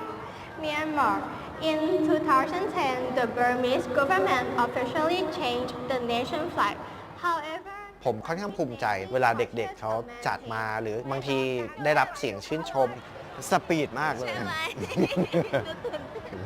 เหมือนกลัวรายการหมดเวลาเลยแต่โอเคนะสำเนียงได้ฟังชัดโรดมาปลายต้อง8ทั้งหมดยืนครับ48 58 68ยืนผมนะครับเป็นผู้พิการทางสายตาด้วยความที่คลอดก่อนกำหนดช่วงนั้นก็มีการเข้าตู้อบทำให้เรามองไม่เห็นแต่ว่าจริงๆพอเห็นแสงบ้างเล็กๆน้อยๆ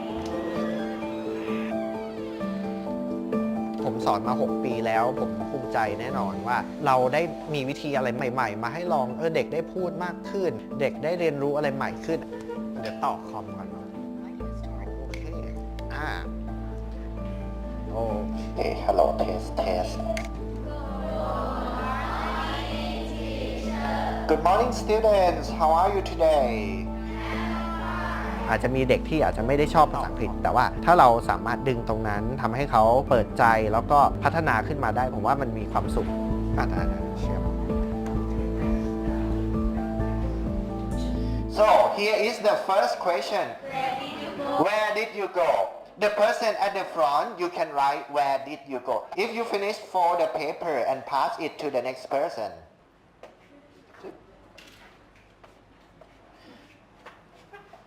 Everybody, let's read the question number 5. What did you do there? This is also a climax for this story. Don't forget to use the past because we talk about the past. Yes. Okay, which group would like to share your story? Arms group. Okay. Please clap your hand for Arms group. I went to shopping mall. I went with my wife. My wife. Okay. I jumped around the mountain. เป็นช้อปปิ้งมอลล์ที่มีภูเขาด้วยครับ ผมเป็นคนเดียวในโรงเรียนที่เป็นผู้พิการการที่โรงเรียนมอบหมายงานอะไรต่างๆก็คือมาดูว่าตรงไหนเราทำได้หรือตรงไหนที่อาจจะต้องขอความช่วยเหลือบ้าง You can make a story I went with Did you get the paper โอ้โหมันรู้สึก challenge มากเลย challenge โอ้โหท้าทายมากเลยเขาบอกว่าอะไรนี่ประโยคสุดท้ายดีเขาบอกอะไร Snowboarding requires determination but I would definitely recommend it มันมีคำว่า determination มีใครรู้ไหมครับอะไร Yes determination อารมณ์เหมือนเป็นความมุ่งมั่นประมาณนั้นเก่งมาก number 29 again โอเค Think of your memorable experience คิดถึงประสบการณ์อะไรก็ได้เดี๋ยววันพุธหน้าเราจะมาเขียนด้วยกันในห้อง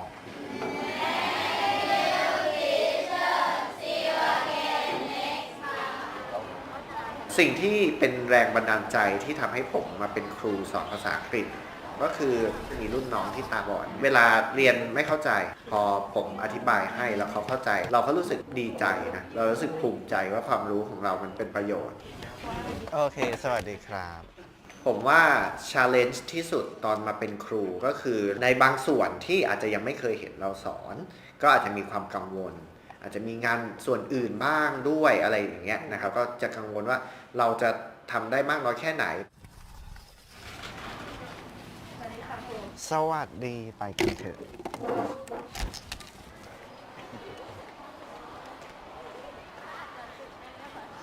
อาจจะสะดุดล้มกลางไลฟ์ไม่อิ่มไม่เคยพาครูสะดุด Good morning students how is it going I studied in the University of Natal in South Africa. And I want to tell you a bit, my background story a little bit, and then I'll get into who mentored me and who I've mentored. So I come from a family of boys, just boys, no girls. And I think that's maybe where this spirit of I can do anything comes from.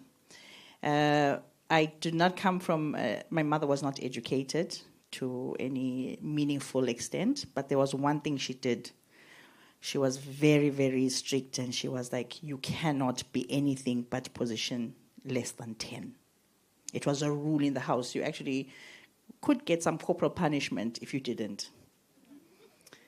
She would take your exercise book and check if you, she doesn't know how to do the correction, but she would check if you've done the correction in your book. Woe unto you if you didn't do that correction. So she taught me the spirit of excellence, you know, that you have to follow up. Even if you get something wrong, you do it again and you do it better, okay? And I keep telling people that I work with that to be exceptional is very, very easy. It's actually the easiest thing ever. If you come out from school every day, and decide to just read what you learned on that day, you'll be exceptional.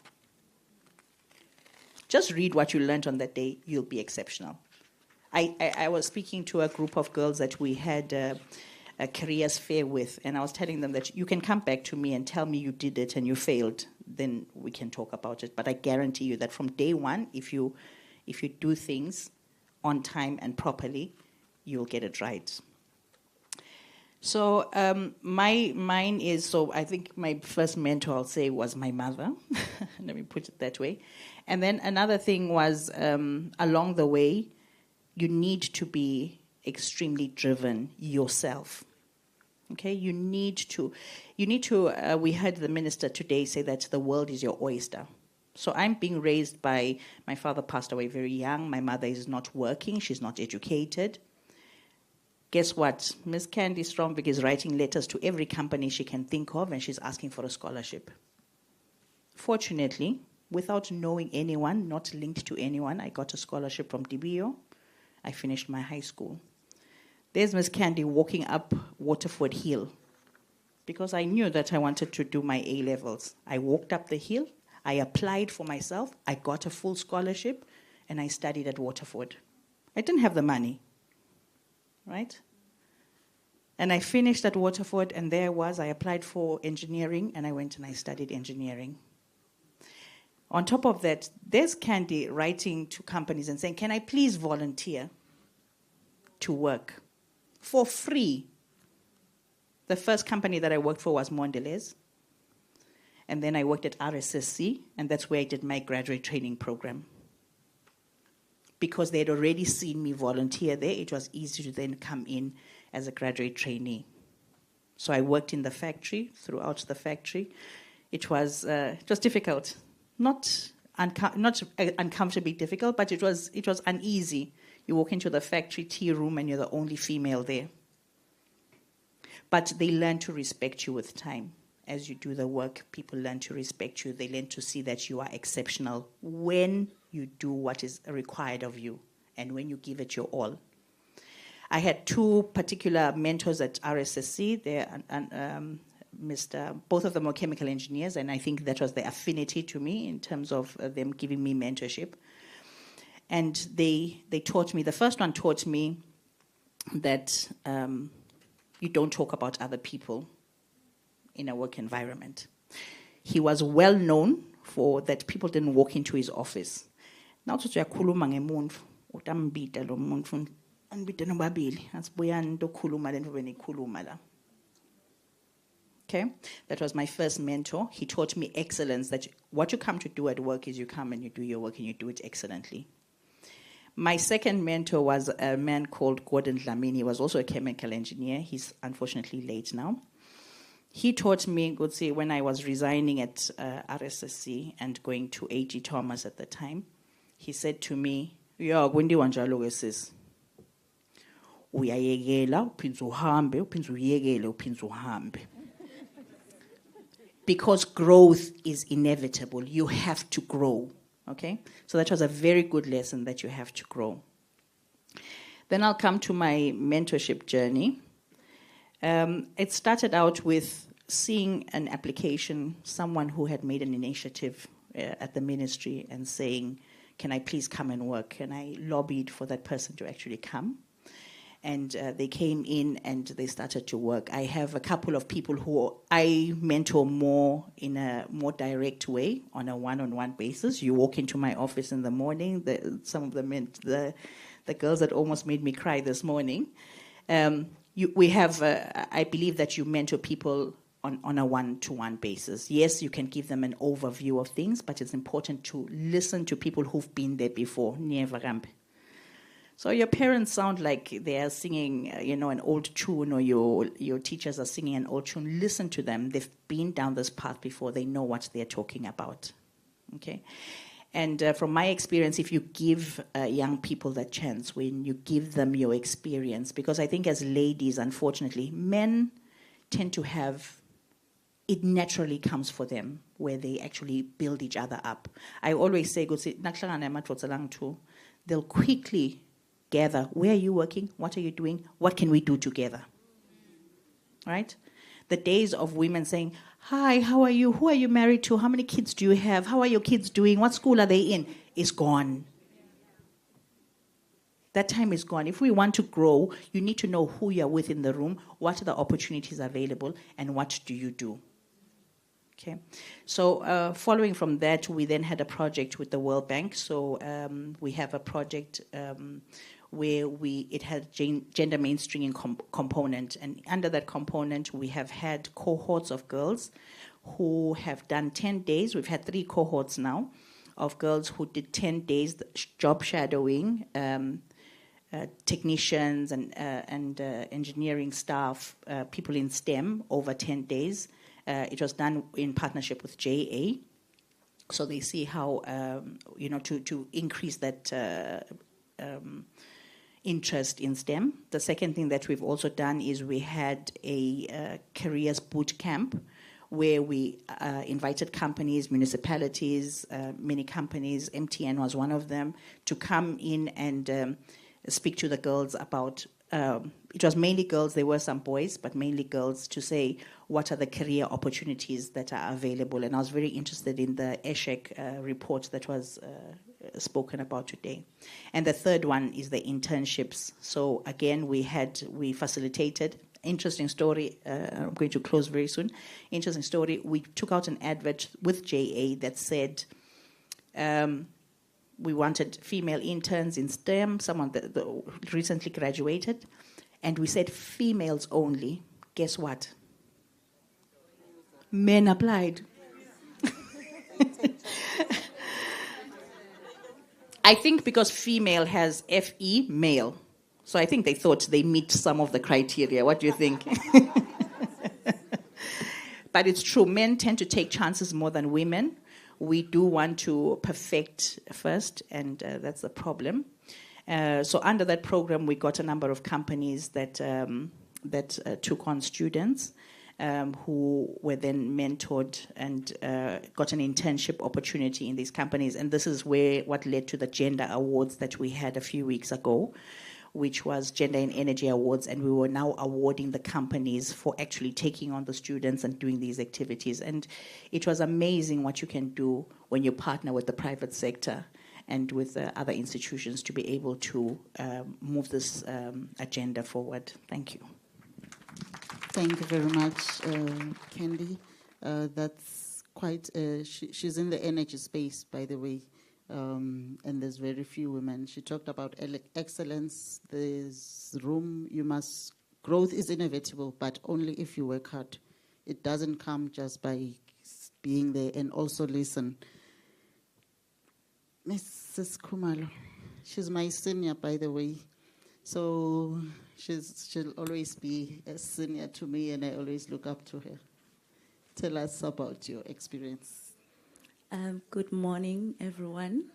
Like it's been said before, I'm Tobile Khumalo.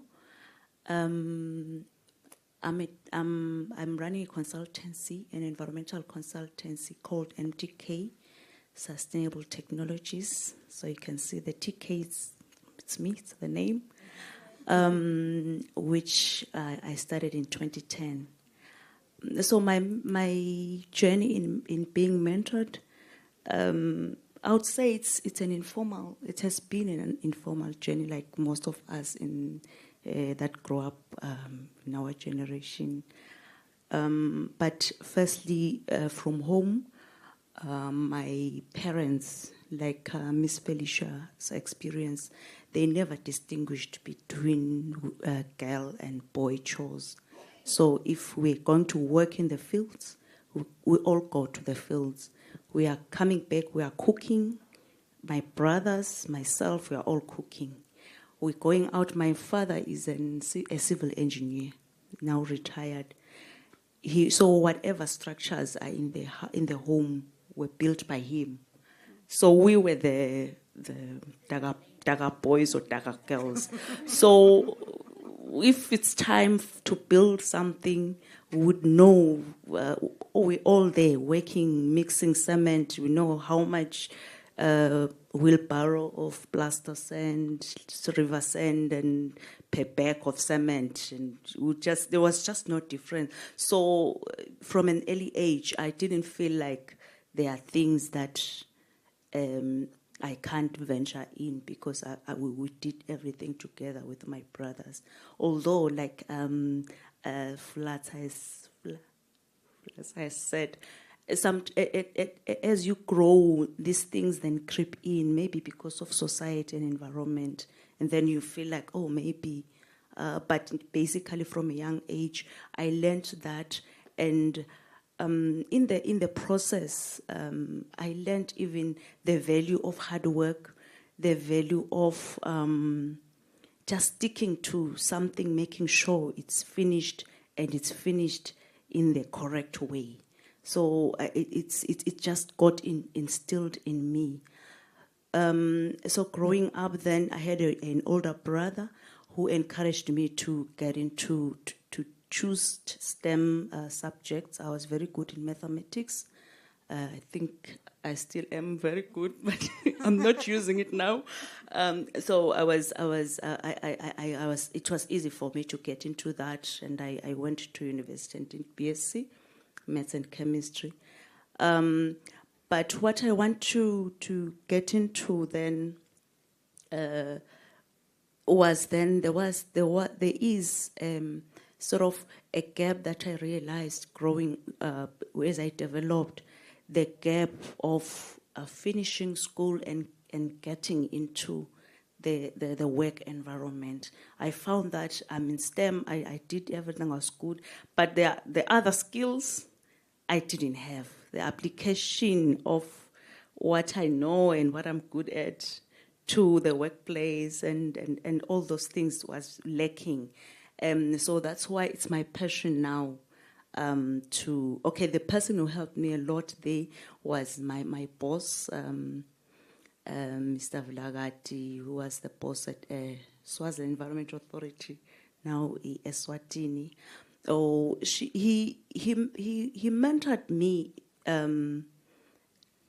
because he provided an environment where, first of all, you could feel he trusted you. We're just getting there, new young lady, but she would say, "Oh, okay, I've been invited in this conference. Please go and represent me." They're like, "Oh, okay."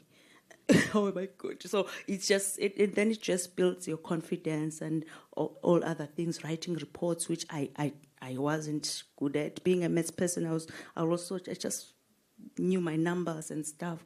So then I then learned the other skills. So I feel like there is that gap sometimes between what we learn at university and then applying it and making sure it then translates to results in the workplace.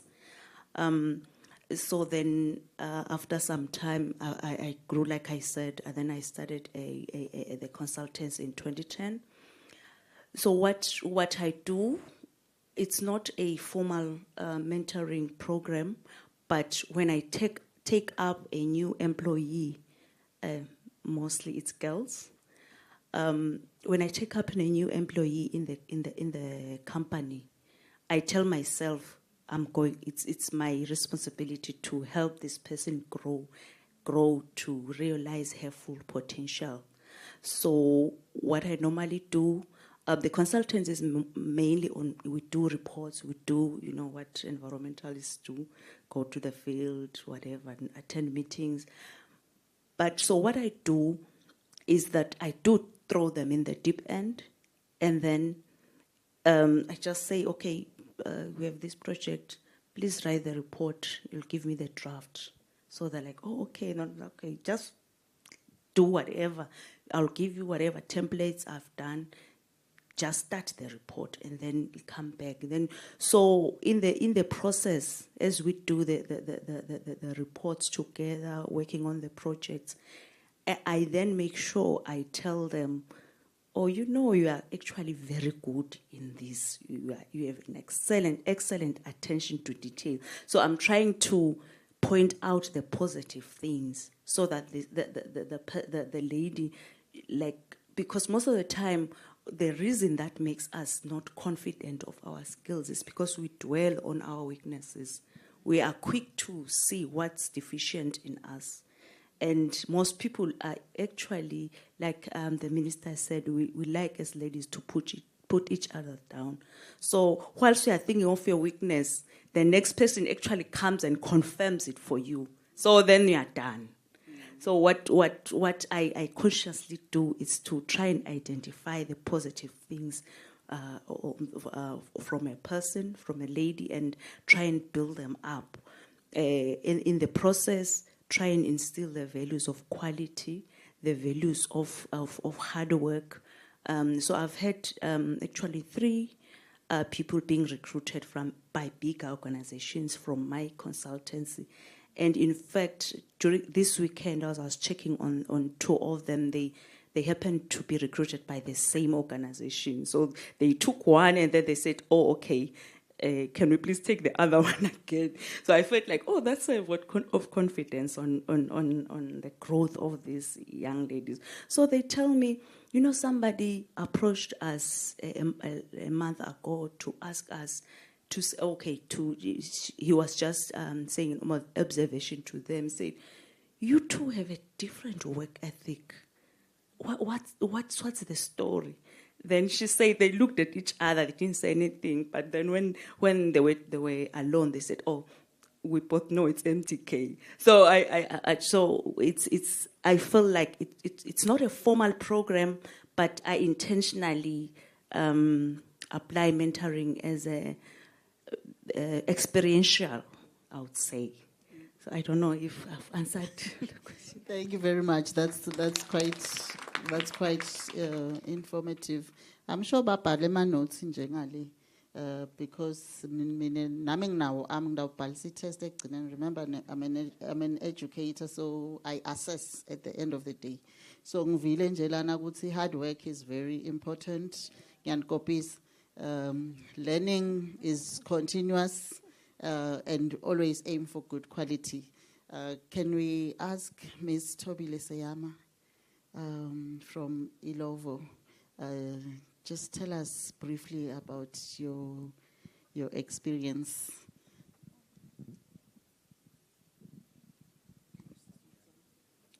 Thank you. I'm Tobile Sayama from Ubombo Sugar.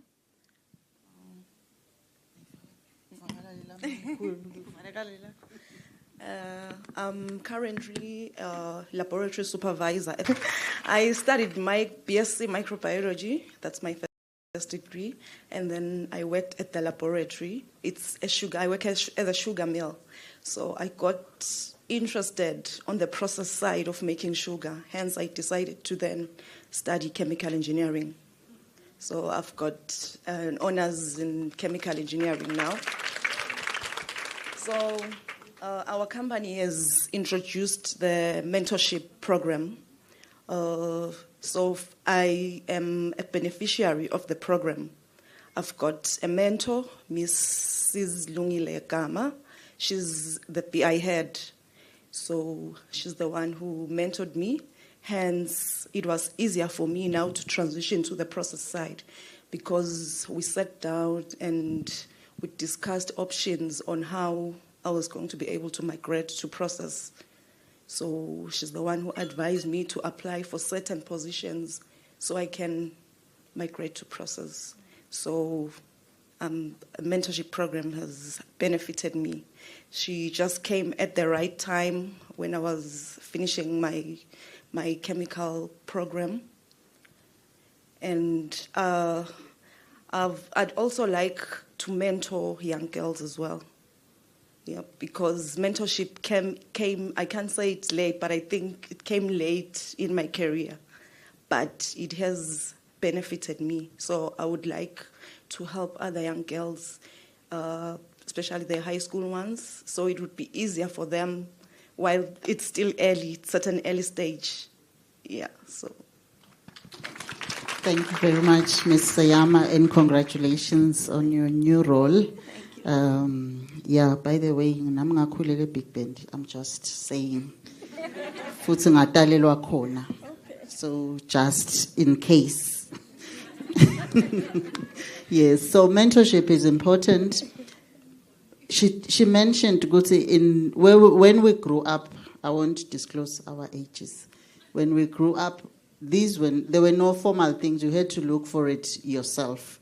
But at least this opportunity today is opening up some of those opportunities for you intentionally, without you having to search. Clear. If you are not sure, you just approach. It's very easy and deliberate.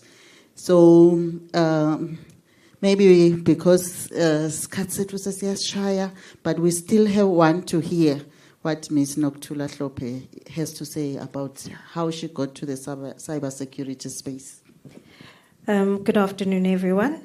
I'll try to be quick. Ngoba ngimine lunch. So I'm Noktula Hlope from Eswatini Communications Commission, manager cybersecurity. My one started a long time ago. I'm not going to disclose. I think I taught Candy at some point, so I am old. So how I actually started, it was my mother, Kwatala Ekaya, where when I finished high school, I was fortunate to go to a school where kwakude bafana, so angiyatle competition yebafana. So we had, it's a plus, it's a blessing. So I did sciences comfortably. I finished high school. Then kuba nana gap now high school where you don't know what you're doing or whatever. Fortunately, St. Michael's, we had a very good headmistress, Miss Mangube, she actually offered, for 3 months I taught mathematics. That was the first time I was nerdy and I was one of those children. But I went into teaching for 3 months. I think I did it wrong, but it's fine. They're here today. Yeah, they survived. And then after that, my mother said, you know what, you can't just sit. Send over the university. Kuna computers. There were no cell phones at that time. So then Wang Tata, and she pushed me because I was like, Mom, what are computers? What's here? It's this big thing. One computer, computer, and I think computer bengak. Imshop. kuze ema disa khona ema floppy la black kwabese ke sekuba nalo lokuncane but nje la ngacala khona mina ngacala ngalokho lokungazuzi kune film lokukhulu so you can guess ukuthi nginangaki but anyway so I went I took classes I learned how to type and then I was like okay I'm learning how to type use a computer there are other things that I can learn bekune gaming bekhona lokho ama games lokuncane kwakhona black and white screen DOS bayafakaza le ngafunza na my age mates so that is how it started for me and then it just kwaba nalemvo uyabona inshisakalo ngavele ngadadi ukuthi you know what yes I'm going to do a BSc but in the computer science I'd never been fascinated this much by a black and white screen yes I never so I did all of that and because my mom uka finance but she said, you know what? Vele le field lena asibati bosses asungen. Ngangen. She pushed me. I did have a couple of hurdles because I had to do nasfunza gethin. I think bezende maths lang 6 noma la mangaki. Wa faila yinye, ufailile. Yes. Senfunza sekungcono nini you carry forward. But back then, you see all these doctors that are here. Labafunza a University of Eswatini, I am telling you, lokwa kuba pusha. Ngeke ufele inyi subject bese uyafela ufunze wonke lo mnyaka phenze uyofunza tifundo eting 12. So perfection, working hard, studying, pushing yourself. Saside bangana I think kimi nasendi BSc sasing 3 mantombatana. And yeah, ngathi ba drop out. But nje yes sasi 3. The rest were men. Okay, so it was a very difficult now. And you know, you got inspired by different people, but kakhulu kwakumatfos, that was a male-dominated time. So vele it was never formal for us to have mentors. I finished, I looked for a job. Sengiqedile ke phela university. Hayi baba thenge apply wonke umuntu akayiqasha intombatana for IT. Yes. So I went to Swazican, I applied. And then, fortunately, there was this man. I don't know why he gave me a chance. Actually, ngafunza vision board. Nangene Swazican, ngathi vision yala. Ngafika, yego interview ngavele ngayishi vision. Wathi yo, lo mfana uyasebenta lo. Bekuyi vision. That's the only thing Leang that stood me apart from the other. I was the only female. They gave me an opportunity. I was the only IT person eSwazican. Ngangiphatha ama cables, ngangigcoka ema safety, ngangifaka ema dust coats. I knew that, you know what, I needed to push and I needed to work harder than a man. I used to carry servers, and my servers back then, half my height. I used to be skinny, so nangiphethe nje iserver lese weigh 30 kilograms kwendekani. But I had to. I really had to. I'm trying to say there is nothing to stop you. Yebo asijimi, yebo asendini. But good, there's now all amandla. You can do it. So I did all of those things. And Pins and Nangsasebenda Eswatini, fortunately, because it was a small organization, it sparked my interest in instruments. I wanted to know, how do you know, when gune yogurt, Lesilia yogurt, what pressure? If it shouldn't spurt out in someone's face when they open it. They're instruments. I'm trying to just give you ideas. Goguti, the stem is so wide. It is everywhere, actually. Yogurt, nanal podle alolvula unge malang. Kune science behind les value.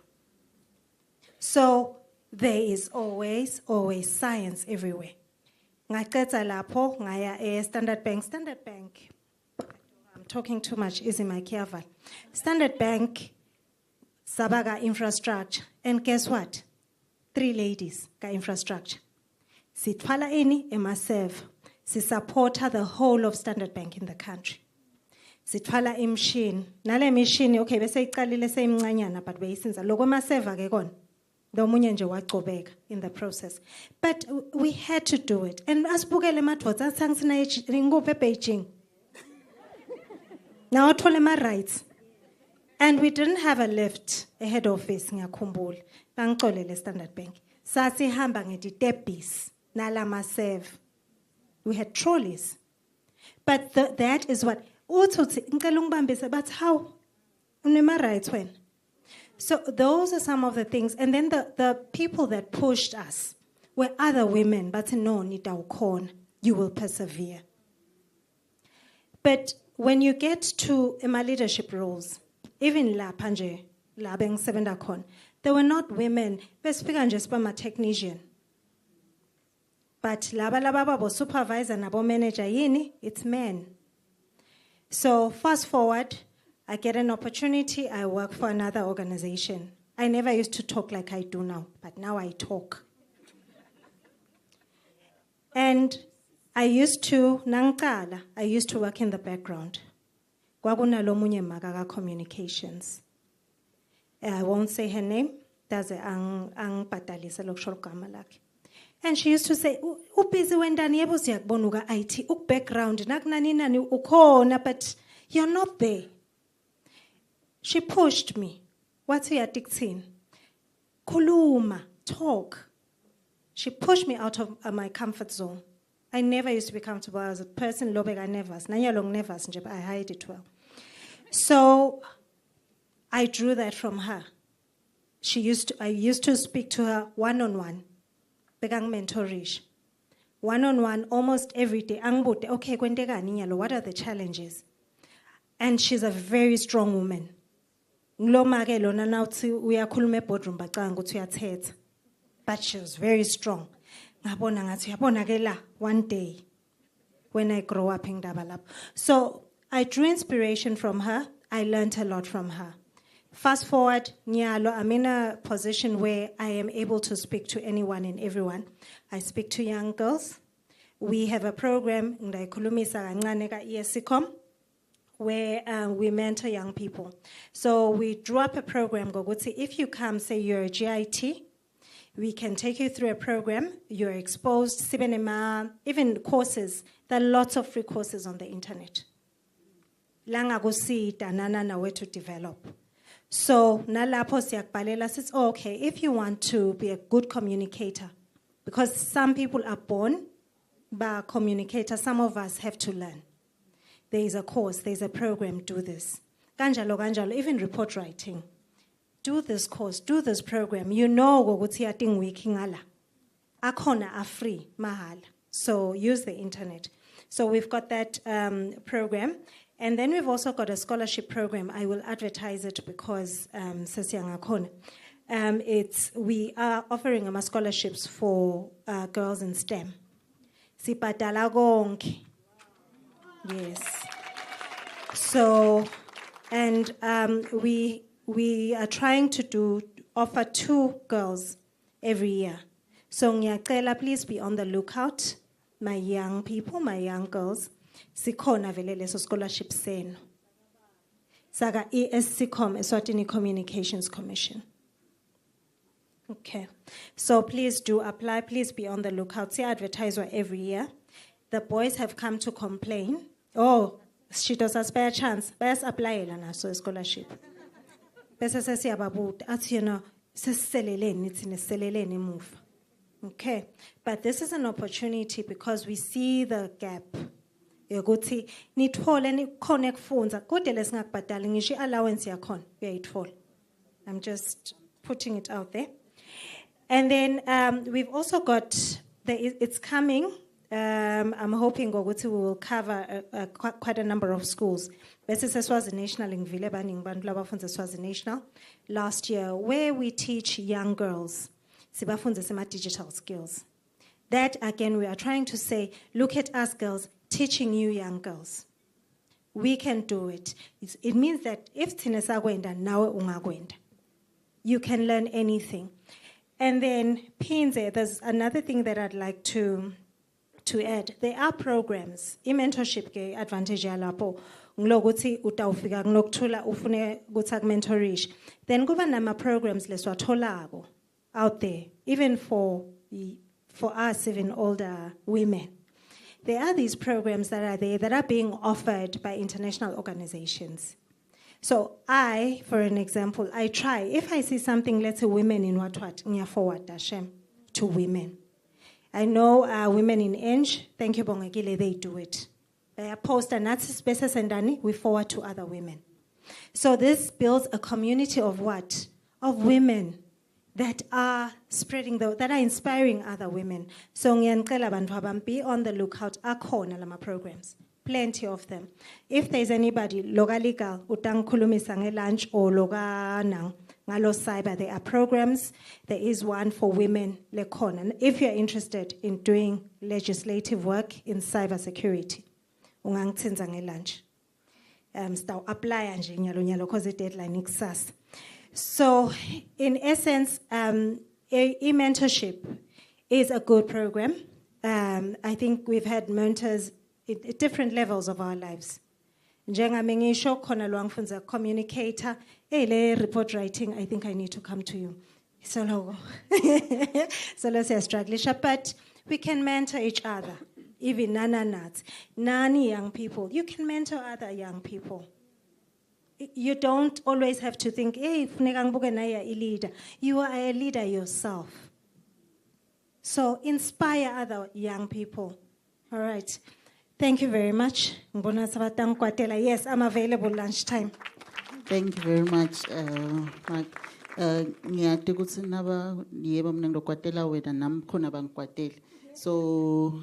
yeah, but nang pumala nam neng daw balegang ne matuban. Thank you for that, for those insights. I know Gutsi Beng site 3 minutes, Nambeng Shito, Bebashitongale. Otherwise, we wanted to hear all of that because it's all about that today. To show Gutsi, all of us, I am here today because I stood on top of other people who brought me up.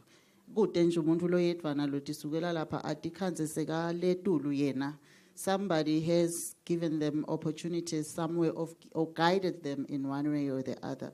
So that is very important. I have a few take-home messages here. We have very strong women. We had one representative from the male side. Unfortunately, he couldn't make it. But Mr. Aldo Pakin from NJ Engineering Watsi, in their organization, they are offering 2 individuals for internships are 6 months. So in his absence, that is the Minister of ICT will take that up. But having said that, Emma opportunities laga leswavi lelana. I hope you were taking notes. It's your responsibility as a young person to also find those opportunities because as you know yourself better, lead yourself before we embil. So we've had Tinzabataga innovation, RSTP talked about it, kuna water, high-speed internet, high-speed internet, energy, consulting, sugar industry, cyberspace, the list is endless. This is just the tip of the iceberg. In the future, we are hoping to have more of you there. But to get there, you need to also know that you need to take chances. You need to work hard. It doesn't come easy. You need to take those opportunities and be intentional about looking out for them. Next time, we'll have more time to discuss with these wonderful women. And thank you very much for honoring us and our children here. So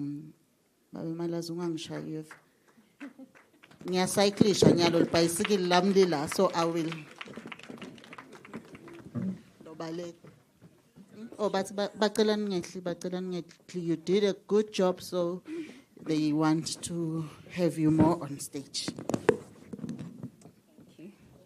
In Kadashai, Dr. Ndlovu, she did a good job.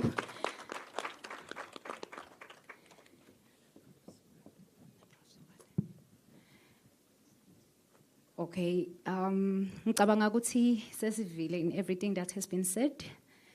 And I'm happy to see my mommy here, the Deputy Governor of Central Bank of Eswatini. I'm happy, mommy, you are here. So, Bashitoga, you should have mentors. Naming nema mentors guys. I am here in Jangati Begi, Director of RSTI Dr. Masego. Nami ke njengoba ngisho ukuthi ke usoqalile uyimentor yami lokusho ukuthi mama ufuna uchubeke. So njengoba njalo ke sebakushito lokuningi, I won't be repeating myself in anything, but here we have got Professor Sugati naye Director Dr. Masego who will give them gifts. Ngicela nalaba the panelists, Fintech, please join us on the podium so that you can also receive your gifts. Yes, and then you come up.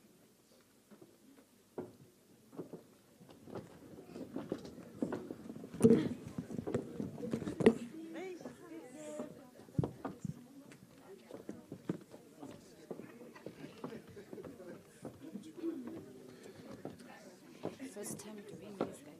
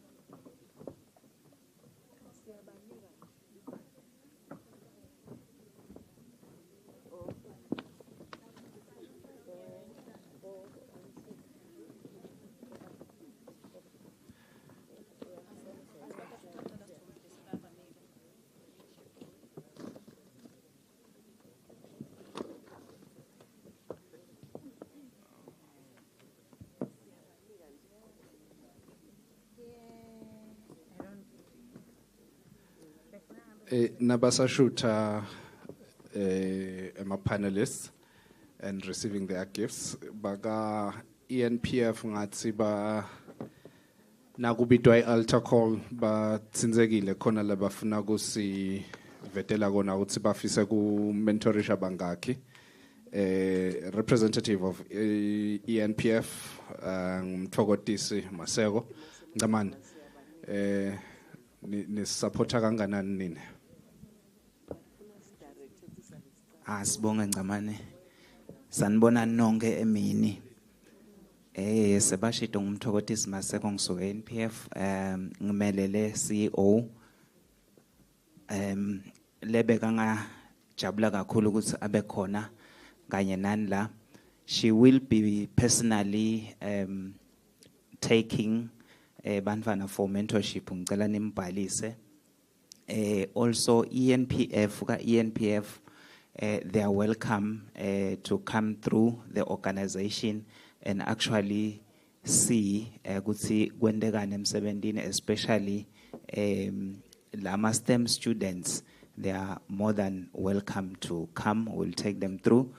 We have ICT, we have data analytics, we have property management, which is in construction. So you are welcome to come through ENPF. We can take up to 4 students through le attachment yetfu lesinayo. Thank you so much.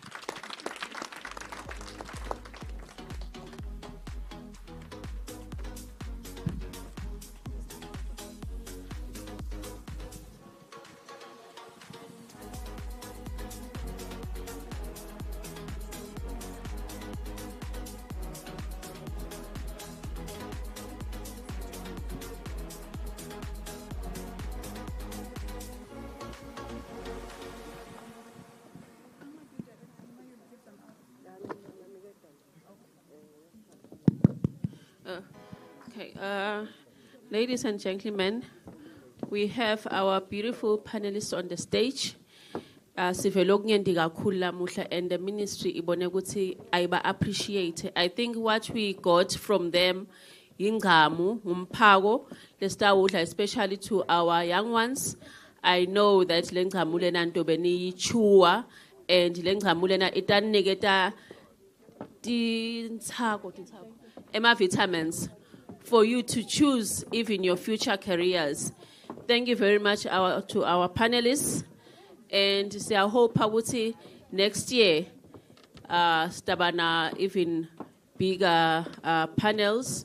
Because bonide ukuthi lama panels lanka are effective kangakanani. Thank you.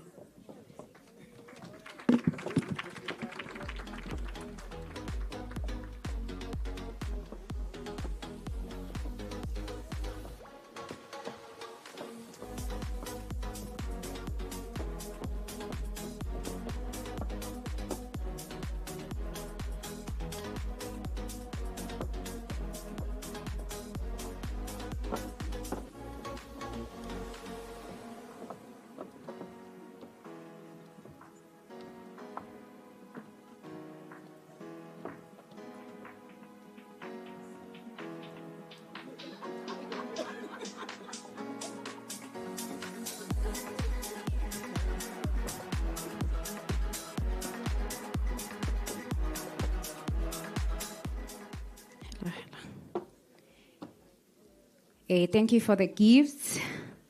Natsi siyabonga ke kubo, as we are directors of ceremony, good for the gifts, unexpected. Whoa, it's a blessing. As a khulunyiwe about everything. So nyalonga ucela Emma innovators kuna Healing Hands, Bianca Lotota atokuluma about her business and empower women. Ngitampanje some few minutes. People are hungry now, so guys, we have to go eat. Utawulandzelwa ngu Luna Hair and Body, nguThandi.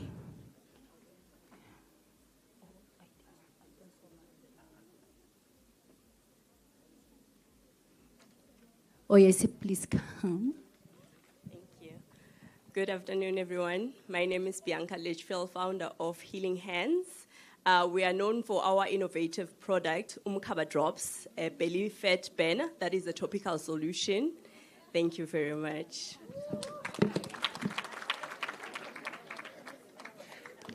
Sanbonani, my name is Thandi. I'm with Luna Hair and Body. We are a hair and body care company made in Eswatini by Eswatini for Eswatini, and we are very, very happy to be even considered to be part of STEMS, because our business is not as obvious as technology, but STEMS is really at the core of what we do, from research to formulating and marketing. STEMS is part of us, so thank you very much, guys.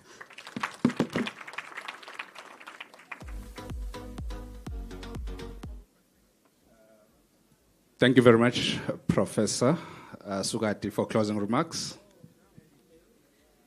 Thank you, ladies and gentlemen, it has been a long day, but thank you very much to see that the house is still full, very, very full.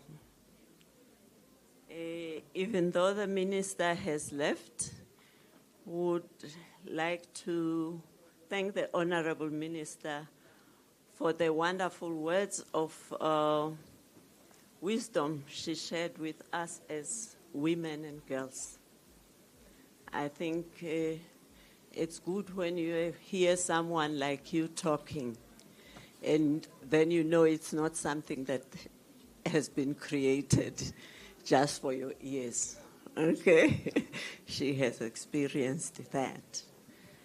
We also want to thank the UNDP country director because of his busy schedule, the UNDP country director because of his busy schedule, but he really came in and spoke to us as women, and particularly how he was mentored way back by one of the organizations I serve as chairperson or president, FAWESWA.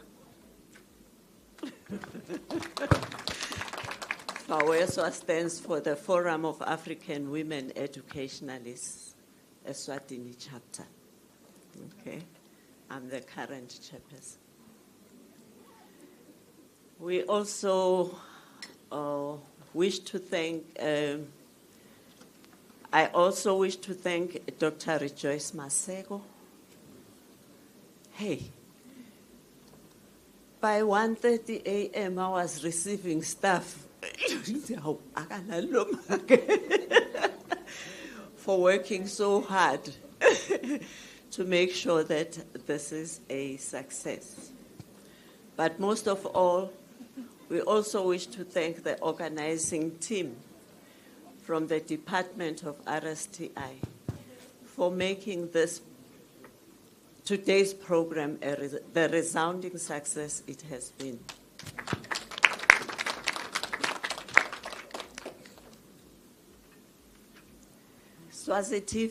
Eswatini TV,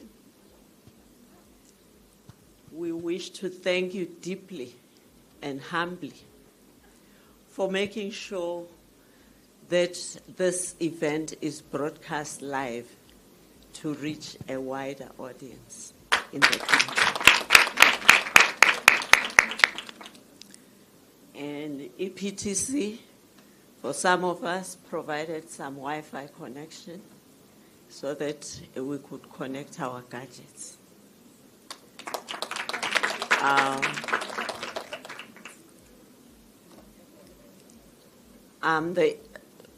should have started with that, but it doesn't matter. As Professor Nonhlanhla Sugati, retired from UNESCO, I'm the interim chairperson of the Eswatini National Chapter of Women in Science, Engineering and Technology. I think we have heard a lot. You have given us a lot of things that we should work on as a NYZ, and we appreciate that greatly, and it will help guide what we do as an organization. With those words, please thank you very much. Enjoy the food and the networkings that you will. Thank you very much from the bottom of my heart.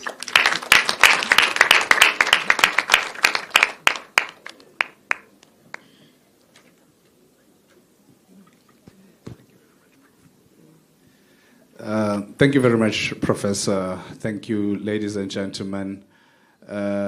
Singapumi, because we started this event with a word of prayer.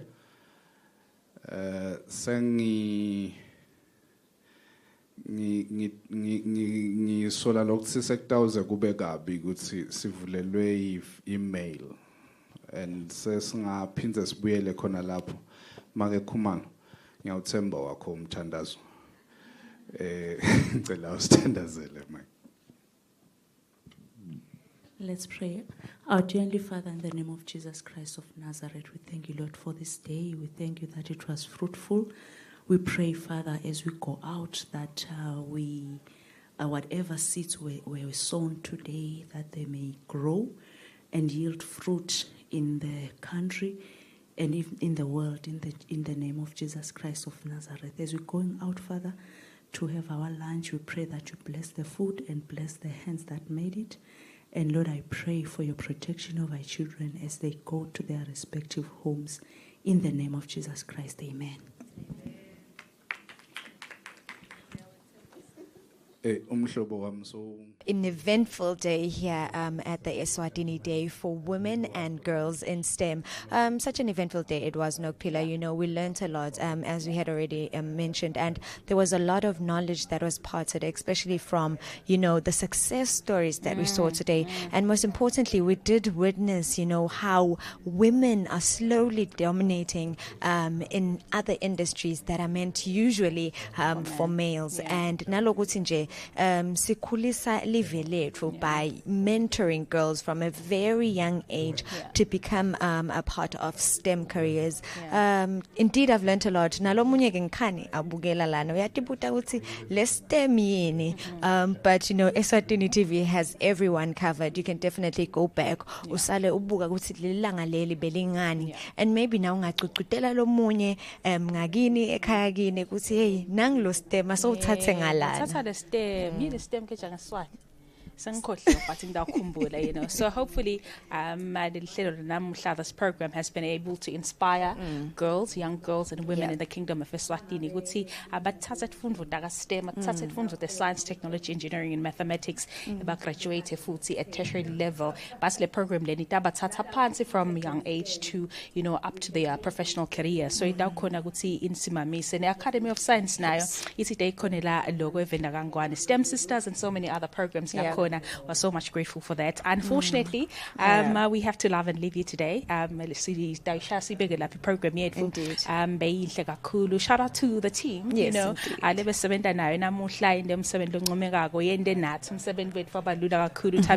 and of course, we're so much grateful to the Ministry of ICT for making this possible. Shout out to me too. Yes, to you too. Do you enjoy my company? Definitely. I mean, if we have more of these programs, and such beautiful programs. A big thank you to the RSTI team for curating such a well curated event. You know, everything was perfect and it flowed seamlessly. We hope that it was of great benefit to everyone who was watching from Ekaya. Vatke nokpila we need to go and rest. It's been a long day. Until next time. Good night. Bye.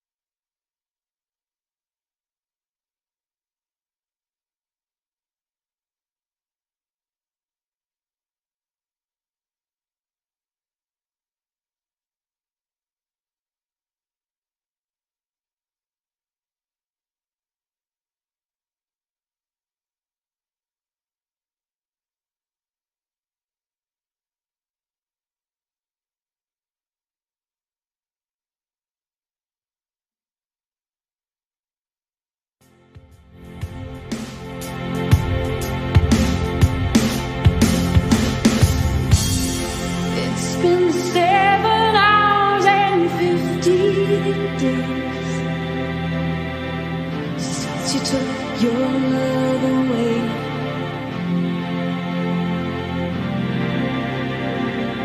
I go out every night and sleep all day since you took your love away.